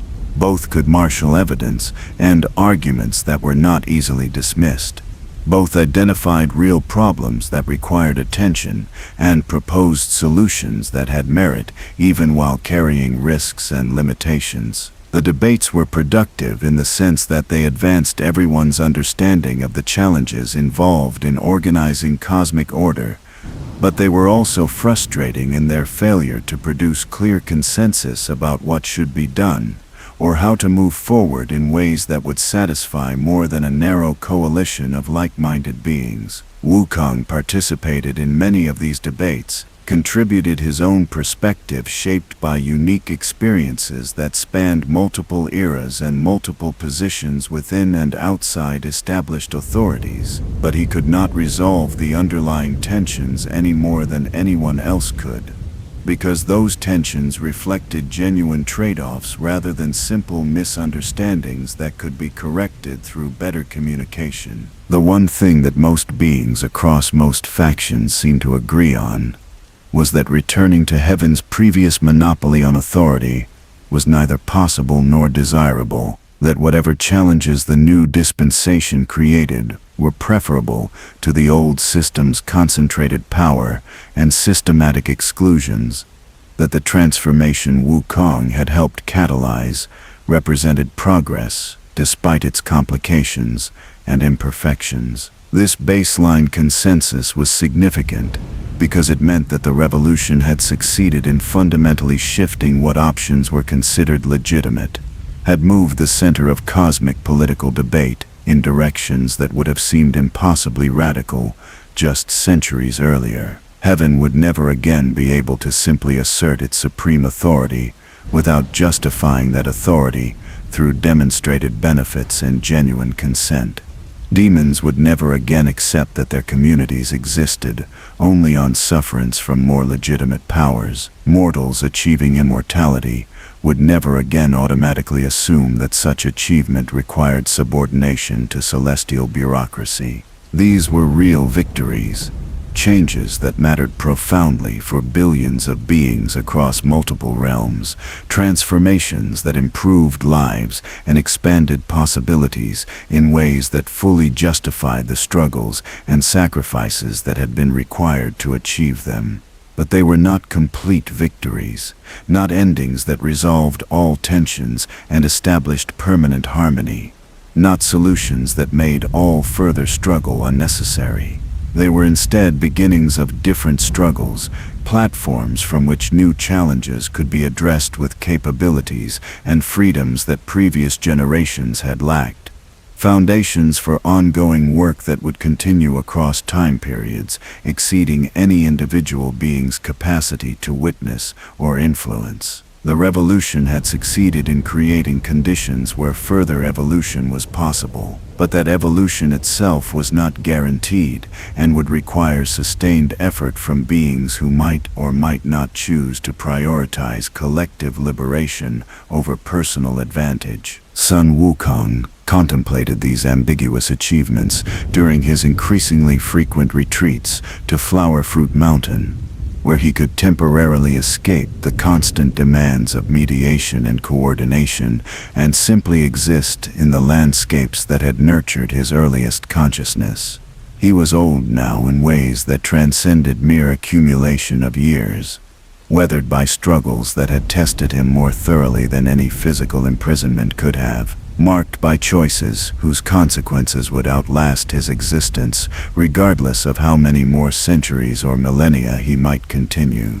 The golden circlet around his head had become so familiar that he barely noticed its presence anymore, though occasionally he would touch it and remember the journey that had begun with that binding, and had somehow, despite every constraint and limitation, managed to transform not just his own existence, but the fundamental structures of cosmic order. He wondered sometimes what the young monkey who had first emerged from stone would think if he could see what his life had become. Whether that brash and confident being would recognize himself in the patient revolutionary who had learned to measure progress in centuries rather than moments, who had discovered that the most important victories were often invisible to those who achieved them, who had accepted that genuine liberation required sacrificing the satisfaction of seeing his work completed in favor of contributing to transformations that would only fully manifest in futures he would never witness. He suspected that younger self would be disappointed by how much compromise had been necessary, how many injustices had to be tolerated in service of long-term strategy, how different revolution looked when lived day by day rather than imagined in moments of righteous fury. But he also suspected that younger self would be awed by what had actually been accomplished, by the networks that now spanned multiple realms and included billions of beings supporting each other's liberation, by the genuine alternatives to heaven's authority that existed not as dreams but as functioning realities, by the simple fact that he was still here after everything that had been done to break or domesticate or erase him, still fighting in his own peculiar way, still contributing to transformations that no single being could accomplish alone, but which countless beings working together might eventually achieve. The revolution might be incomplete and imperfect and uncertain in its ultimate trajectory, but it was real and it was continuing, and it was infinitely preferable to the resigned acceptance of eternal cosmic tyranny that had been the alternative. As the sun set over Flower Fruit Mountain, and the stars emerged in patterns that had been old before Wukong's birth, and would remain long after his eventual dissolution.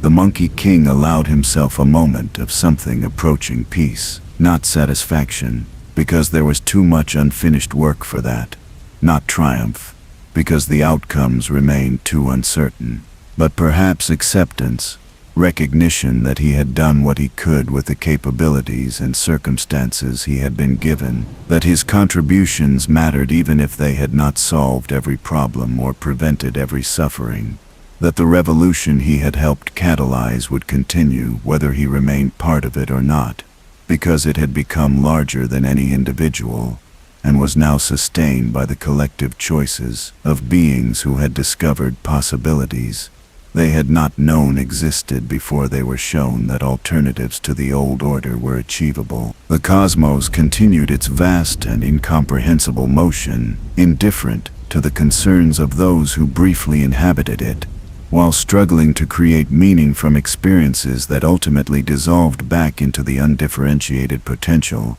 from which all forms emerged and to which all forms eventually returned. But within that indifferent vastness, beings continued making choices that mattered to them and to each other, building communities and relationships and institutions that embodied values they considered worth fighting for, creating pockets of conscious intention within a universe that had no inherent purpose beyond what consciousness brought to it. And among those beings, some remembered or would learn about a monkey born from stone who had challenged heaven itself, and had discovered through struggles that spanned centuries that revolution was not an event but a process, not a destination but a direction, not something that could be completed but something that required constant renewal and recommitment from each generation as they faced challenges their predecessors could not have anticipated, and as they built futures that would exceed and transform what anyone in the present could fully imagine. This was the secret,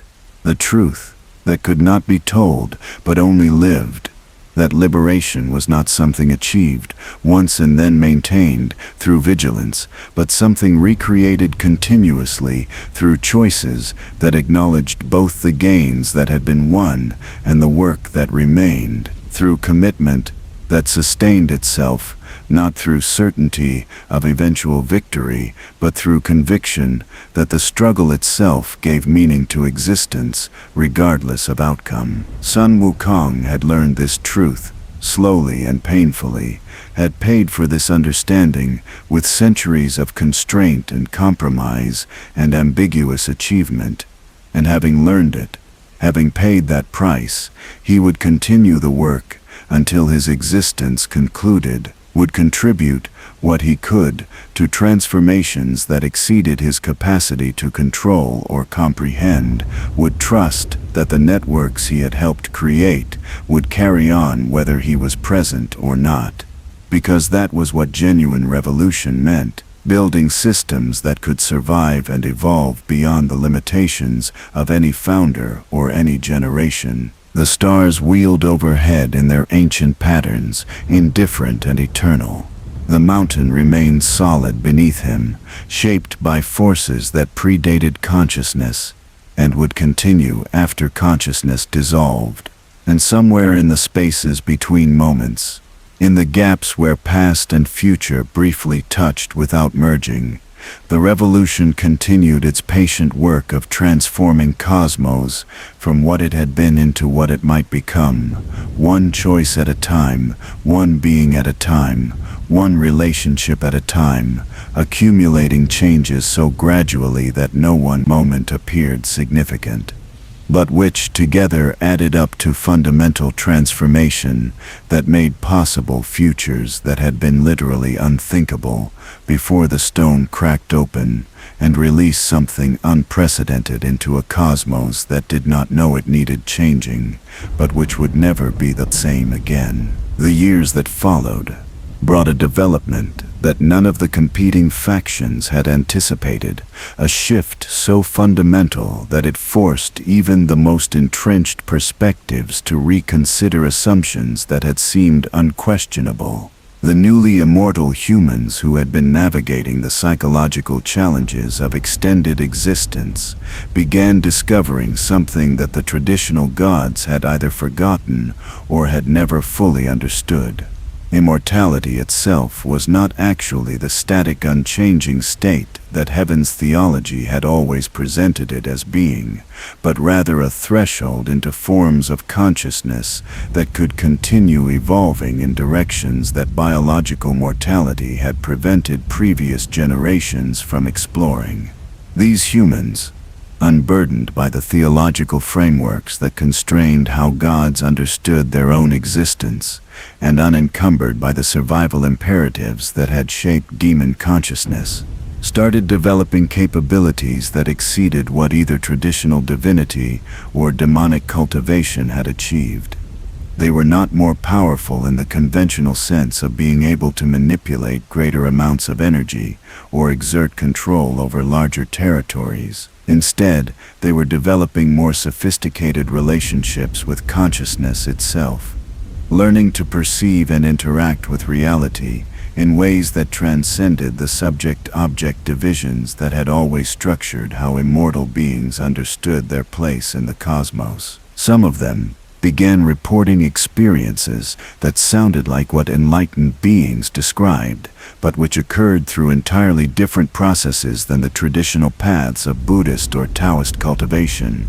They spoke of dissolving the boundaries between self and other, not through meditation that transcended ego, but through direct experiential recognition that the separation had never been metaphysically real in the first place, that what they had always assumed was an individual consciousness inhabiting a particular body was actually a localized intensification of awareness that permeated the entire cosmos without being contained by any specific location. This was not the same as the Bodhisattva's teachings about emptiness and interdependence, though there were similarities that suggested they might be describing related phenomena from different conceptual frameworks. The gods watched these developments with a mixture of fascination and alarm, recognizing that something unprecedented was emerging, but unable to determine whether it represented evolution toward higher consciousness or dangerous drift into delusion and solipsism.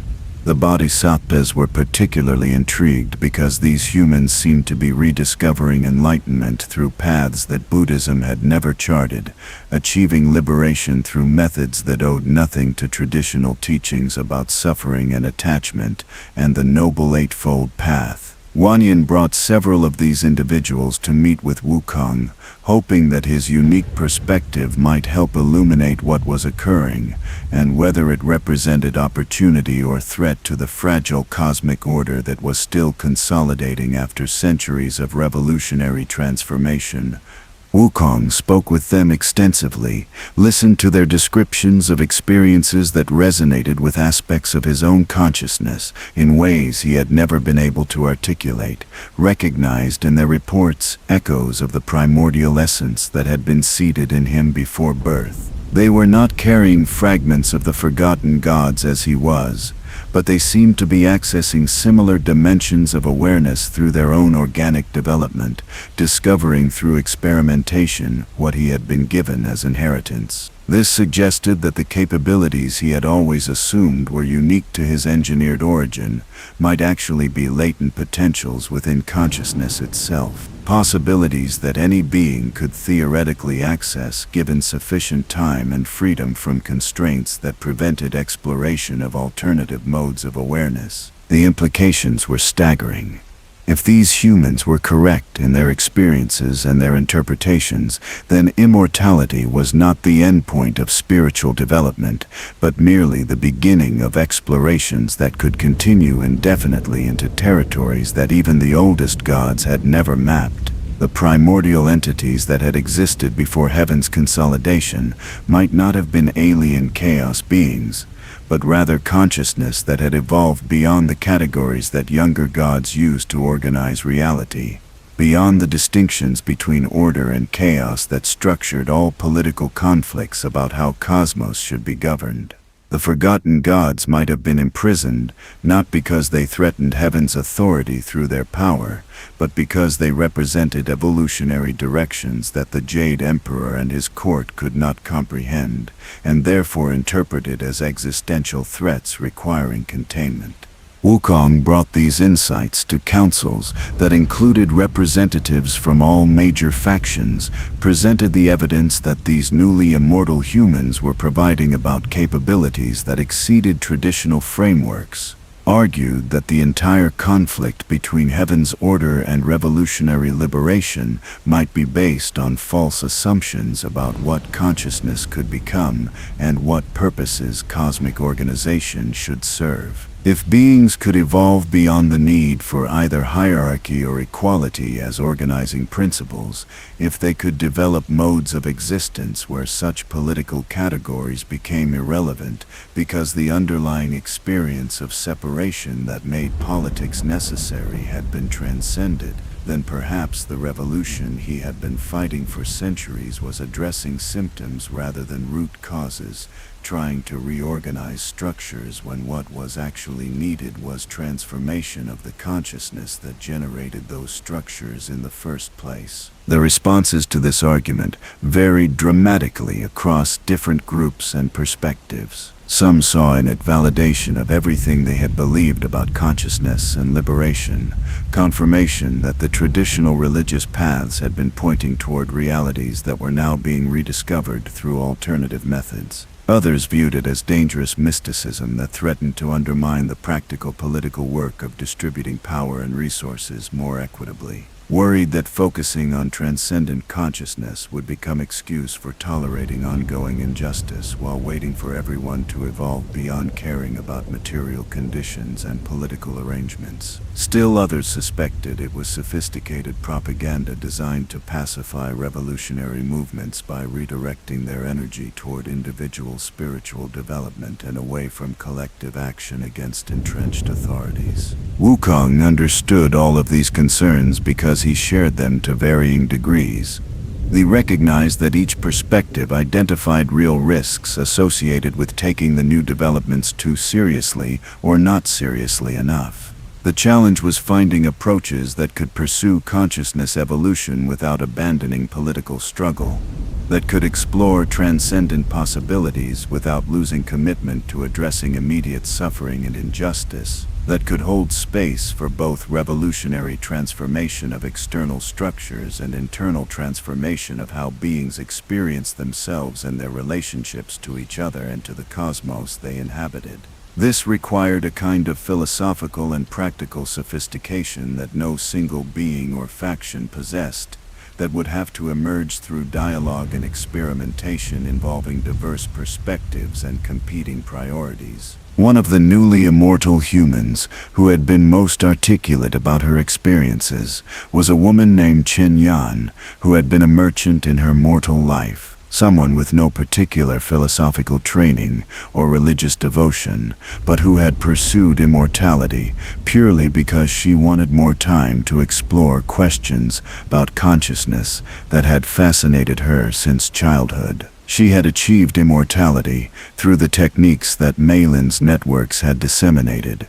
But she had then continued experimenting with her own awareness in ways that went beyond anything the cultivation schools were teaching. She could now perceive the connections between beings that most immortals remained blind to, could sense the flows of intention and emotion that moved through populations like invisible currents, shaping behavior and belief, could sometimes predict how conflicts would develop by reading patterns in collective consciousness that individuals contributing to those patterns were completely unaware of. Chen Yan had no interest in political power or factional advantage, was not trying to establish herself as guru or found a new religious movement.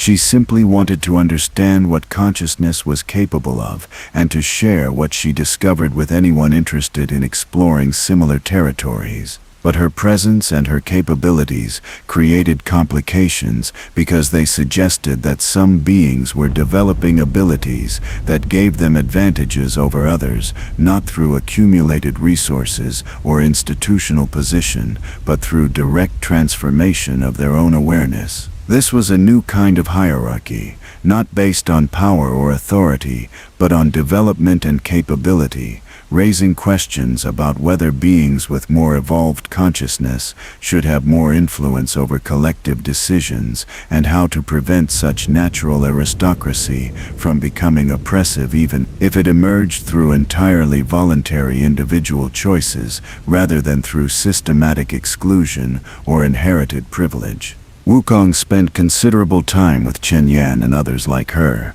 learning what he could about their methods and their experiences, trying to understand whether they represented the future of conscious evolution or were instead exploring dead ends that would prove less significant than they currently appeared. He found in their company a kind of kinship he had rarely experienced with either gods or demons or traditional immortals. Recognition that they were grappling with questions that resonated with his own deepest uncertainties about what he was and what purposes his existence served. They did not treat him as the legendary Monkey King or the victorious fighting Buddha, but simply as another being navigating the strange territories that opened up when you lived long enough to question everything you had previously assumed was fundamental truth. Through these conversations, Wukong began to perceive his own history differently, to reinterpret the events of his rebellion and imprisonment and pilgrimage through frameworks that had not been available to him when he was living through those experiences. Perhaps his havoc in heaven had failed not because he lacked sufficient power, but because he had been trying to solve a political problem through force, when what was actually needed was consciousness. Transformation that would make the political problem obsolete. Perhaps his 500 years under the mountain had been preparing him not just for more sophisticated revolutionary strategy, but for recognition that external revolution without internal transformation merely replicated old patterns in new configurations. Perhaps the journey to the West had been teaching him not about redemption or submission, but about the necessity of integrating wisdom from multiple traditions and perspectives, rather than assuming any single path contained complete truth. These reinterpretations did not invalidate his previous understanding or suggest that the political work of the past centuries had been wasted effort. The networks he had fostered, and the institutions that had emerged from revolutionary struggle, remained vitally important for creating conditions where beings could explore consciousness evolution without facing immediate threats to survival or autonomy. You could not transcend politics until politics had created sufficient safety and freedom that transcendence became possible, could not move beyond questions of power and justice until those questions had been addressed well enough that beings were not consumed by immediate necessity of protecting themselves from exploitation and oppression. The political revolution and the consciousness evolution were not alternatives, but rather complementary aspects of transformation that needed to proceed simultaneously, each enabling and being enabled by the other in complex feedback loops that no simple linear narrative could adequately capture. But recognition of this complementarity raised new challenges about how to organize cosmic order in ways that honored both dimensions of transformation. The traditional political structures that revolutionary movements had been building assumed that all beings should have equal voice in collective decisions regardless of their individual capabilities or development, that democracy and distributed power were inherently superior to any form of hierarchy based on expertise or wisdom. But if some beings were genuinely developing more sophisticated understanding of reality and more refined capabilities for perceiving consequences and navigating complexity, should their perspectives carry more weight, even if that created new forms of inequality? Or should equality be maintained as absolute principle even if doing so meant that collective decisions were shaped more by beings with less understanding than by those with more developed consciousness? This was not the same question as whether gods should rule mortals because of supposedly inherent divine superiority. The newly evolved humans had not been granted their capabilities by external authority and were not claiming special rights based on their status. They had developed their understanding through their own effort and were offering their insights as contributions rather than commands. But the practical effect was similar to aristocracy if their perspectives were given more weight than others' views, created stratification that replicated the hierarchies that revolution had been trying to dismantle, even if the mechanism generating that stratification was individual development rather than institutional exclusion. Finding approaches that could benefit from the wisdom of more evolved beings without creating new forms of systematic domination was perhaps the central challenge facing the post-revolutionary cosmic order. Chen Yan and others like her proposed what they called distributed enlightenment as potential resolution to these tensions. Rather than creating hierarchy based on development level, they suggested building systems where beings at different stages of consciousness evolution could contribute their respective capabilities and perspectives to collective decision-making without any level being privileged as inherently superior. Someone with highly refined perception of subtle energies and long-term consequences might see aspects of a situation that others missed. But someone embedded in immediate material reality might perceive practical constraints and local knowledge that transcendent consciousness overlooked. The goal was not to determine which perspective was correct, but to integrate multiple ways of knowing into richer collective understanding than any single viewpoint could provide. This was easier to articulate as principle than to implement in practice. It required beings to set aside ego investments in being right or having superior understanding, to genuinely value contributions from those they might consider less developed, to remain open to the possibility that their own consciousness evolution, however advanced, might still be partial and might benefit from perspectives they could not access through their own capabilities alone. It demanded institutional designs that could facilitate meaningful dialogue between beings operating from very different frameworks, without either privileging certain ways of knowing or collapsing into relativism that treated all perspectives as equally valid, regardless of their grounding in evidence or coherence of their reasoning. And it necessitated cultural shifts away from competitive individualism toward collaborative intelligence that recognized consciousness as fundamentally collective phenomenon rather than property of isolated individuals. Wukong threw himself into the work of building these new institutional forms with an energy he had not felt since his earliest revolutionary organizing. This felt like the work he had been preparing for across centuries of struggle, the synthesis that could integrate political liberation with consciousness evolution, that could honor both the practical necessities of distributing power equitably and the transcendent possibilities of beings developing beyond current limitations. He collaborated with Chen Yan and her colleagues to design councils that included representatives operating from different levels of consciousness development, created protocols for decision-making that required perspectives from multiple ways of knowing before conclusions could be finalized, established feedback mechanisms that would reveal when any particular viewpoint was being systematically privileged or marginalized. The experiments with these new forms of organization produced mixed results.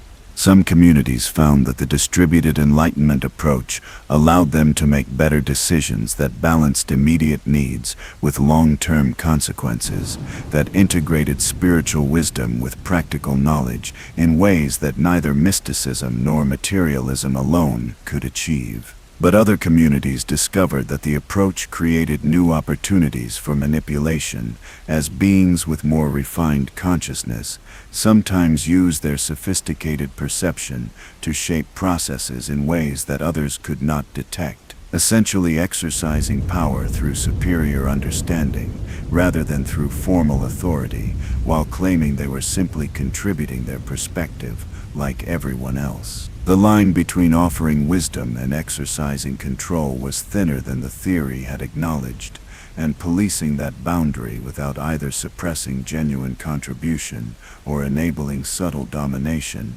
proved extraordinarily difficult. These challenges forced Wukong and his collaborators to develop even more sophisticated approaches that attended to power dynamics inherent in any situation where beings had differential capabilities, regardless of how those differentials emerged, or how sincerely those with greater capabilities claimed to be using them only for collective benefit. They created oversight mechanisms where beings specifically trained to detect subtle influence could monitor whether more evolved consciousnesses were actually practicing the humility and equality they professed. They established rotation systems where beings at different development levels took turns in coordinating roles so that no one group became entrenched in positions that allowed them to shape processes according to their own assumptions. They built in regular opportunities for fundamental reassessment where the entire organizational framework could be questioned and potentially redesigned if it was not serving the values it was meant to embody.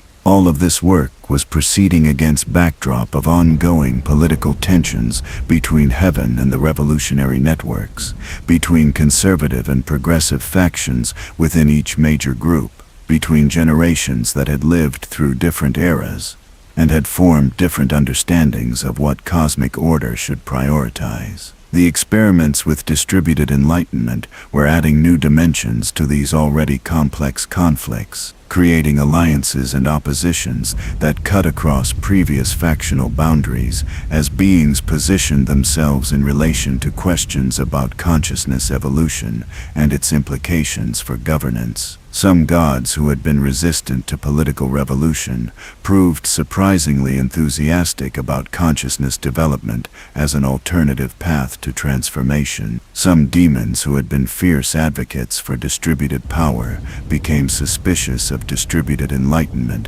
as potential Trojan horse for re-establishing hierarchy through spiritual rather than political means. The Jade Emperor himself became interested in these developments, seeing in them possible synthesis that could restore Heaven's relevance in a cosmos that had largely moved beyond celestial authority.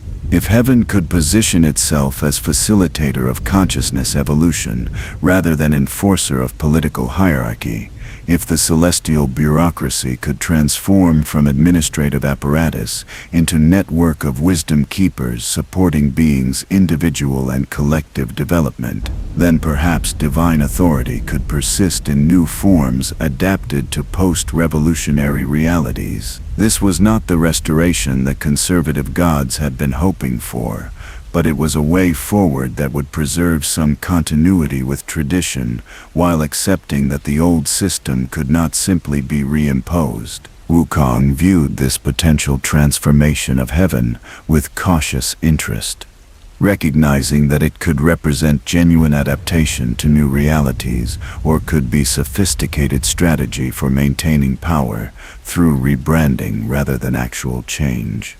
He met with the Jade Emperor for the first time in centuries, engaged in conversations that would have been unimaginable during the Havoc in Heaven era when their relationship was purely antagonistic. The Emperor was visibly aged in ways that immortal beings rarely showed, marked by stresses that came from watching the cosmic order he had dedicated his existence to maintaining gradually dissolve despite his best efforts to preserve it. He spoke with surprising honesty about his own failures and limitations, acknowledged that Heaven's approach had caused tremendous suffering, even when motivated by genuine intentions to maintain stability and prevent chaos. But he also asked Wukong to consider whether the revolutionary transformation had actually achieved what it claimed to be pursuing, or whether it had simply replaced one set of problems with another set that was differently structured but not obviously less severe. He pointed to the factional conflicts within revolutionary networks, the emergence of new hierarchies based on cultivation achievement or consciousness development, the suffering caused by institutional failures in communities that had rejected traditional authorities without building adequate alternatives. He suggested that perhaps both Heaven's Order and the revolutionary networks were groping towards similar recognitions about consciousness and governance, that they might accomplish more through collaboration than through continued opposition, even if that collaboration required both sides to abandon cherished assumptions and accept uncomfortable compromises. Wukong listened to these arguments with the careful attention they deserved, neither dismissing them as propaganda nor accepting them as complete truth. The Jade Emperor was not wrong in identifying problems with how the revolution had developed, but he was also not acknowledging the degree to which Heaven's own actions had created many of those problems, or the extent to which revolutionary achievements had improved life for countless beings, despite remaining imperfections. The question was not whether either side was perfectly correct, but whether enough common ground existed that collaboration could produce outcomes neither could achieve alone. Whether the conflicts that had defined cosmic politics for centuries could be transformed into complementary efforts that addressed different aspects of the same fundamental challenges. They reached tentative agreement that Heaven would support the experiments with distributed enlightenment and consciousness evolution, would make available the accumulated wisdom and resources that the celestial bureaucracy had preserved across millennia, would participate in the new institutional forms as one voice among many rather than as supreme authority. In exchange, the revolutionary networks would acknowledge that some aspects of traditional wisdom remained valuable, even if the political structures that had preserved that wisdom needed fundamental transformation, would treat Heaven as legitimate participant in ongoing efforts to organize cosmic order rather than as defeated enemy, whose complete elimination was necessary for genuine liberation. Neither side was fully satisfied with these terms because they required both to surrender aspirations that had motivated their respective struggles, but both recognized that continued conflict was producing diminishing returns, while the collaboration they were tentatively agreeing to might open new possibilities neither had previously imagined. The agreement was formalized in ceremonies that deliberately mixed symbols and practices from multiple traditions that refused to privilege any single cosmology or authority as having unique claim to legitimacy or truth. Heaven's representatives and revolutionary leaders and newly evolved humans and demon community organizers and countless others gathered in a location that had been specifically created for this purpose, a space that existed in dimensions intersecting multiple realms so that no faction could claim the meeting was occurring on territory controlled by their opponents. They spoke oaths that bound them not to specific outcomes, but to ongoing processes of dialogue and collaboration, commitments to work together while accepting that they would continue disagreeing about many things, pledges to treat conflicts as opportunities for learning, rather than as justifications for abandoning cooperation. Wukong spoke on behalf of the revolutionary networks, but his words were carefully crafted to acknowledge multiple perspectives rather than asserting any single truth. He talked about the journey from his birth in stone, through his rebellion and imprisonment and pilgrimage, and centuries of patient organizing, about what he had learned regarding the complexity of transformation and the necessity of humility in the face of uncertainty. He did not claim that revolution had achieved all its goals or that the current state of cosmic order was satisfactory, but he insisted that the direction of change was toward greater freedom and possibility, even if the path was more difficult than anyone had anticipated. He invited all beings to participate in the ongoing work of creating cosmic order that honored both the practical necessities of political organization and the transcendent possibilities of consciousness evolution, that balanced structure with flexibility and tradition with innovation and equality with the recognition of genuine differences in capability and understanding. The golden circlet around his head remained, permanent reminder of constraints and struggles that could not be simply transcended, no matter how sophisticated his understanding became, or how evolved his consciousness. But in some ways, the circlet had become less a symbol of his submission to heaven, and more a mark of his commitment to remaining grounded in political realities, even while exploring transcendent possibilities. A choice to maintain connection to struggles for justice and liberation, rather than escaping into purely spiritual dimensions where such earthly concerns might seem trivial or illusory. He could have asked for its removal as part of the agreement with heaven, and the request would likely have been granted as gesture of reconciliation. But he chose to keep wearing it, to let it remind him and others that enlightenment without engagement was not the goal. That consciousness evolution that abandoned responsibility for collective well-being was just another form of privileged escape from reality rather than genuine liberation. As the ceremonies concluded and beings began the work of implementing their agreements, Wukong returned once more to Flower Fruit Mountain. The stone that had birthed him was there as always, patient and enduring while consciousness flowed through its temporary forms. He sat with the stone through the night, feeling the weight of centuries and the uncertainty of futures that would unfold according to choices that countless beings were making in each moment. Choices that would collectively create outcomes that no one could predict or control, but which everyone had some role in shaping. The revolution continued, would always continue, because consciousness itself was revolutionary in its capacity to question and imagine and create possibilities that had not existed before. This was not the ending he had sometimes fantasized about during his darkest moments.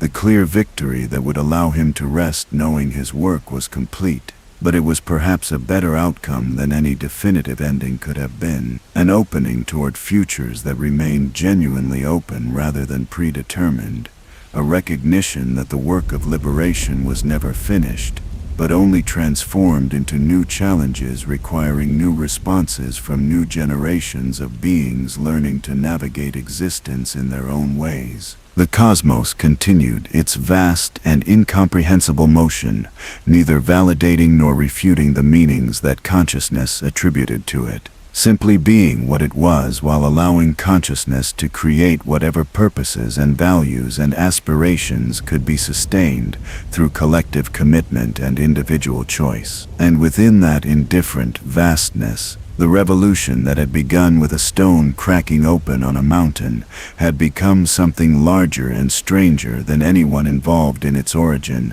had imagined, a distributed transformation that no longer belonged to any founder or any faction, but existed as collective project of consciousness, learning to liberate itself through whatever methods and paths and collaborations proved capable of expanding what was possible for beings seeking to live with dignity and meaning and connection to each other and to the mysterious cosmos that had somehow given rise to awareness, capable of asking what it all meant and whether things could be otherwise than they had always been. This was enough. Not perfect, not complete, not the utopia that revolutionary rhetoric sometimes promised, but enough to justify the struggles and sacrifices. Enough to make continued effort worthwhile, enough to offer hope that the futures being born from the present might be better than the pasts that had led to this moment. Wukong accepted this enoughness with the hard-won wisdom of someone who had learned that perfection was not the standard by which transformation should be measured, that progress was real even when incomplete, that liberation was valid even when it came with continuing responsibility for navigating new challenges that emerged from the very freedoms that had been won. The stone offered no answers, but it asked no questions either. It simply was, bearing witness to the endless creativity of consciousness exploring its own possibilities, supporting without demanding, enduring without judging, being the ground from which something unprecedented had emerged, and to which all things would eventually return before emerging again in forms that would continue the work of becoming whatever consciousness chose to make of its existence. The agreement between Heaven and the revolutionary networks held for several decades, producing a period of relative stability that allowed the experiments with distributed enlightenment to expand and deepen in ways that would have been impossible amid active conflict. But stability created its own challenges, as beings who had defined themselves through opposition to clear enemies struggled to maintain revolutionary commitment when the boundaries between allies and adversaries became increasingly blurred. Some of the most committed revolutionaries felt betrayed by the collaboration with Heaven, argued that accepting the Jade Emperor's participation legitimized the very authority structures they had fought to dismantle, feared that the hard-won gains would be gradually eroded through compromises that seemed reasonable in isolation, but which collectively restored something resembling the old hierarchies under new terminology. These concerns were not entirely paranoid. Within Heaven's bureaucracy, factions were indeed working to use the collaboration as opportunity to regain influence they had lost during the revolutionary transformation, interpreting the agreements in ways that expanded celestial authority while technically complying with the letter of what had been negotiated.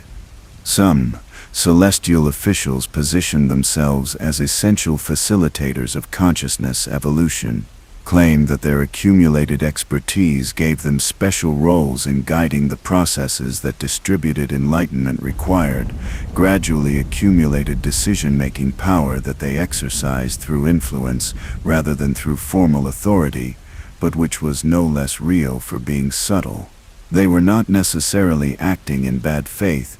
Many genuinely believed they were serving collective interests, but the pattern was troublingly similar to how hierarchies had historically reasserted themselves after revolutionary movements thought they had achieved lasting transformation. Wukong found himself spending enormous energy on internal mediation within revolutionary networks, addressing conflicts between those who believed collaboration with Heaven was necessary pragmatism and those who viewed it as fundamental betrayal of revolutionary principles. Both sides had legitimate concerns.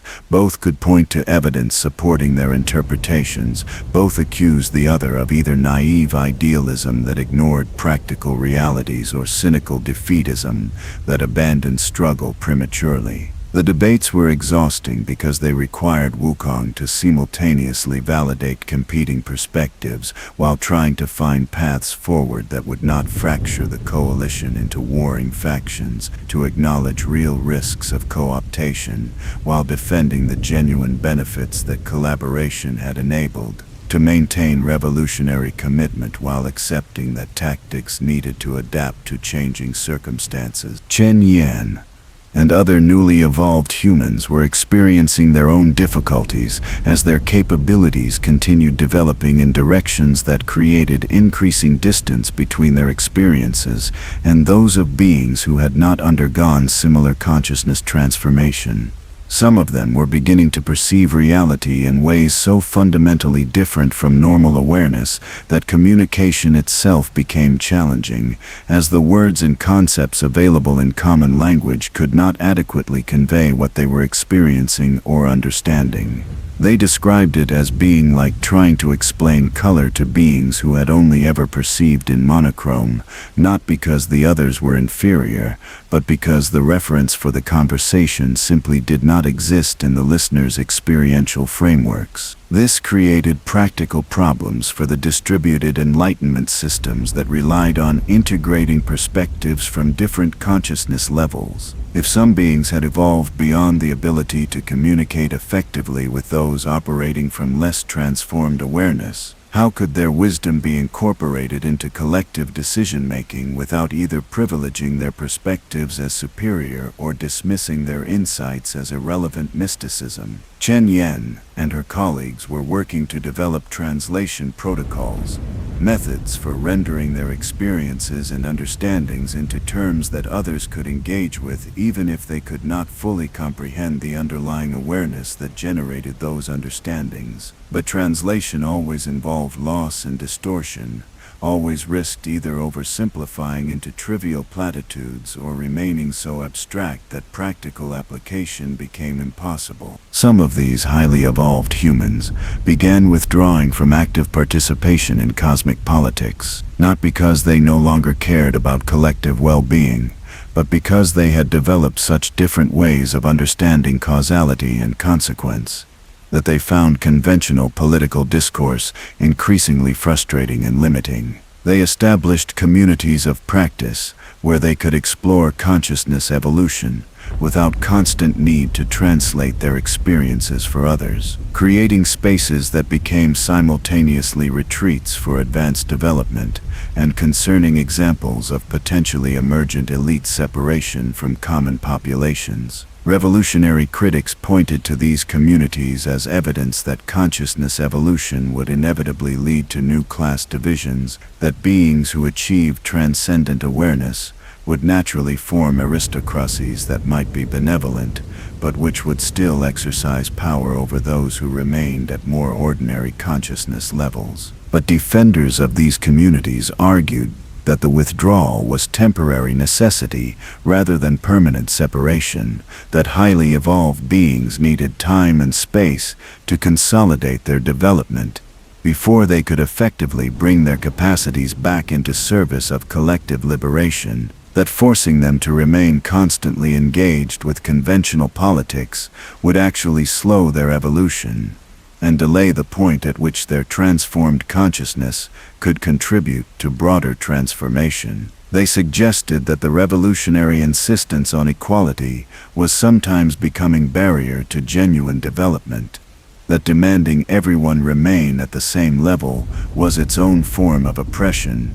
even if motivated by concerns about preventing hierarchy. The tension between honoring individual development and maintaining collective solidarity was not resolving, but instead becoming more acute as the differences in consciousness between various beings grew more pronounced. Wukong visited these communities of highly evolved practitioners, spoke with Chen Yan and others about their experiences and their perspectives on the challenges facing cosmic order. What he found both inspired and troubled him. These beings had indeed achieved remarkable transformation of consciousness, had developed capabilities for perception and understanding that exceeded anything traditional gods or immortals possessed, had accessed dimensions of awareness that suggested consciousness had potential far beyond what anyone had previously imagined. But they had also, despite their claims of transcendent wisdom, not solved the fundamental political questions about how power should be distributed or how to prevent those with greater capabilities from dominating those with less development. Their transcendence had given them new ways of perceiving these problems but had not provided clear solutions that could be implemented in practice. Chen Yan acknowledged this limitation with a kind of humility that only genuine wisdom produced. She explained that consciousness evolution revealed the constructed nature of many problems that conventional awareness took as given, but that revelation alone did not dissolve the material and social realities that gave those problems their power. She could perceive how conflicts emerged from misunderstandings and how those misunderstandings were rooted in limited awareness. But she could not simply impose her perception on others and thereby eliminate the conflicts. She could offer teachings and create conditions that might support others in expanding their own awareness. But the actual expansion had to be voluntary and self-directed, or it became just another form of manipulation and control. The path she and her colleagues were walking was valuable, but it was not a shortcut around the difficult political work of building institutions and negotiating conflicts and distributing resources equitably. This conversation clarified something important for Wukong about the relationship between consciousness evolution and political revolution. They were not alternatives where one path was correct and the other was distraction or dead end.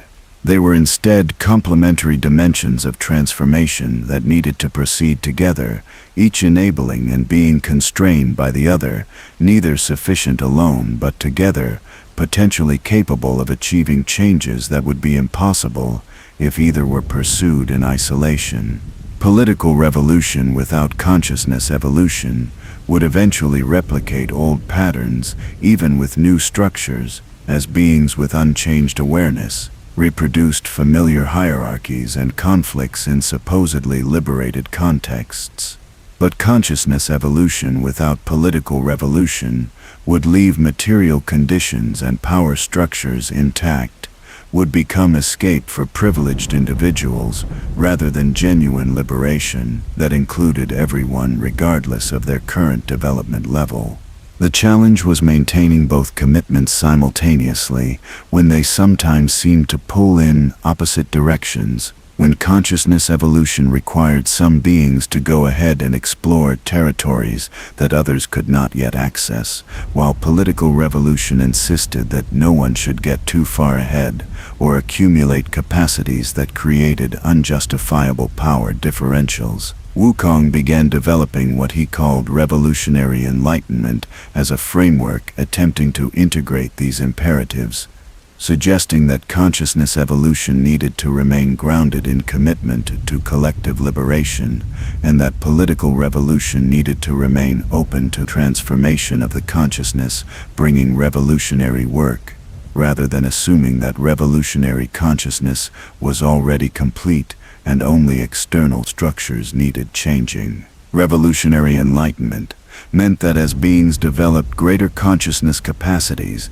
they had corresponding responsibility to use those capacities in service of others' liberation rather than for personal advantage or spiritual escape. It meant that political organizing needed to include practices supporting participants' consciousness development rather than treating beings as static political actors with fixed identities and interests. It meant building institutions that could honor both the present equality of all beings as deserving basic dignity and respect, and the actual differences in capability and understanding that existed and would continue existing, finding ways to benefit from greater wisdom without allowing that wisdom to become justification for domination. It meant accepting that this balance would always be difficult to maintain and would require constant attention and adjustment rather than being something that could be solved once through correct principles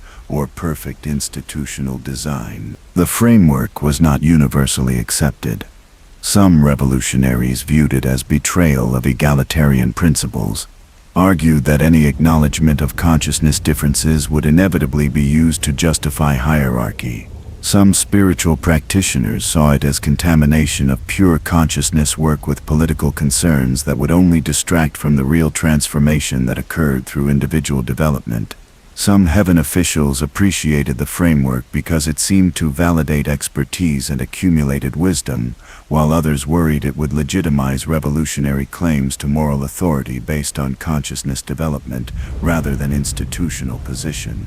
The disagreements themselves demonstrated the difficulty of what Wukong was proposing, the challenge of finding language and concepts that could bridge perspectives that had developed in isolation from each other and which were structured by incompatible assumptions about what mattered most and how change occurred. But despite the disagreements, or perhaps because of them, the revolutionary Enlightenment framework began shaping how various factions approached their work.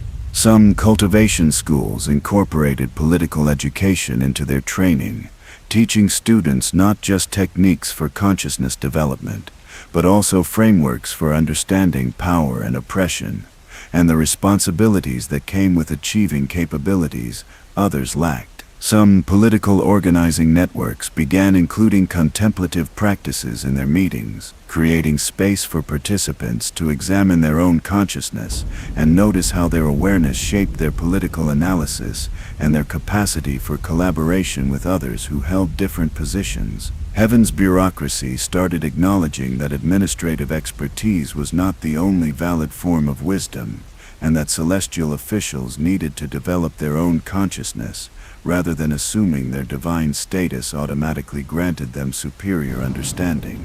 These shifts were incremental and uneven, happening at different speeds in different communities, and often meeting resistance from those invested in older ways of thinking and operating. But collectively they represented movement toward integration, that neither pure political revolution nor pure consciousness evolution could have achieved alone, toward recognition that transformation required working on multiple levels simultaneously, even when that created tensions and complications that would have been avoided by focusing exclusively on one dimension. Wukong felt that this integration, however imperfect and contested, represented maturation of the revolutionary project he had been pursuing across centuries.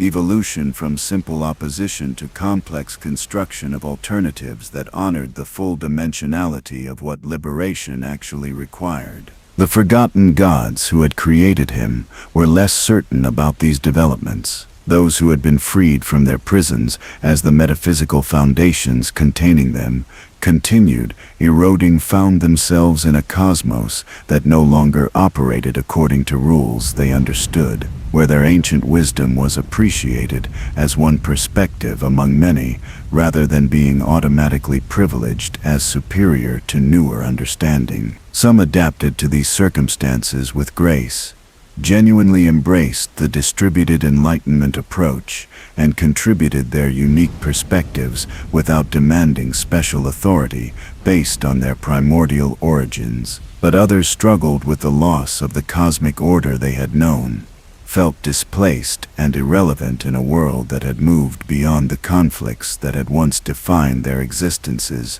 sometimes tried to reassert ancient prerogatives that no one else recognized as legitimate. The Dragon Emperor, whose memory had been preserved in knowledge, seated in Wukong's consciousness, was among those who adapted well, who recognized in the revolutionary Enlightenment framework echoes of what he had tried to establish during his own reign before being overthrown by the coalition that installed the Jade Emperor. He sought out Wukong for conversations that spanned days and ranged across topics from cosmic history to the nature of consciousness to the challenges of maintaining revolutionary commitment across timescales that exceeded most beings' capacity to even imagine. He spoke about his own failures, about how his attempt to freely distribute immortality had overlooked the consciousness preparation that beings needed to use extended lifespans wisely, about how his commitment to equality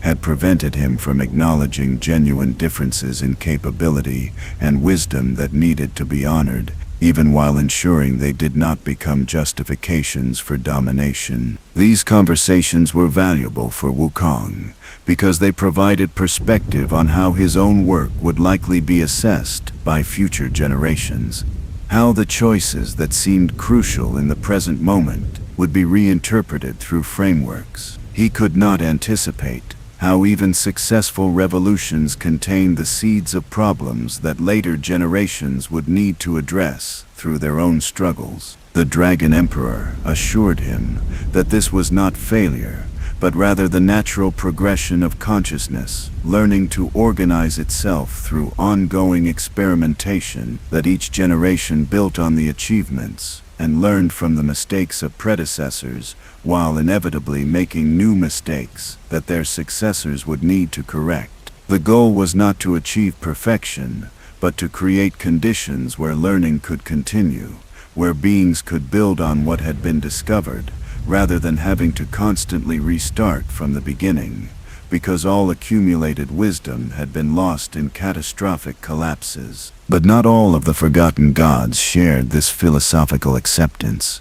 The Phoenix Queen, whose teaching about independent immortality had been subverted during Heaven's consolidation of power, was particularly bitter about how her legacy had been incorporated into the revolutionary project, without adequate acknowledgement of her pioneering work, and without apparent understanding of why her original approach had failed.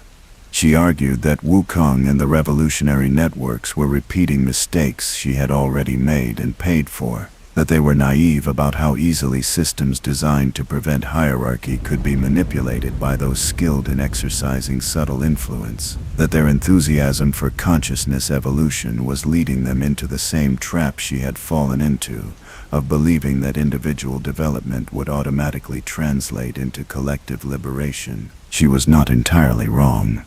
The revolutionary networks were indeed encountering problems that she had faced, were discovering, through painful experience, that some challenges did not have straightforward solutions and required ongoing navigation rather than final resolution.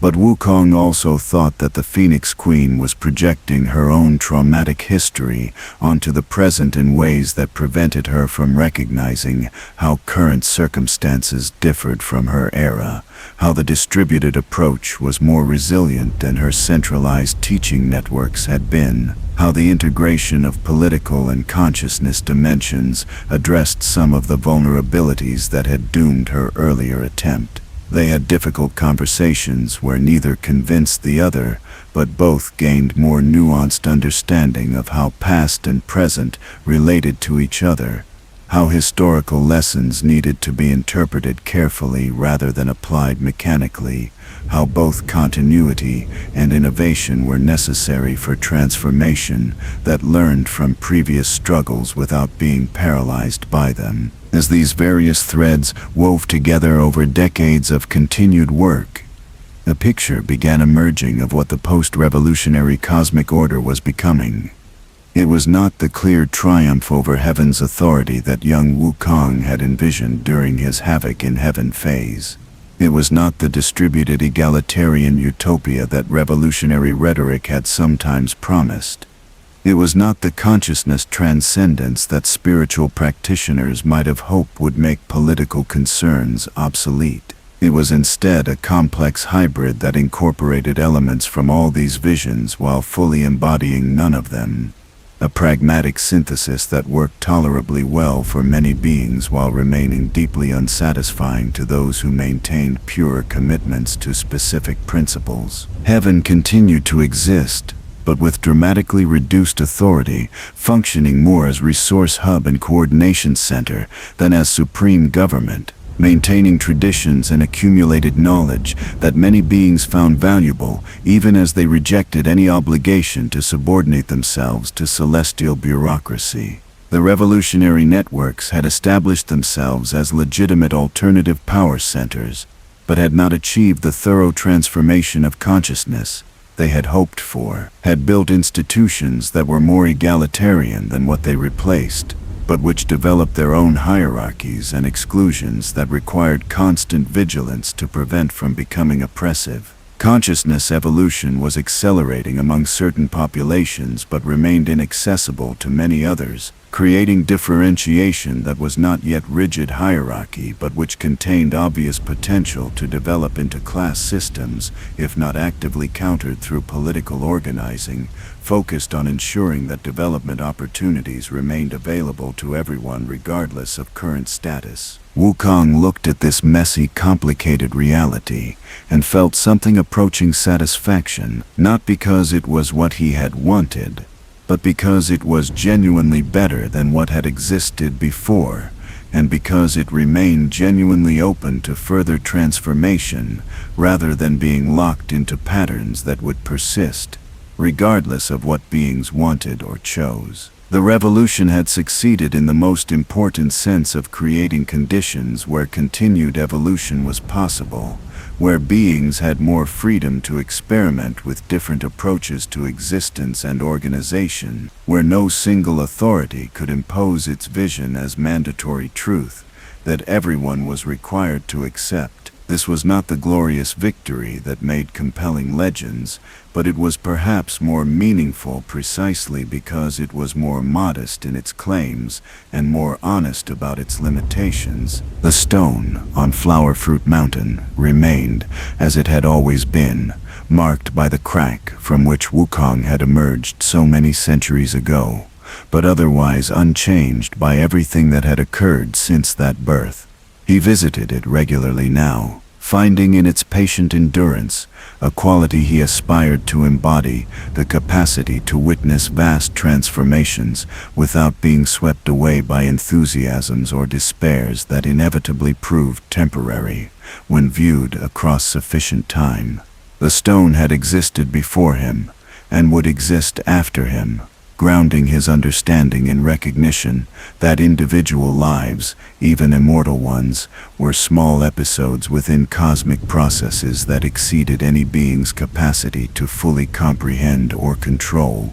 During one of these visits, as he sat in contemplation that had become his primary spiritual practice, Wukong felt something shift in the golden circlet that had constrained him for so long. Not removal, not exactly, but a kind of loosening, as if the binding had served its purpose and was now becoming optional rather than mandatory.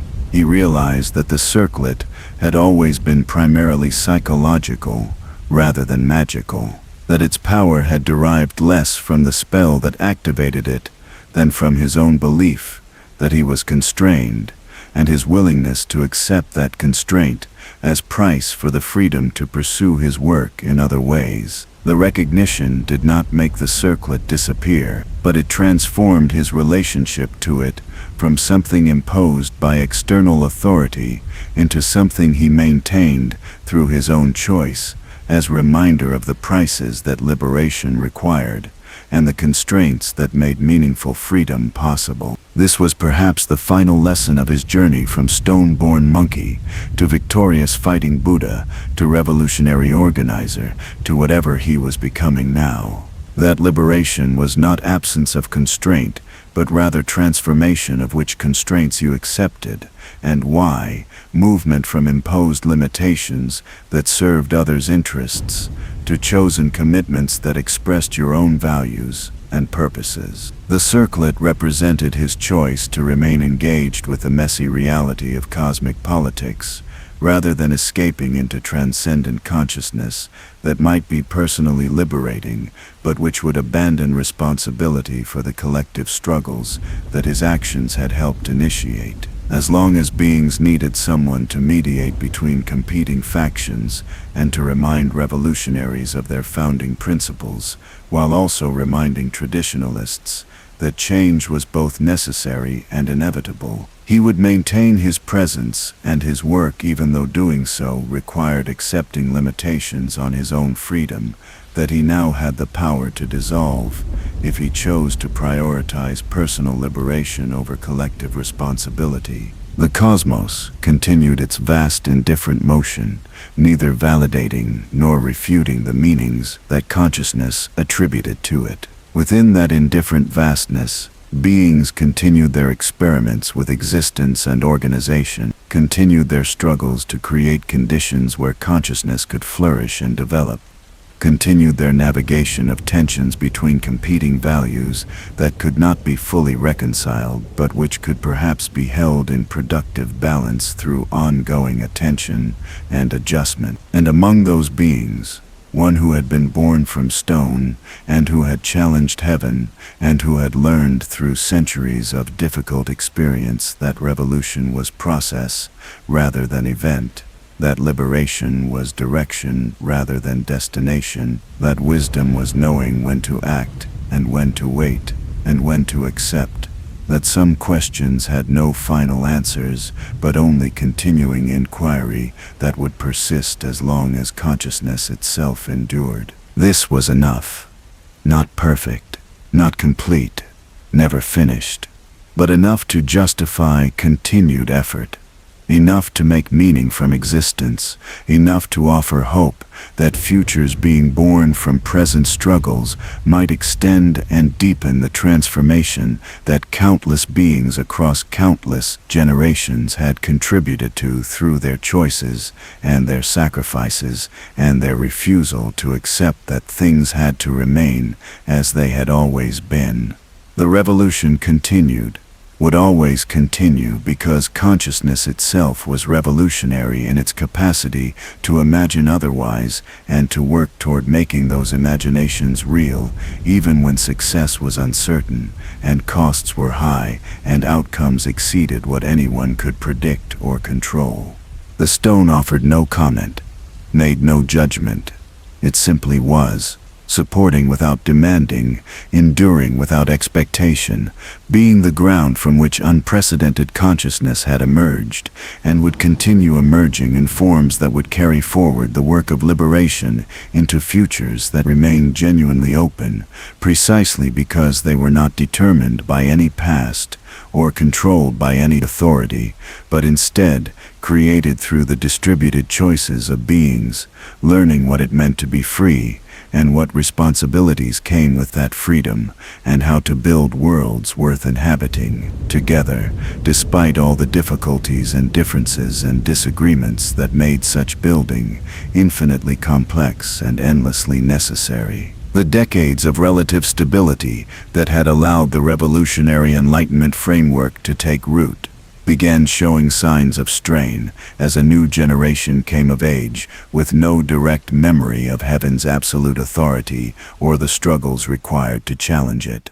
These young beings, whether gods or demons or newly immortal humans, had grown up in a cosmos where multiple power centers coexisted and competed, where celestial authority was one option among many rather than the only legitimate source of order, where consciousness evolution was discussed openly rather than being suppressed as threat to established hierarchies. They took for granted freedoms that their predecessors had fought for across centuries, and this generational disconnect created tensions that Wukong and others of his cohort found increasingly difficult to navigate. Some of the younger generation believed that the revolutionary project had become too conservative, too willing to compromise with heaven and other traditional authorities, too focused on maintaining stability rather than pushing toward more radical transformation. They argued that the revolutionary Enlightenment framework was actually a retreat from pure revolutionary principles, that acknowledging consciousness differences as legitimate basis for differential influence was capitulation to the very hierarchy that revolution was supposed to eliminate, that the patient incremental approach was just excuse for abandoning the boldness that had characterized the movement's founding moments. They pointed to continuing inequalities and persistent injustices, to ways that beings with more power or development still dominated those with less capability, to evidence that the cosmic order remained fundamentally oppressive despite superficial changes in how authority was exercised and justified. But others among the young generation moved in opposite direction, questioning whether the revolutionary struggle had ever been necessary, or whether it had simply replaced one form of cosmic order with another that was different, but not obviously better in all respects. They had heard stories about the stability and clear structures that characterized heaven's traditional authority, about how beings had known their places and their purposes without the constant uncertainty and conflict that seemed to define the post-revolutionary era, about how the Jade Emperor's rule had provided order that prevented the kind of factional warfare and resource competition that now seemed endemic to the distributed power arrangement. These young conservatives were not advocating for return to absolute celestial authority, but they were questioning whether the costs of revolution had been worth the benefits, whether perhaps some middle path between authoritarian stability and chaotic freedom would serve collective well-being better than either extreme. Wukong found himself in the uncomfortable position of defending choices and compromises to people who had not lived through the circumstances that made those decisions seem necessary or even inevitable,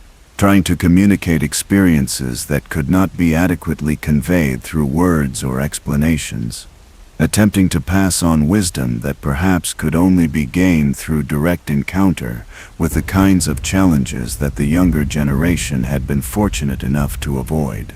He was becoming what he had once dismissed in his own youth, an elder insisting that the young did not understand how difficult things had been and how much worse they could become if hard-won gains were carelessly discarded.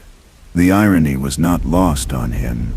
The recognition that he was now playing the role that figures like Subhoti had played for him, trying to teach patience and nuance to beings whose consciousness was shaped by urgency and certainty that came from not yet having experienced failure and compromise on the scale that longer existence eventually imposed. But he also tried to remain open to the possibility that the younger generation's critiques contained valid insights that his own historical position prevented him from perceiving, that perhaps the compromises he had accepted were less necessary than they had seemed, that maybe boldness was still viable in ways that his accumulated caution caused him to underestimate. This was the difficult balance that every revolutionary movement faced across generational transitions: how to pass on lessons from struggle without imposing limitations from the past onto futures that might require different approaches,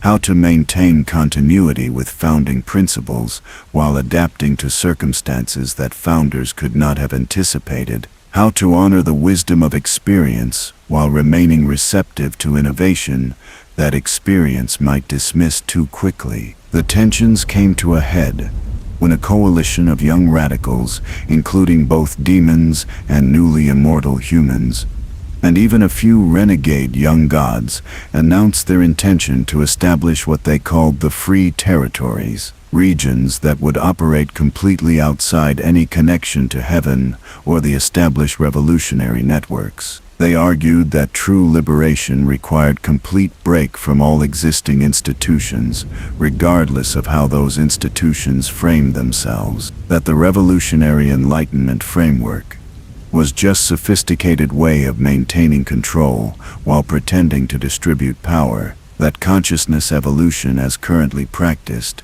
was designed to identify and co-opt the most capable beings, rather than genuinely making advanced development available to everyone. They would build their territories from scratch according to principles of absolute equality and total rejection of any claims to superior wisdom or legitimate authority based on age or experience or development level. The announcement created crisis that threatened to shatter the fragile coalitions that had been maintaining cosmic order.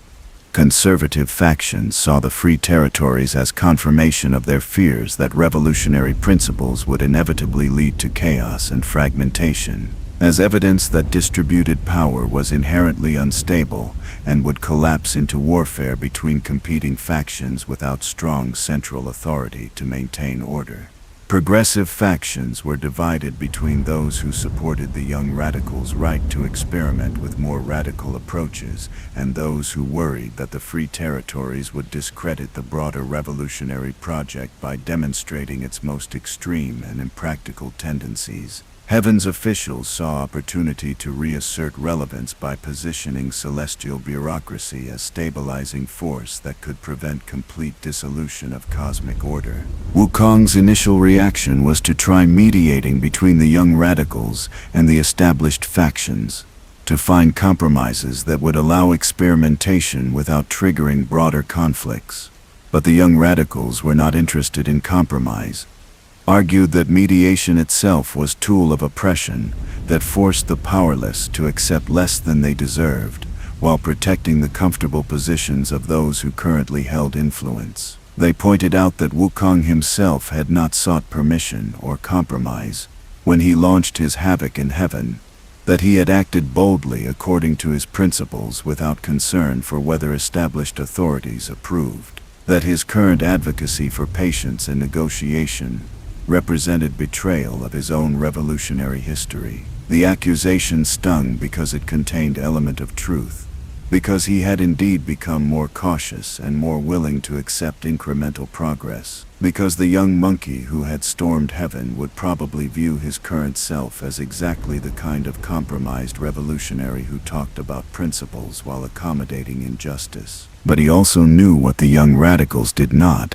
that his Havoc in heaven had failed precisely because it had been too bold and too unwilling to build alliances or consider unintended consequences, that 500 years under a mountain had been the price of revolutionary purity that refused to engage with political realities. He tried to explain this, to share the lessons that decades of imprisonment and centuries of organizing had taught him about the difference between principled commitment and counterproductive rigidity. But the explanations sounded like rationalizations even to his own ears, like warnings from someone who had lost nerve rather than gained wisdom, like cautions from someone more invested in protecting what he had built than in supporting the next generation's attempts to push beyond what he had achieved. Chen Yan and other highly evolved humans offered to help, suggested that they could use their expanded consciousness to perceive probable outcomes of the Free Territories experiment and provide guidance based on that perception. But this offer was rejected even more vehemently than Wukong's mediation attempts, dismissed as exactly the kind of paternalistic claim to superior wisdom that the Free Territories were being established to escape from. The young radicals argued that no one, regardless of how evolved their consciousness, had right to tell others what they should do based on privileged access to understanding that was deliberately kept inaccessible to ordinary beings. They insisted that if consciousness evolution produced wisdom that could not be communicated in terms everyone could engage with, then that wisdom was useless for democratic decision-making and should be excluded from political discourse rather than being granted special authority based on claims that could not be verified by those expected to defer to them. The debate forced everyone involved to confront uncomfortable questions about the revolutionary Enlightenment framework's viability. If beings with more developed consciousness genuinely perceived consequences that others could not see, should they remain silent to preserve equality, even if doing so allowed preventable disasters to occur? But if they spoke and their warnings were granted weight based on their claimed superior perception, how was that different from the traditional hierarchies where gods made decisions for mortals, based on divine wisdom, that mortals were expected to trust without being able to verify?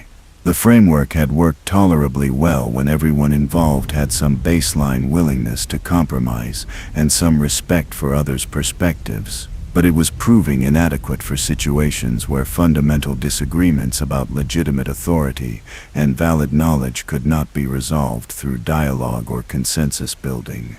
The young radicals proceeded with their plan despite opposition and warnings from multiple factions. They identified territories at the edges of established realms, regions that were marginally habitable, but which no existing power center had strong claims over, and they began establishing communities organized according to their principles of absolute equality and rejection of all traditional authority. The initial reports from these communities were encouraging in some respects, concerning in others. The young beings were demonstrating remarkable creativity in developing new social forms, building institutions that were genuinely different from anything that had existed in Heaven's Order or the revolutionary networks, creating cultures that celebrated experimentation and questioned all received wisdom regardless of its source. But they were also encountering predictable problems that more experienced revolutionaries had warned about, and that the young radicals had dismissed as propaganda designed to prevent them from threatening established powers. Resource allocation without any coordinating authority or acknowledged expertise proved difficult, led to inefficiencies and conflicts that no one had clear mandate to resolve. Absolute equality in decision-making meant that every disagreement required extensive deliberation, made urgent responses to emerging problems nearly impossible, created conditions where charismatic individuals could dominate through force of personality, while officially everyone had equal voice. Rejection of consciousness development as legitimate basis for differential influence meant that beings with genuine insights were unable to contribute their understanding effectively, while those with confidence but limited wisdom spoke with equal authority, and sometimes prevailed simply because they were more persistent in advocating for their positions. Wukong watched these developments with complicated emotions, recognizing patterns he had seen before, while also remaining open to possibility that perhaps this generation would find solutions that had eluded their predecessors. That maybe the fresh perspective, unburdened by historical trauma, would perceive approaches that experience-weighted caution prevented him from imagining. He maintained connections with some of the young radicals, despite their rejection of his guidance, made clear that he would provide assistance if requested, but would not impose himself or his perspectives on their experiments. Tried to model the kind of supportive presence that honored their autonomy, while remaining available if they concluded they needed help from those with more experience navigating revolutionary challenges. The crisis that tested these relationships came sooner than anyone expected. Within the Free Territories, a charismatic demon named Liang had risen to prominence through sheer force of personality and rhetorical skill, had positioned himself as voice of the pure revolutionary principles that the territories were founded on, had gathered following among those who wanted clear leadership even while maintaining that all authority was illegitimate. Liang began advocating for expansion of the Free Territories into regions that were already inhabited, arguing that beings living under any form of authority, whether heavens or the revolutionary networks, needed to be liberated whether they wanted liberation or not. That true revolutionaries had obligation to spread freedom even to those who did not yet understand they were oppressed. This position was deeply problematic for reasons that most of the young radicals initially failed to recognize, shaped as it was by the same paternalistic assumptions about knowing what was best for others that they claimed to reject in all traditional authorities. But Liang's rhetoric was compelling, played on genuine frustrations that beings in established territories experienced, promised that problems would be solved if only people were courageous enough to take radical action rather than accepting incremental progress that served those currently benefiting from the system. His influence grew rapidly within the Free Territories, and factions began forming between those who supported his expansionist vision and those who worried it would trigger exactly the kind of conflict with established powers that the territories needed to avoid, if their experiment was going to survive long enough to demonstrate its viability.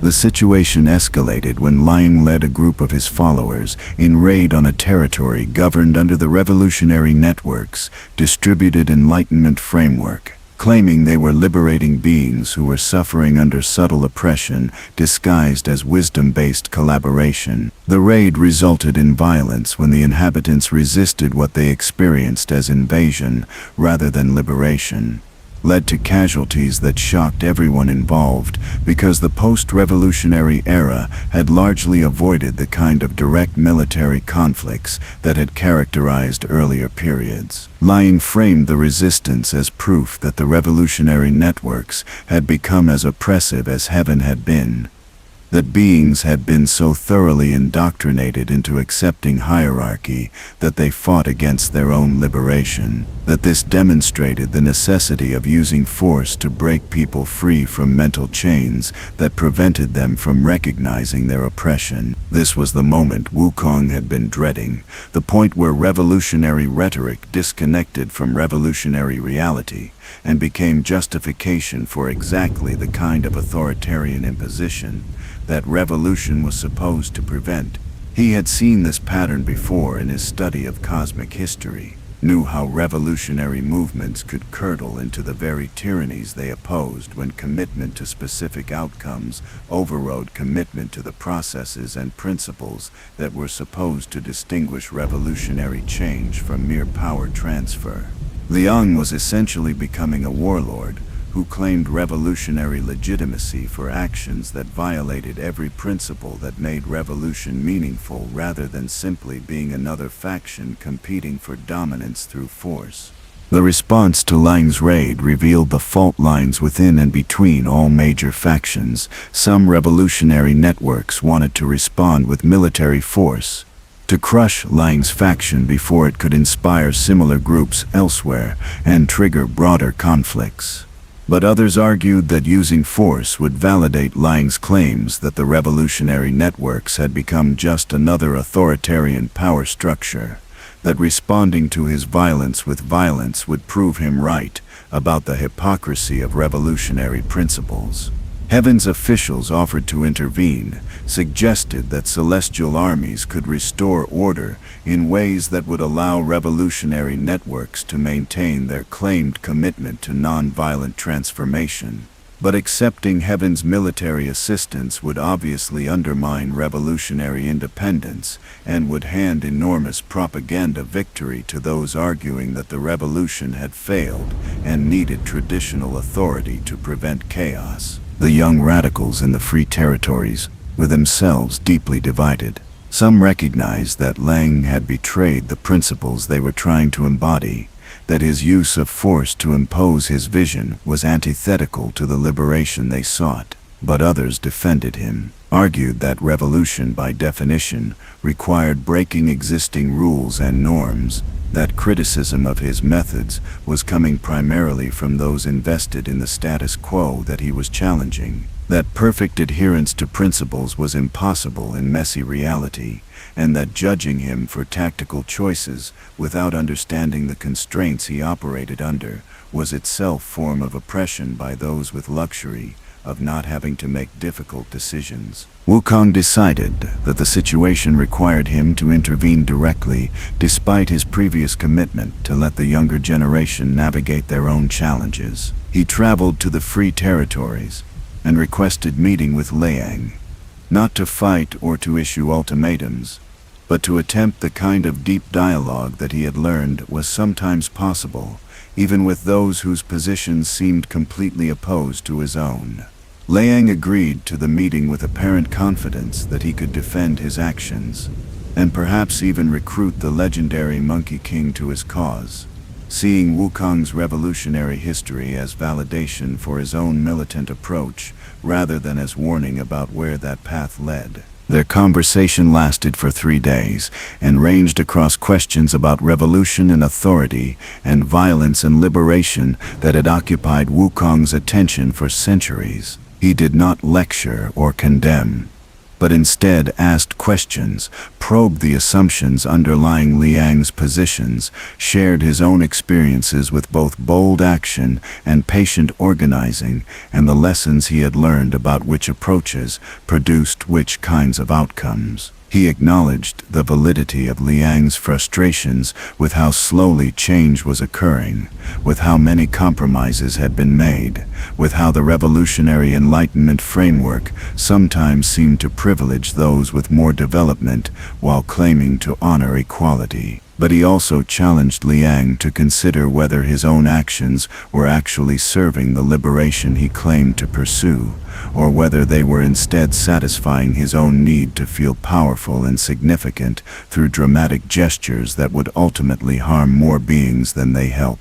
The turning point came when Wukong asked Liang what he had learned from the beings he had liberated in his raid, whether he had actually consulted them about what they wanted, or whether he had simply assumed that his understanding of their needs was more valid than their own expressed preferences. Liang initially deflected, argued that oppressed beings often do not recognize their oppression, and that liberators cannot wait for perfect consensus before acting. But Wukong pressed the question, asked what distinguished Liang's imposition of his vision from Heaven's historical imposition of its order, what made one legitimate liberation and the other illegitimate oppression, if both involved forcing change on beings who resisted it. And in the extended silence that followed this question, something shifted in Liang's certainty, a crack appearing in the revolutionary narrative he had constructed to justify his actions. The conversation did not end with Liang completely changing his positions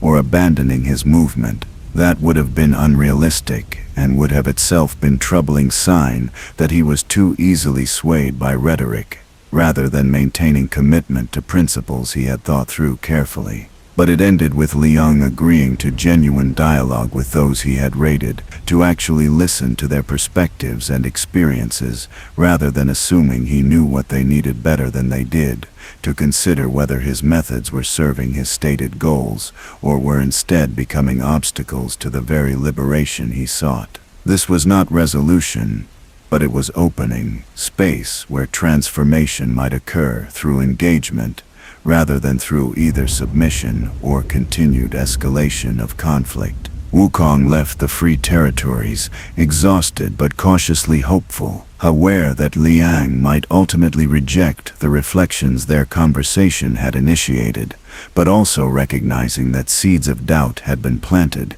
that might grow into genuine wisdom if given time and support. He reported back to the various factions about his conversation, tried to create space for Liang to change course without losing face, advocated for responses that would hold him accountable for the harm he had caused, while also offering paths toward reintegration if he demonstrated genuine commitment to learning from his mistakes. This was the difficult work of revolutionary justice, finding ways to address wrongdoing that did not simply replicate punitive systems that served to maintain power rather than to support genuine transformation. The situation with Liang and the Free Territories was eventually resolved through processes that took years and required patience from everyone involved. Liang did not become an advocate for the revolutionary Enlightenment framework, but he did acknowledge that his raid had been a mistake and worked to make amends to those he had harmed.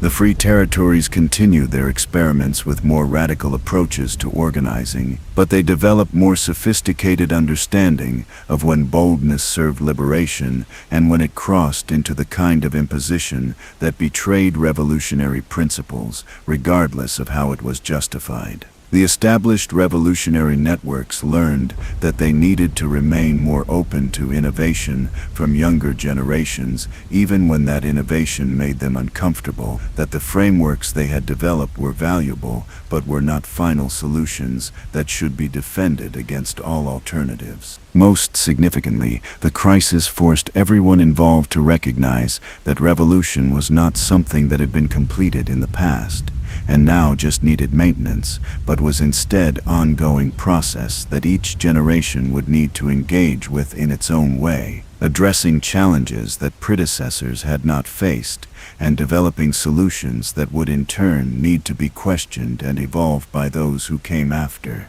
The revolutionary Enlightenment framework remained influential but was increasingly understood as one approach among several rather than as the answer to cosmic organization, as contribution to ongoing dialogue rather than as final resolution that settled all questions about how power should be distributed and how consciousness evolution should relate to political equality. Sun Wukong reflected on how far the cosmic order had evolved from the days when he had stormed heaven, believing that defeating the Jade Emperor would solve everything, from the centuries when he had patiently built networks, thinking that proper organizing would eventually produce stable liberation, from the recent decades when he had hoped that revolutionary enlightenment might finally integrate the political and spiritual dimensions of transformation into synthesis that could address the full complexity of what consciousness required to flourish. Each phase had contained partial truths and valuable insights, but each had also revealed limitations that necessitated continued evolution rather than being satisfied with whatever had already been achieved.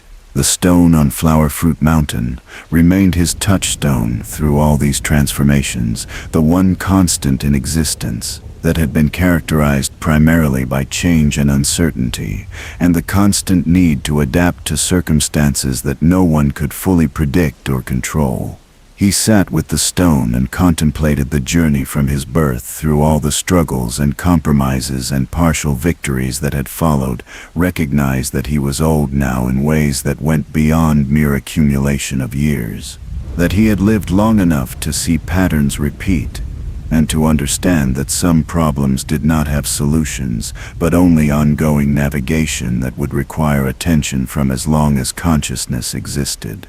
The golden circlet around his head had become part of him, no longer a constraint imposed by external authority, but a choice he maintained as symbol of his commitment to remaining engaged with the difficult work of collective liberation, rather than escaping into purely personal enlightenment or simply abdicating responsibility because the challenges proved too complex for any complete resolution. He could remove it now if he chose, had developed the consciousness capacity to dissolve the spell that had once seemed inescapable. But he kept it as reminder that freedom was always situated within constraints, that liberation was not escape from all limitation, but rather transformation of which limitations you accepted and how you related to them. The cosmos continued its vast indifferent motion, neither validating nor refuting the meanings that consciousness attributed to it. Revolution continued,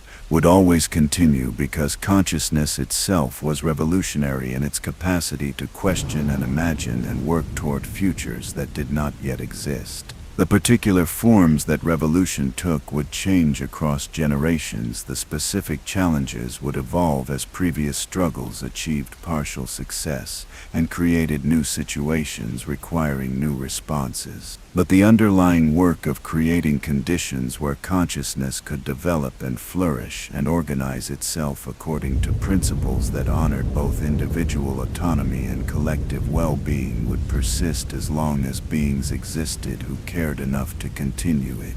This was the truth that could not be simply told, but only lived through ongoing engagement with the messy reality of existence in time. The recognition that there were no final victories or permanent solutions, but only the constant work of showing up and contributing whatever you could to transformations that exceeded any individual's capacity to complete or control. The acceptance that meaning came not from achieving ultimate goals, but from the struggle itself, and from the relationships built through that struggle, and from knowing that your efforts mattered even when outcomes remained uncertain and incomplete. Sun Wukong accepted this truth with a hard-won wisdom of someone who had finally learned that this acceptance was not resignation, but rather the only foundation for revolutionary commitment that could sustain itself across timescales that exceeded the original revolutionary Zhen's lifespan and vision.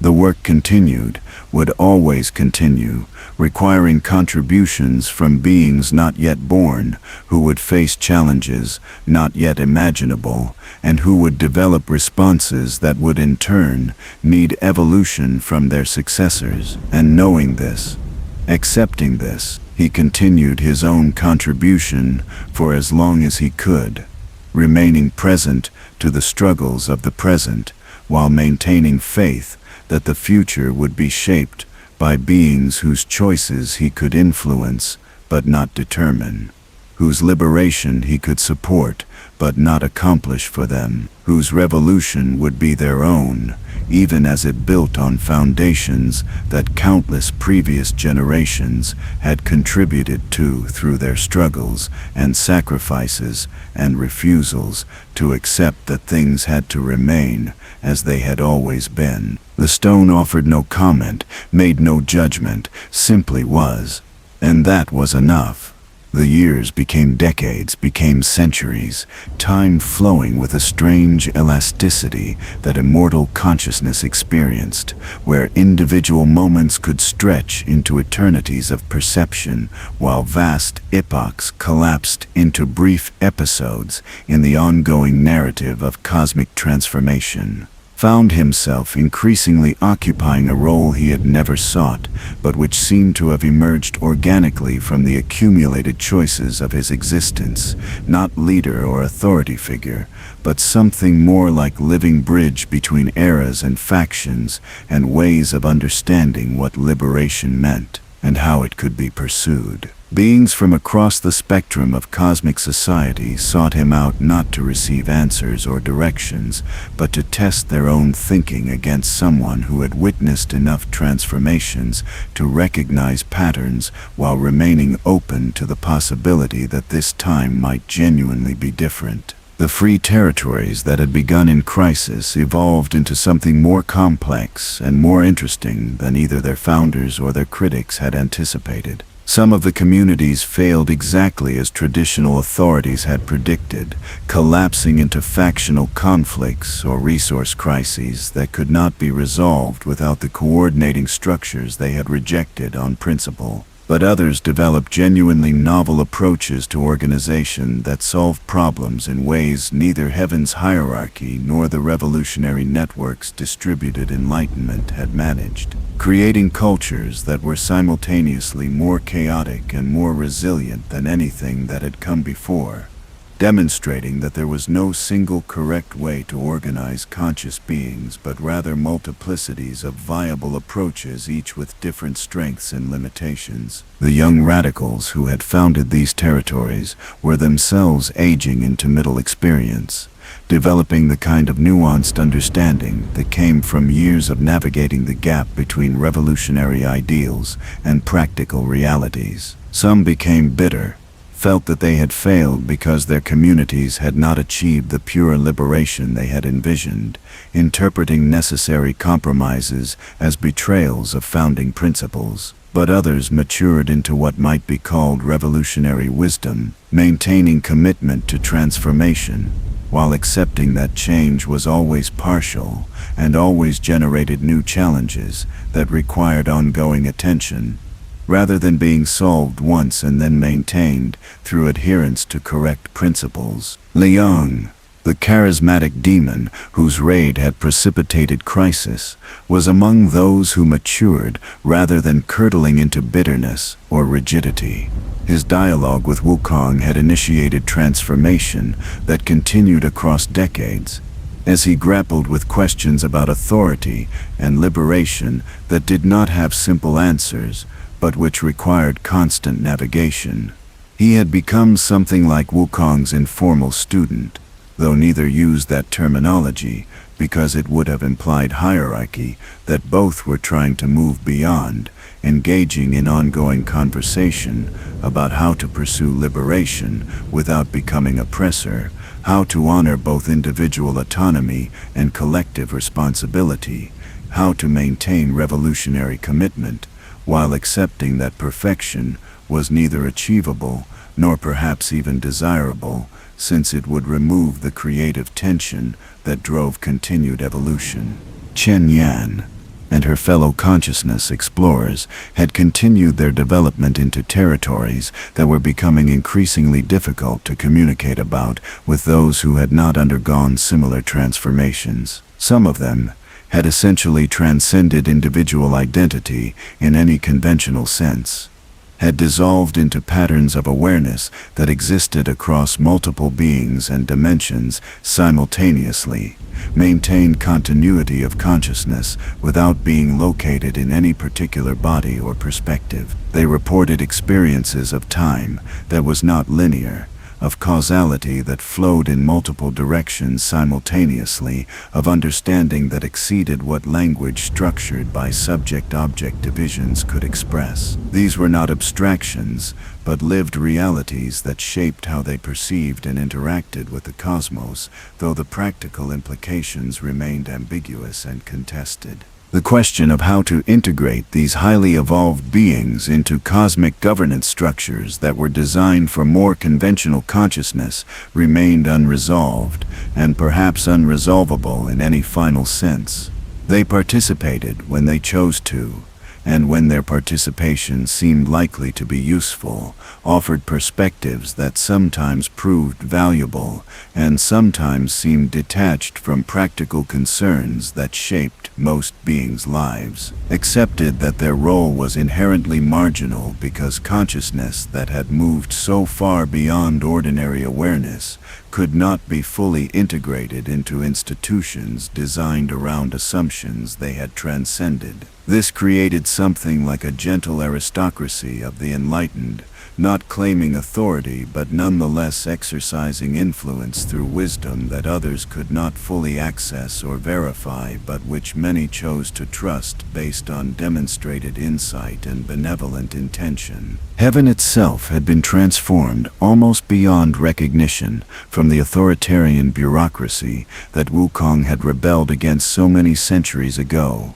The Jade Emperor remained on his throne, but his role had become almost entirely ceremonial, performing rituals that maintain continuity with tradition, while possessing little real power to impose decisions on beings who no longer accepted that celestial authority was inherently legitimate.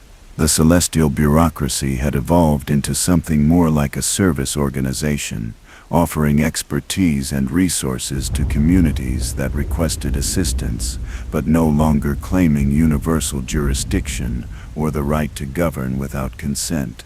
Many of the gods who had defined themselves through their positions in that hierarchy had struggled with this transformation, had found that being divine was less meaningful when divinity no longer automatically granted authority or special status, had needed to develop new understandings of their purpose and value in a cosmos that had moved beyond the frameworks that had structured their existence. Erlang Shen, who had been Wukong's antagonist during the Havoc in Heaven, and then his skeptical interlocutor during the revolutionary period, had become one of the most effective advocates for Heaven's transformation into service-oriented institution. He had recognized earlier than most celestial officials that fighting to preserve authority was ultimately futile. When that authority rested on acceptance that was no longer forthcoming, that the choice was not between maintaining traditional hierarchy and descending into chaos, but rather between adapting to new realities or becoming irrelevant as cosmic order organized itself around institutions that actually met beings' needs rather than claiming legitimacy through ancient tradition. His efforts had helped many gods navigate the difficult psychological and practical challenges of redefining their identities and purposes in ways that allowed them to contribute meaningfully rather than clinging to prerogatives that no longer served anyone. The forgotten gods who had been freed from their ancient prisons had largely integrated into the post-revolutionary cosmic order with varying degrees of success and satisfaction. The Dragon Emperor maintained cordial relationship with Wukong, occasionally seeking him out for conversations that ranged across topics from consciousness evolution to institutional design to questions about whether the cosmos they had all helped create was actually better than what had existed before, or simply different in ways that benefited some beings while harming others. He did not claim to have clear answers to these questions, acknowledged that his own perspective was inevitably shaped by his history and his particular position within the cosmic order, but he valued the dialogue itself as a way of maintaining intellectual humility and avoiding the kind of certainty that had led so many well-intentioned beings to impose their visions on others. The Phoenix Queen remained more critical, still believing that the revolutionary project had not gone far enough, that consciousness evolution was being constrained by political considerations that prevented beings from achieving their full potential, that the compromise frameworks that had emerged were ultimately serving to prevent genuine transformation rather than facilitating it. She had established her own communities of practice that pursued what she called pure consciousness cultivation without contamination by political concerns, and these communities had achieved remarkable developments in some respects, while also demonstrating troubling tendencies toward isolation and elitism that replicated patterns she had supposedly rejected. Wukong engaged with her and her communities when opportunities arose, tried to challenge their assumptions without dismissing their genuine achievements, maintained relationships even when he disagreed profoundly with their approaches. The mortal realm had been transformed perhaps most dramatically of all, as the widespread achievement of immortality by humans who used techniques disseminated through revolutionary networks meant that the boundary between mortal and immortal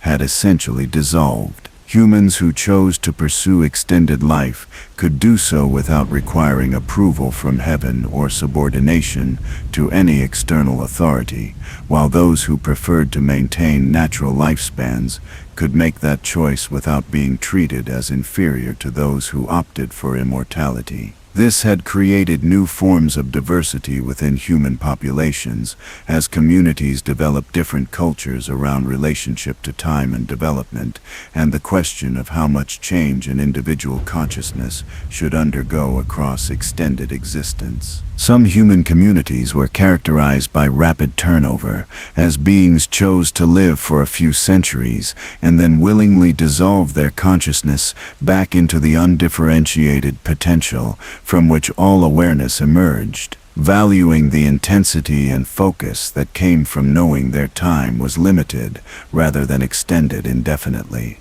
Other communities pursued extreme longevity, with individuals accumulating thousands of years of experience and undergoing transformations that made them almost unrecognizable from their original forms, creating living histories that spanned multiple eras and multiple iterations of cosmic organization. And many communities existed somewhere between these extremes, with individuals making different choices at different times based on their particular circumstances and values and relationships. This diversity was celebrated in the revolutionary rhetoric about how liberation should manifest in practice, held up as evidence that the transformation had succeeded in creating conditions where beings could genuinely choose their own paths, rather than having options constrained by authorities claiming to know what was best for everyone. But it also created challenges around maintaining coherent communities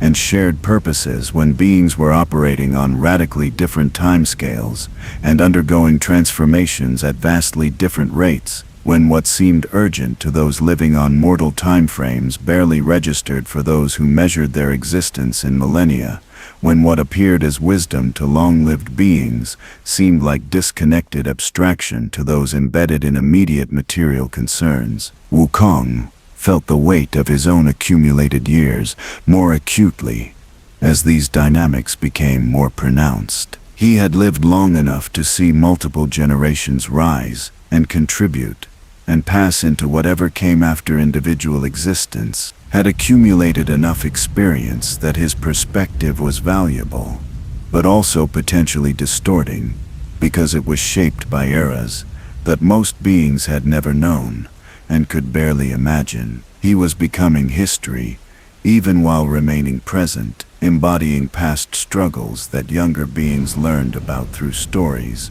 rather than direct experience, representing revolutionary ideals that had been forged in contexts so different from current circumstances that their applicability was increasingly questionable. He began seriously contemplating for the first time whether his continued existence was serving collective liberation, or whether he had become obstacle to necessary evolution, whether his presence and influence were helping younger generations develop their own revolutionary consciousness, or were instead preventing them from genuinely grappling with challenges that required fresh perspectives, unburdened by historical baggage. The question was not whether he was tired, though he was, or whether he had earned rest, though perhaps he had. The question was whether the cosmos would be better served by his continued engagement, or by his stepping back and allowing space for beings who were not carrying the particular history and relationships and commitments that shaped his understanding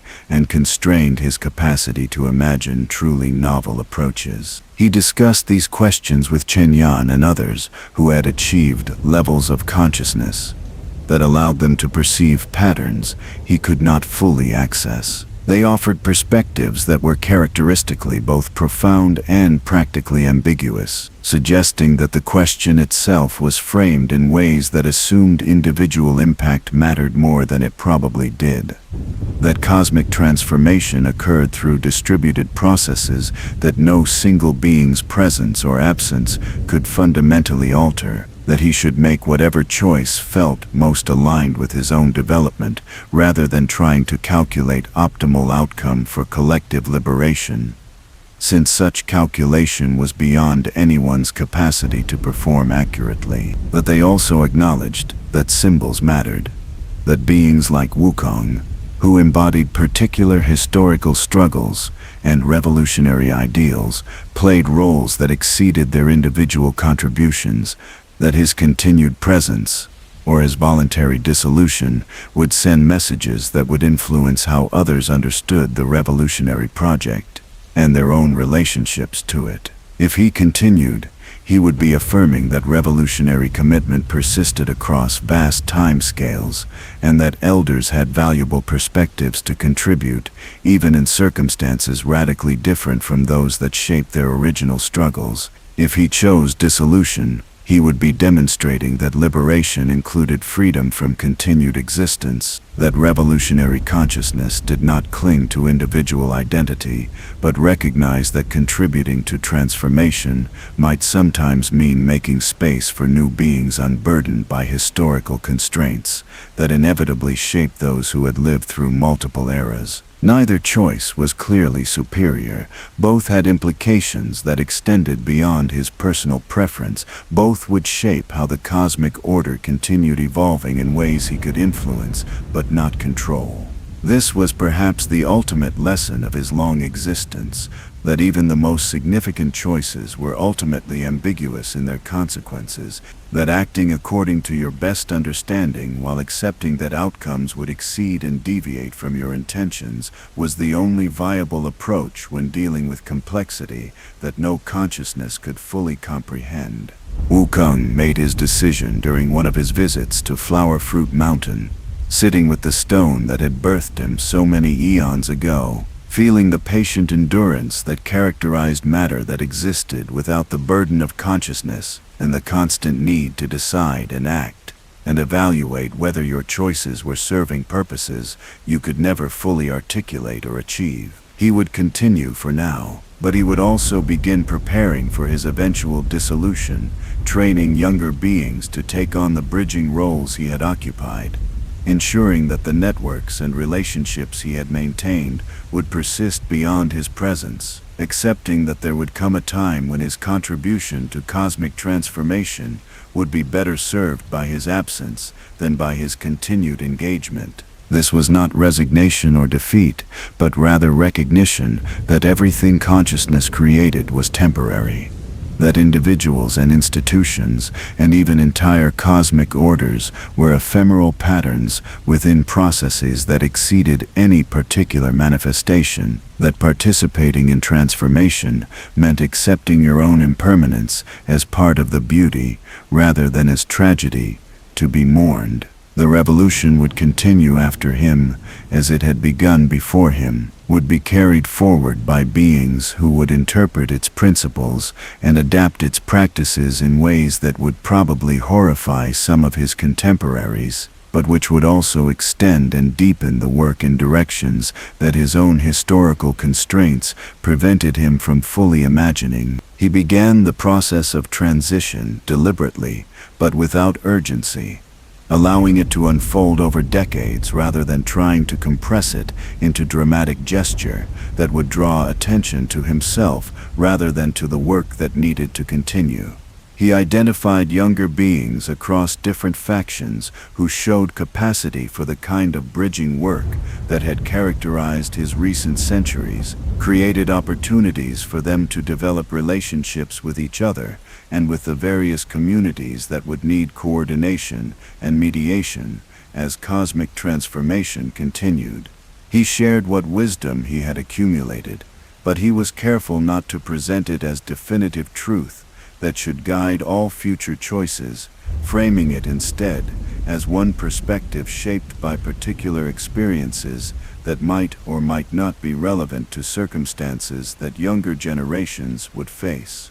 Liang was among those he mentored most intensively during this transition period, recognizing in the former young radical someone who had matured into the kind of revolutionary consciousness that could hold complexity without either rigidly adhering to pure principles or cynically abandoning them in favor of pure pragmatism. Their conversations deepened into genuine friendship that transcended the implicit hierarchy of teaching relationship, became mutual exploration of questions neither could answer, but which both found valuable to continue investigating. Liang understood what Wukong was preparing for, and argued against it at first, insisted that the cosmos still needed the Monkey King's presence and perspective, that his dissolution would be loss that no group of younger beings could adequately compensate for. But Wukong gently challenged this attachment, asked whether Liang's resistance came from genuine assessment of collective needs,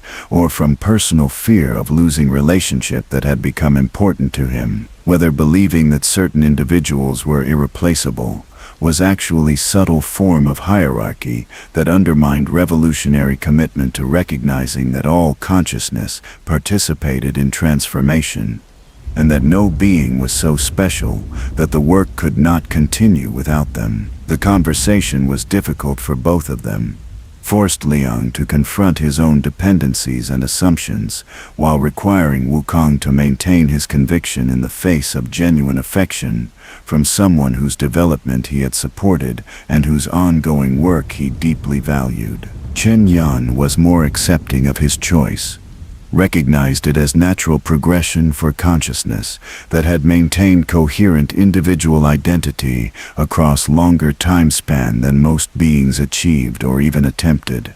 She explained that from the perspectives her consciousness had developed access to, individual existence and dissolution into larger patterns of awareness were not opposites, but rather different modalities that consciousness moved between according to purposes and preferences that exceeded rational calculation. She suggested that he might find that dissolution was not ending, but transformation into modes of existence that he could not currently imagine, that consciousness that had accumulated his particular patterns and relationships and commitments would not simply disappear, but would be distributed into the cosmic processes that continued generating new forms and new possibilities. This framing was both comforting and unsettling, offered continuation while acknowledging that what continued would not be recognizably him in any conventional sense, suggested that his concern about whether the cosmos needed his continued presence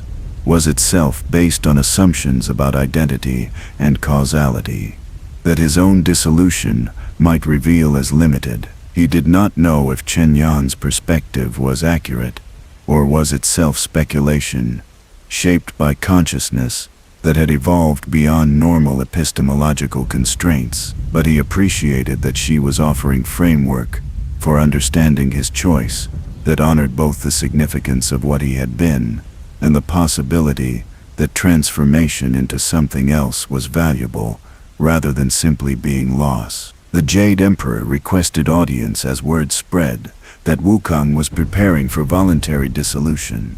Their meeting was private, marked by formality that had characterized all their interactions, despite centuries of working in loose cooperation rather than direct opposition. The Emperor spoke about how Wukong's rebellion had ultimately saved heaven by forcing transformation that celestial bureaucracy would never have initiated voluntarily, how the changes that had seemed like defeat for cosmic order at the time had actually allowed that order to evolve into forms that were more sustainable and more legitimate than what had existed before. He expressed gratitude that was complicated by acknowledgement that his own authority had been permanently diminished by the very processes he was now thanking Wukong for initiating, recognized that he was essentially acknowledging that his defeat had been beneficial, even though he had spent centuries fighting against it. Wukong received this gratitude with a grace that centuries had taught him, but he also pushed back gently against the narrative that framed their relationship as one of conflict that had ultimately been resolved through transformation that benefited everyone. He reminded the Emperor that many beings had suffered under heaven's authority, that the cosmic order the Jade Emperor now praised as more sustainable had required struggles and sacrifices from countless individuals who had not lived to see the benefits, that gratitude for transformation did not absolve responsibility for the harms that had made that transformation necessary. The conversation was difficult but honest, allowed both of them to acknowledge complexity rather than settling for comfortable reconciliation that would have smoothed over genuine tensions in favor of neat narrative closure. They parted with mutual respect. That was not the same as friendship, but which recognized that they had both contributed in their different ways to cosmic transformation that exceeded what either had intended or could claim sole credit for. The Jade Emperor would continue his ceremonial role in heaven's transformed bureaucracy, maintaining traditions and symbols that connected present to past, even as their meaning continued evolving. Wukong would proceed toward dissolution, confident that the revolutionary project would continue through distributed consciousness that no longer required his particular presence to maintain momentum or direction. The final preparations took longer than Wukong anticipated, not because the process was difficult, but because there were so many relationships to honor and so many conversations that needed to occur before he felt ready to release his hold on individual existence. He visited communities across multiple realms, spoke with beings he had known for centuries, and others he had only recently encountered, shared memories and hopes and uncertainties about what came next, for the cosmic order they had all contributed to shaping. These conversations were not farewells in any conventional sense, because he was not dying in the way that beings with finite lifespans died, but they were acknowledgments that the mode of existence he had maintained was ending, and that what came after would not include him in recognizable form. Flower Fruit Mountain was where he chose to complete the process, returning to the stone that had birthed him, closing the circle in the way that consciousness often seemed to find meaningful, even when such closure was arguably just pattern-seeking.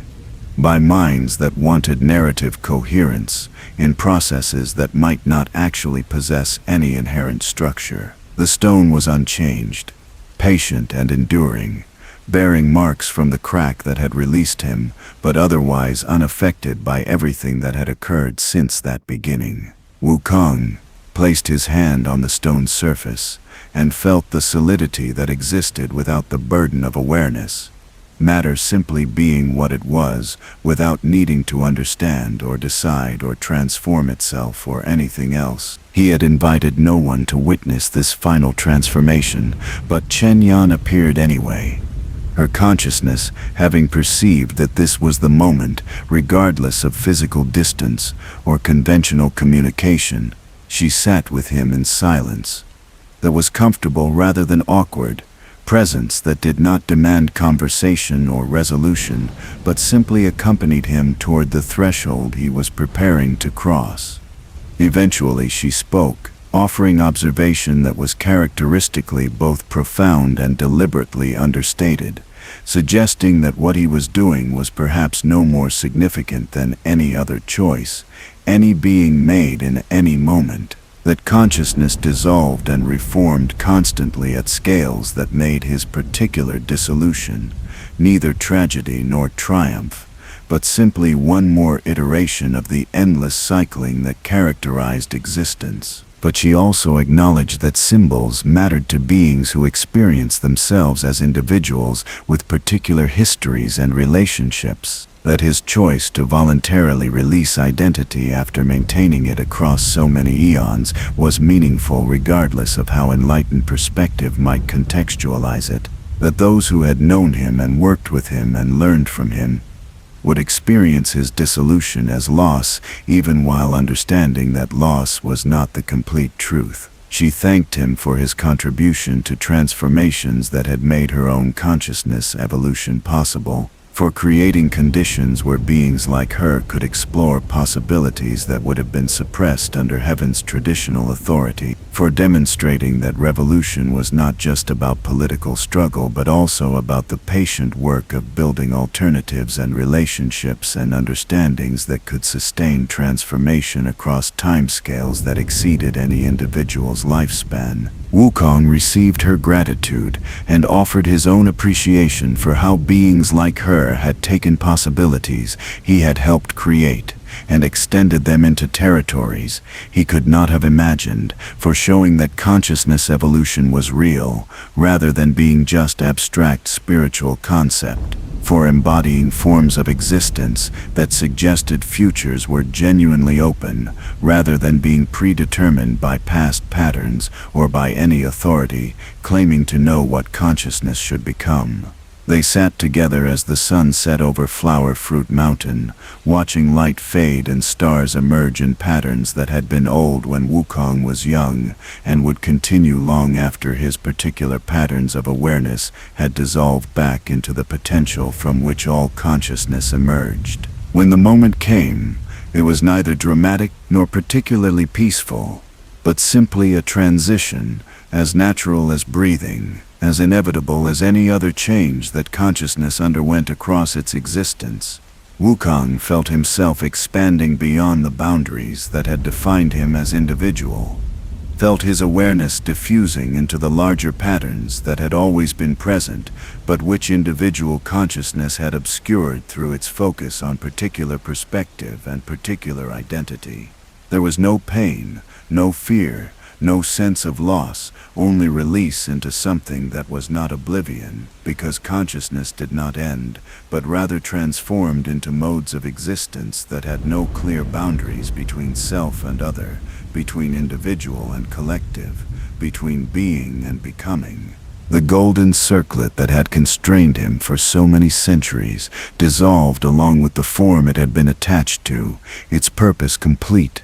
Now that the being it had been designed to control had voluntarily released the identity that made control either necessary or possible, the stone remained, bearing witness as it had always done, patient and enduring, grounding existence that was otherwise characterized by constant flux and transformation. And in the spaces between stars, in dimensions that ordinary perception could not access, in the distributed networks of consciousness that spanned multiple realms and multiple ways of being, the patterns that had constituted Sun Wukong continued in forms that were no longer him, but which carried forward something of what he had been and what he had contributed to the ongoing work of cosmic liberation. The revolution continued, would always continue, because consciousness itself was revolutionary in its capacity to question and imagine and work toward futures that did not yet exist. The particular beings who carried that work forward would change, the specific challenges would evolve, the methods would adapt to circumstances that no previous generation had encountered. But the fundamental commitment to creating conditions where all consciousness could develop and flourish according to its own purposes, rather than being constrained by authorities claiming to know what was best. That commitment persisted, woven into the cosmic order in ways that made it difficult to completely erase even when particular individuals or movements or eras passed into history. The stone on Flower Fruit Mountain remained, bearing the crack from which unprecedented consciousness had emerged, waiting with patient endurance for whatever would come next, grounding existence that was otherwise characterized by constant transformation and infinite possibility. And in that grounding, in that patient witnessing that made no demands and offered no judgments, there was perhaps the deepest wisdom that matter could offer to consciousness, that being itself was enough, that existence did not require justification through achievement or transformation or any particular purpose, that the work of liberation was valuable, but that the value came from the work itself, rather than from any final destination or complete resolution that the work was supposedly moving toward. This was the secret. The truth that could only be lived rather than stated, that liberation was not something achieved once and then maintained, but rather was the ongoing practice of remaining present to possibility, while accepting limitation, of continuing to work toward transformation, while recognizing that transformation was never complete, of honoring both the struggles of the past and the openness of the future, without being imprisoned by either.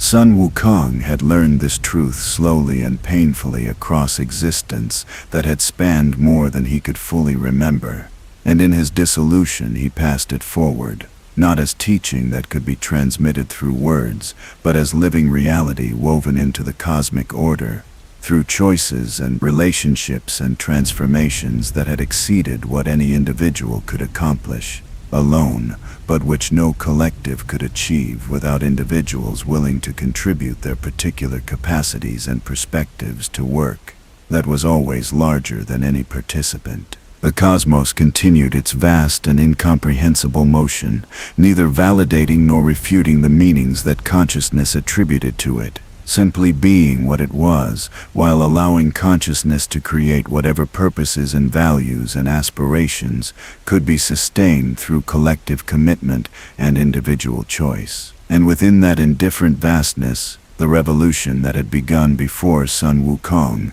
and which would continue after him, proceeded in its distributed, uncoordinated way, carried forward by billions of beings making countless choices that collectively shaped futures that no one could predict or control, but which everyone had some small role in creating, through the simple act of showing up and participating, and refusing to accept that things had to remain as they had always been. The stone offered no comment, made no judgment. It simply was as it had always been, as it would continue being long after all the consciousness that had emerged from it, or been shaped by its presence, had dissolved back into whatever came after individual existence. And in that simple being, in that patient endurance, without expectation or demand, perhaps the deepest truth resided. That existence itself was the miracle, that consciousness emerging from matter to question and imagine and transform was the revolution at its most fundamental, that everything else was elaboration on that basic wonder of awareness arising from a cosmos that had no obligation to be aware of itself, but which somehow, inexplicably, had become conscious and was continuing to explore what that consciousness could become, and what purposes it could serve, and what meanings it could create, from the raw material of existence that had been given to it, without explanation or instruction or any guarantee that the work would lead anywhere except to more work that would require attention from beings not yet born, who would face their own challenges and develop their own responses, that would continue the endless creativity of consciousness, learning to liberate itself through whatever means and methods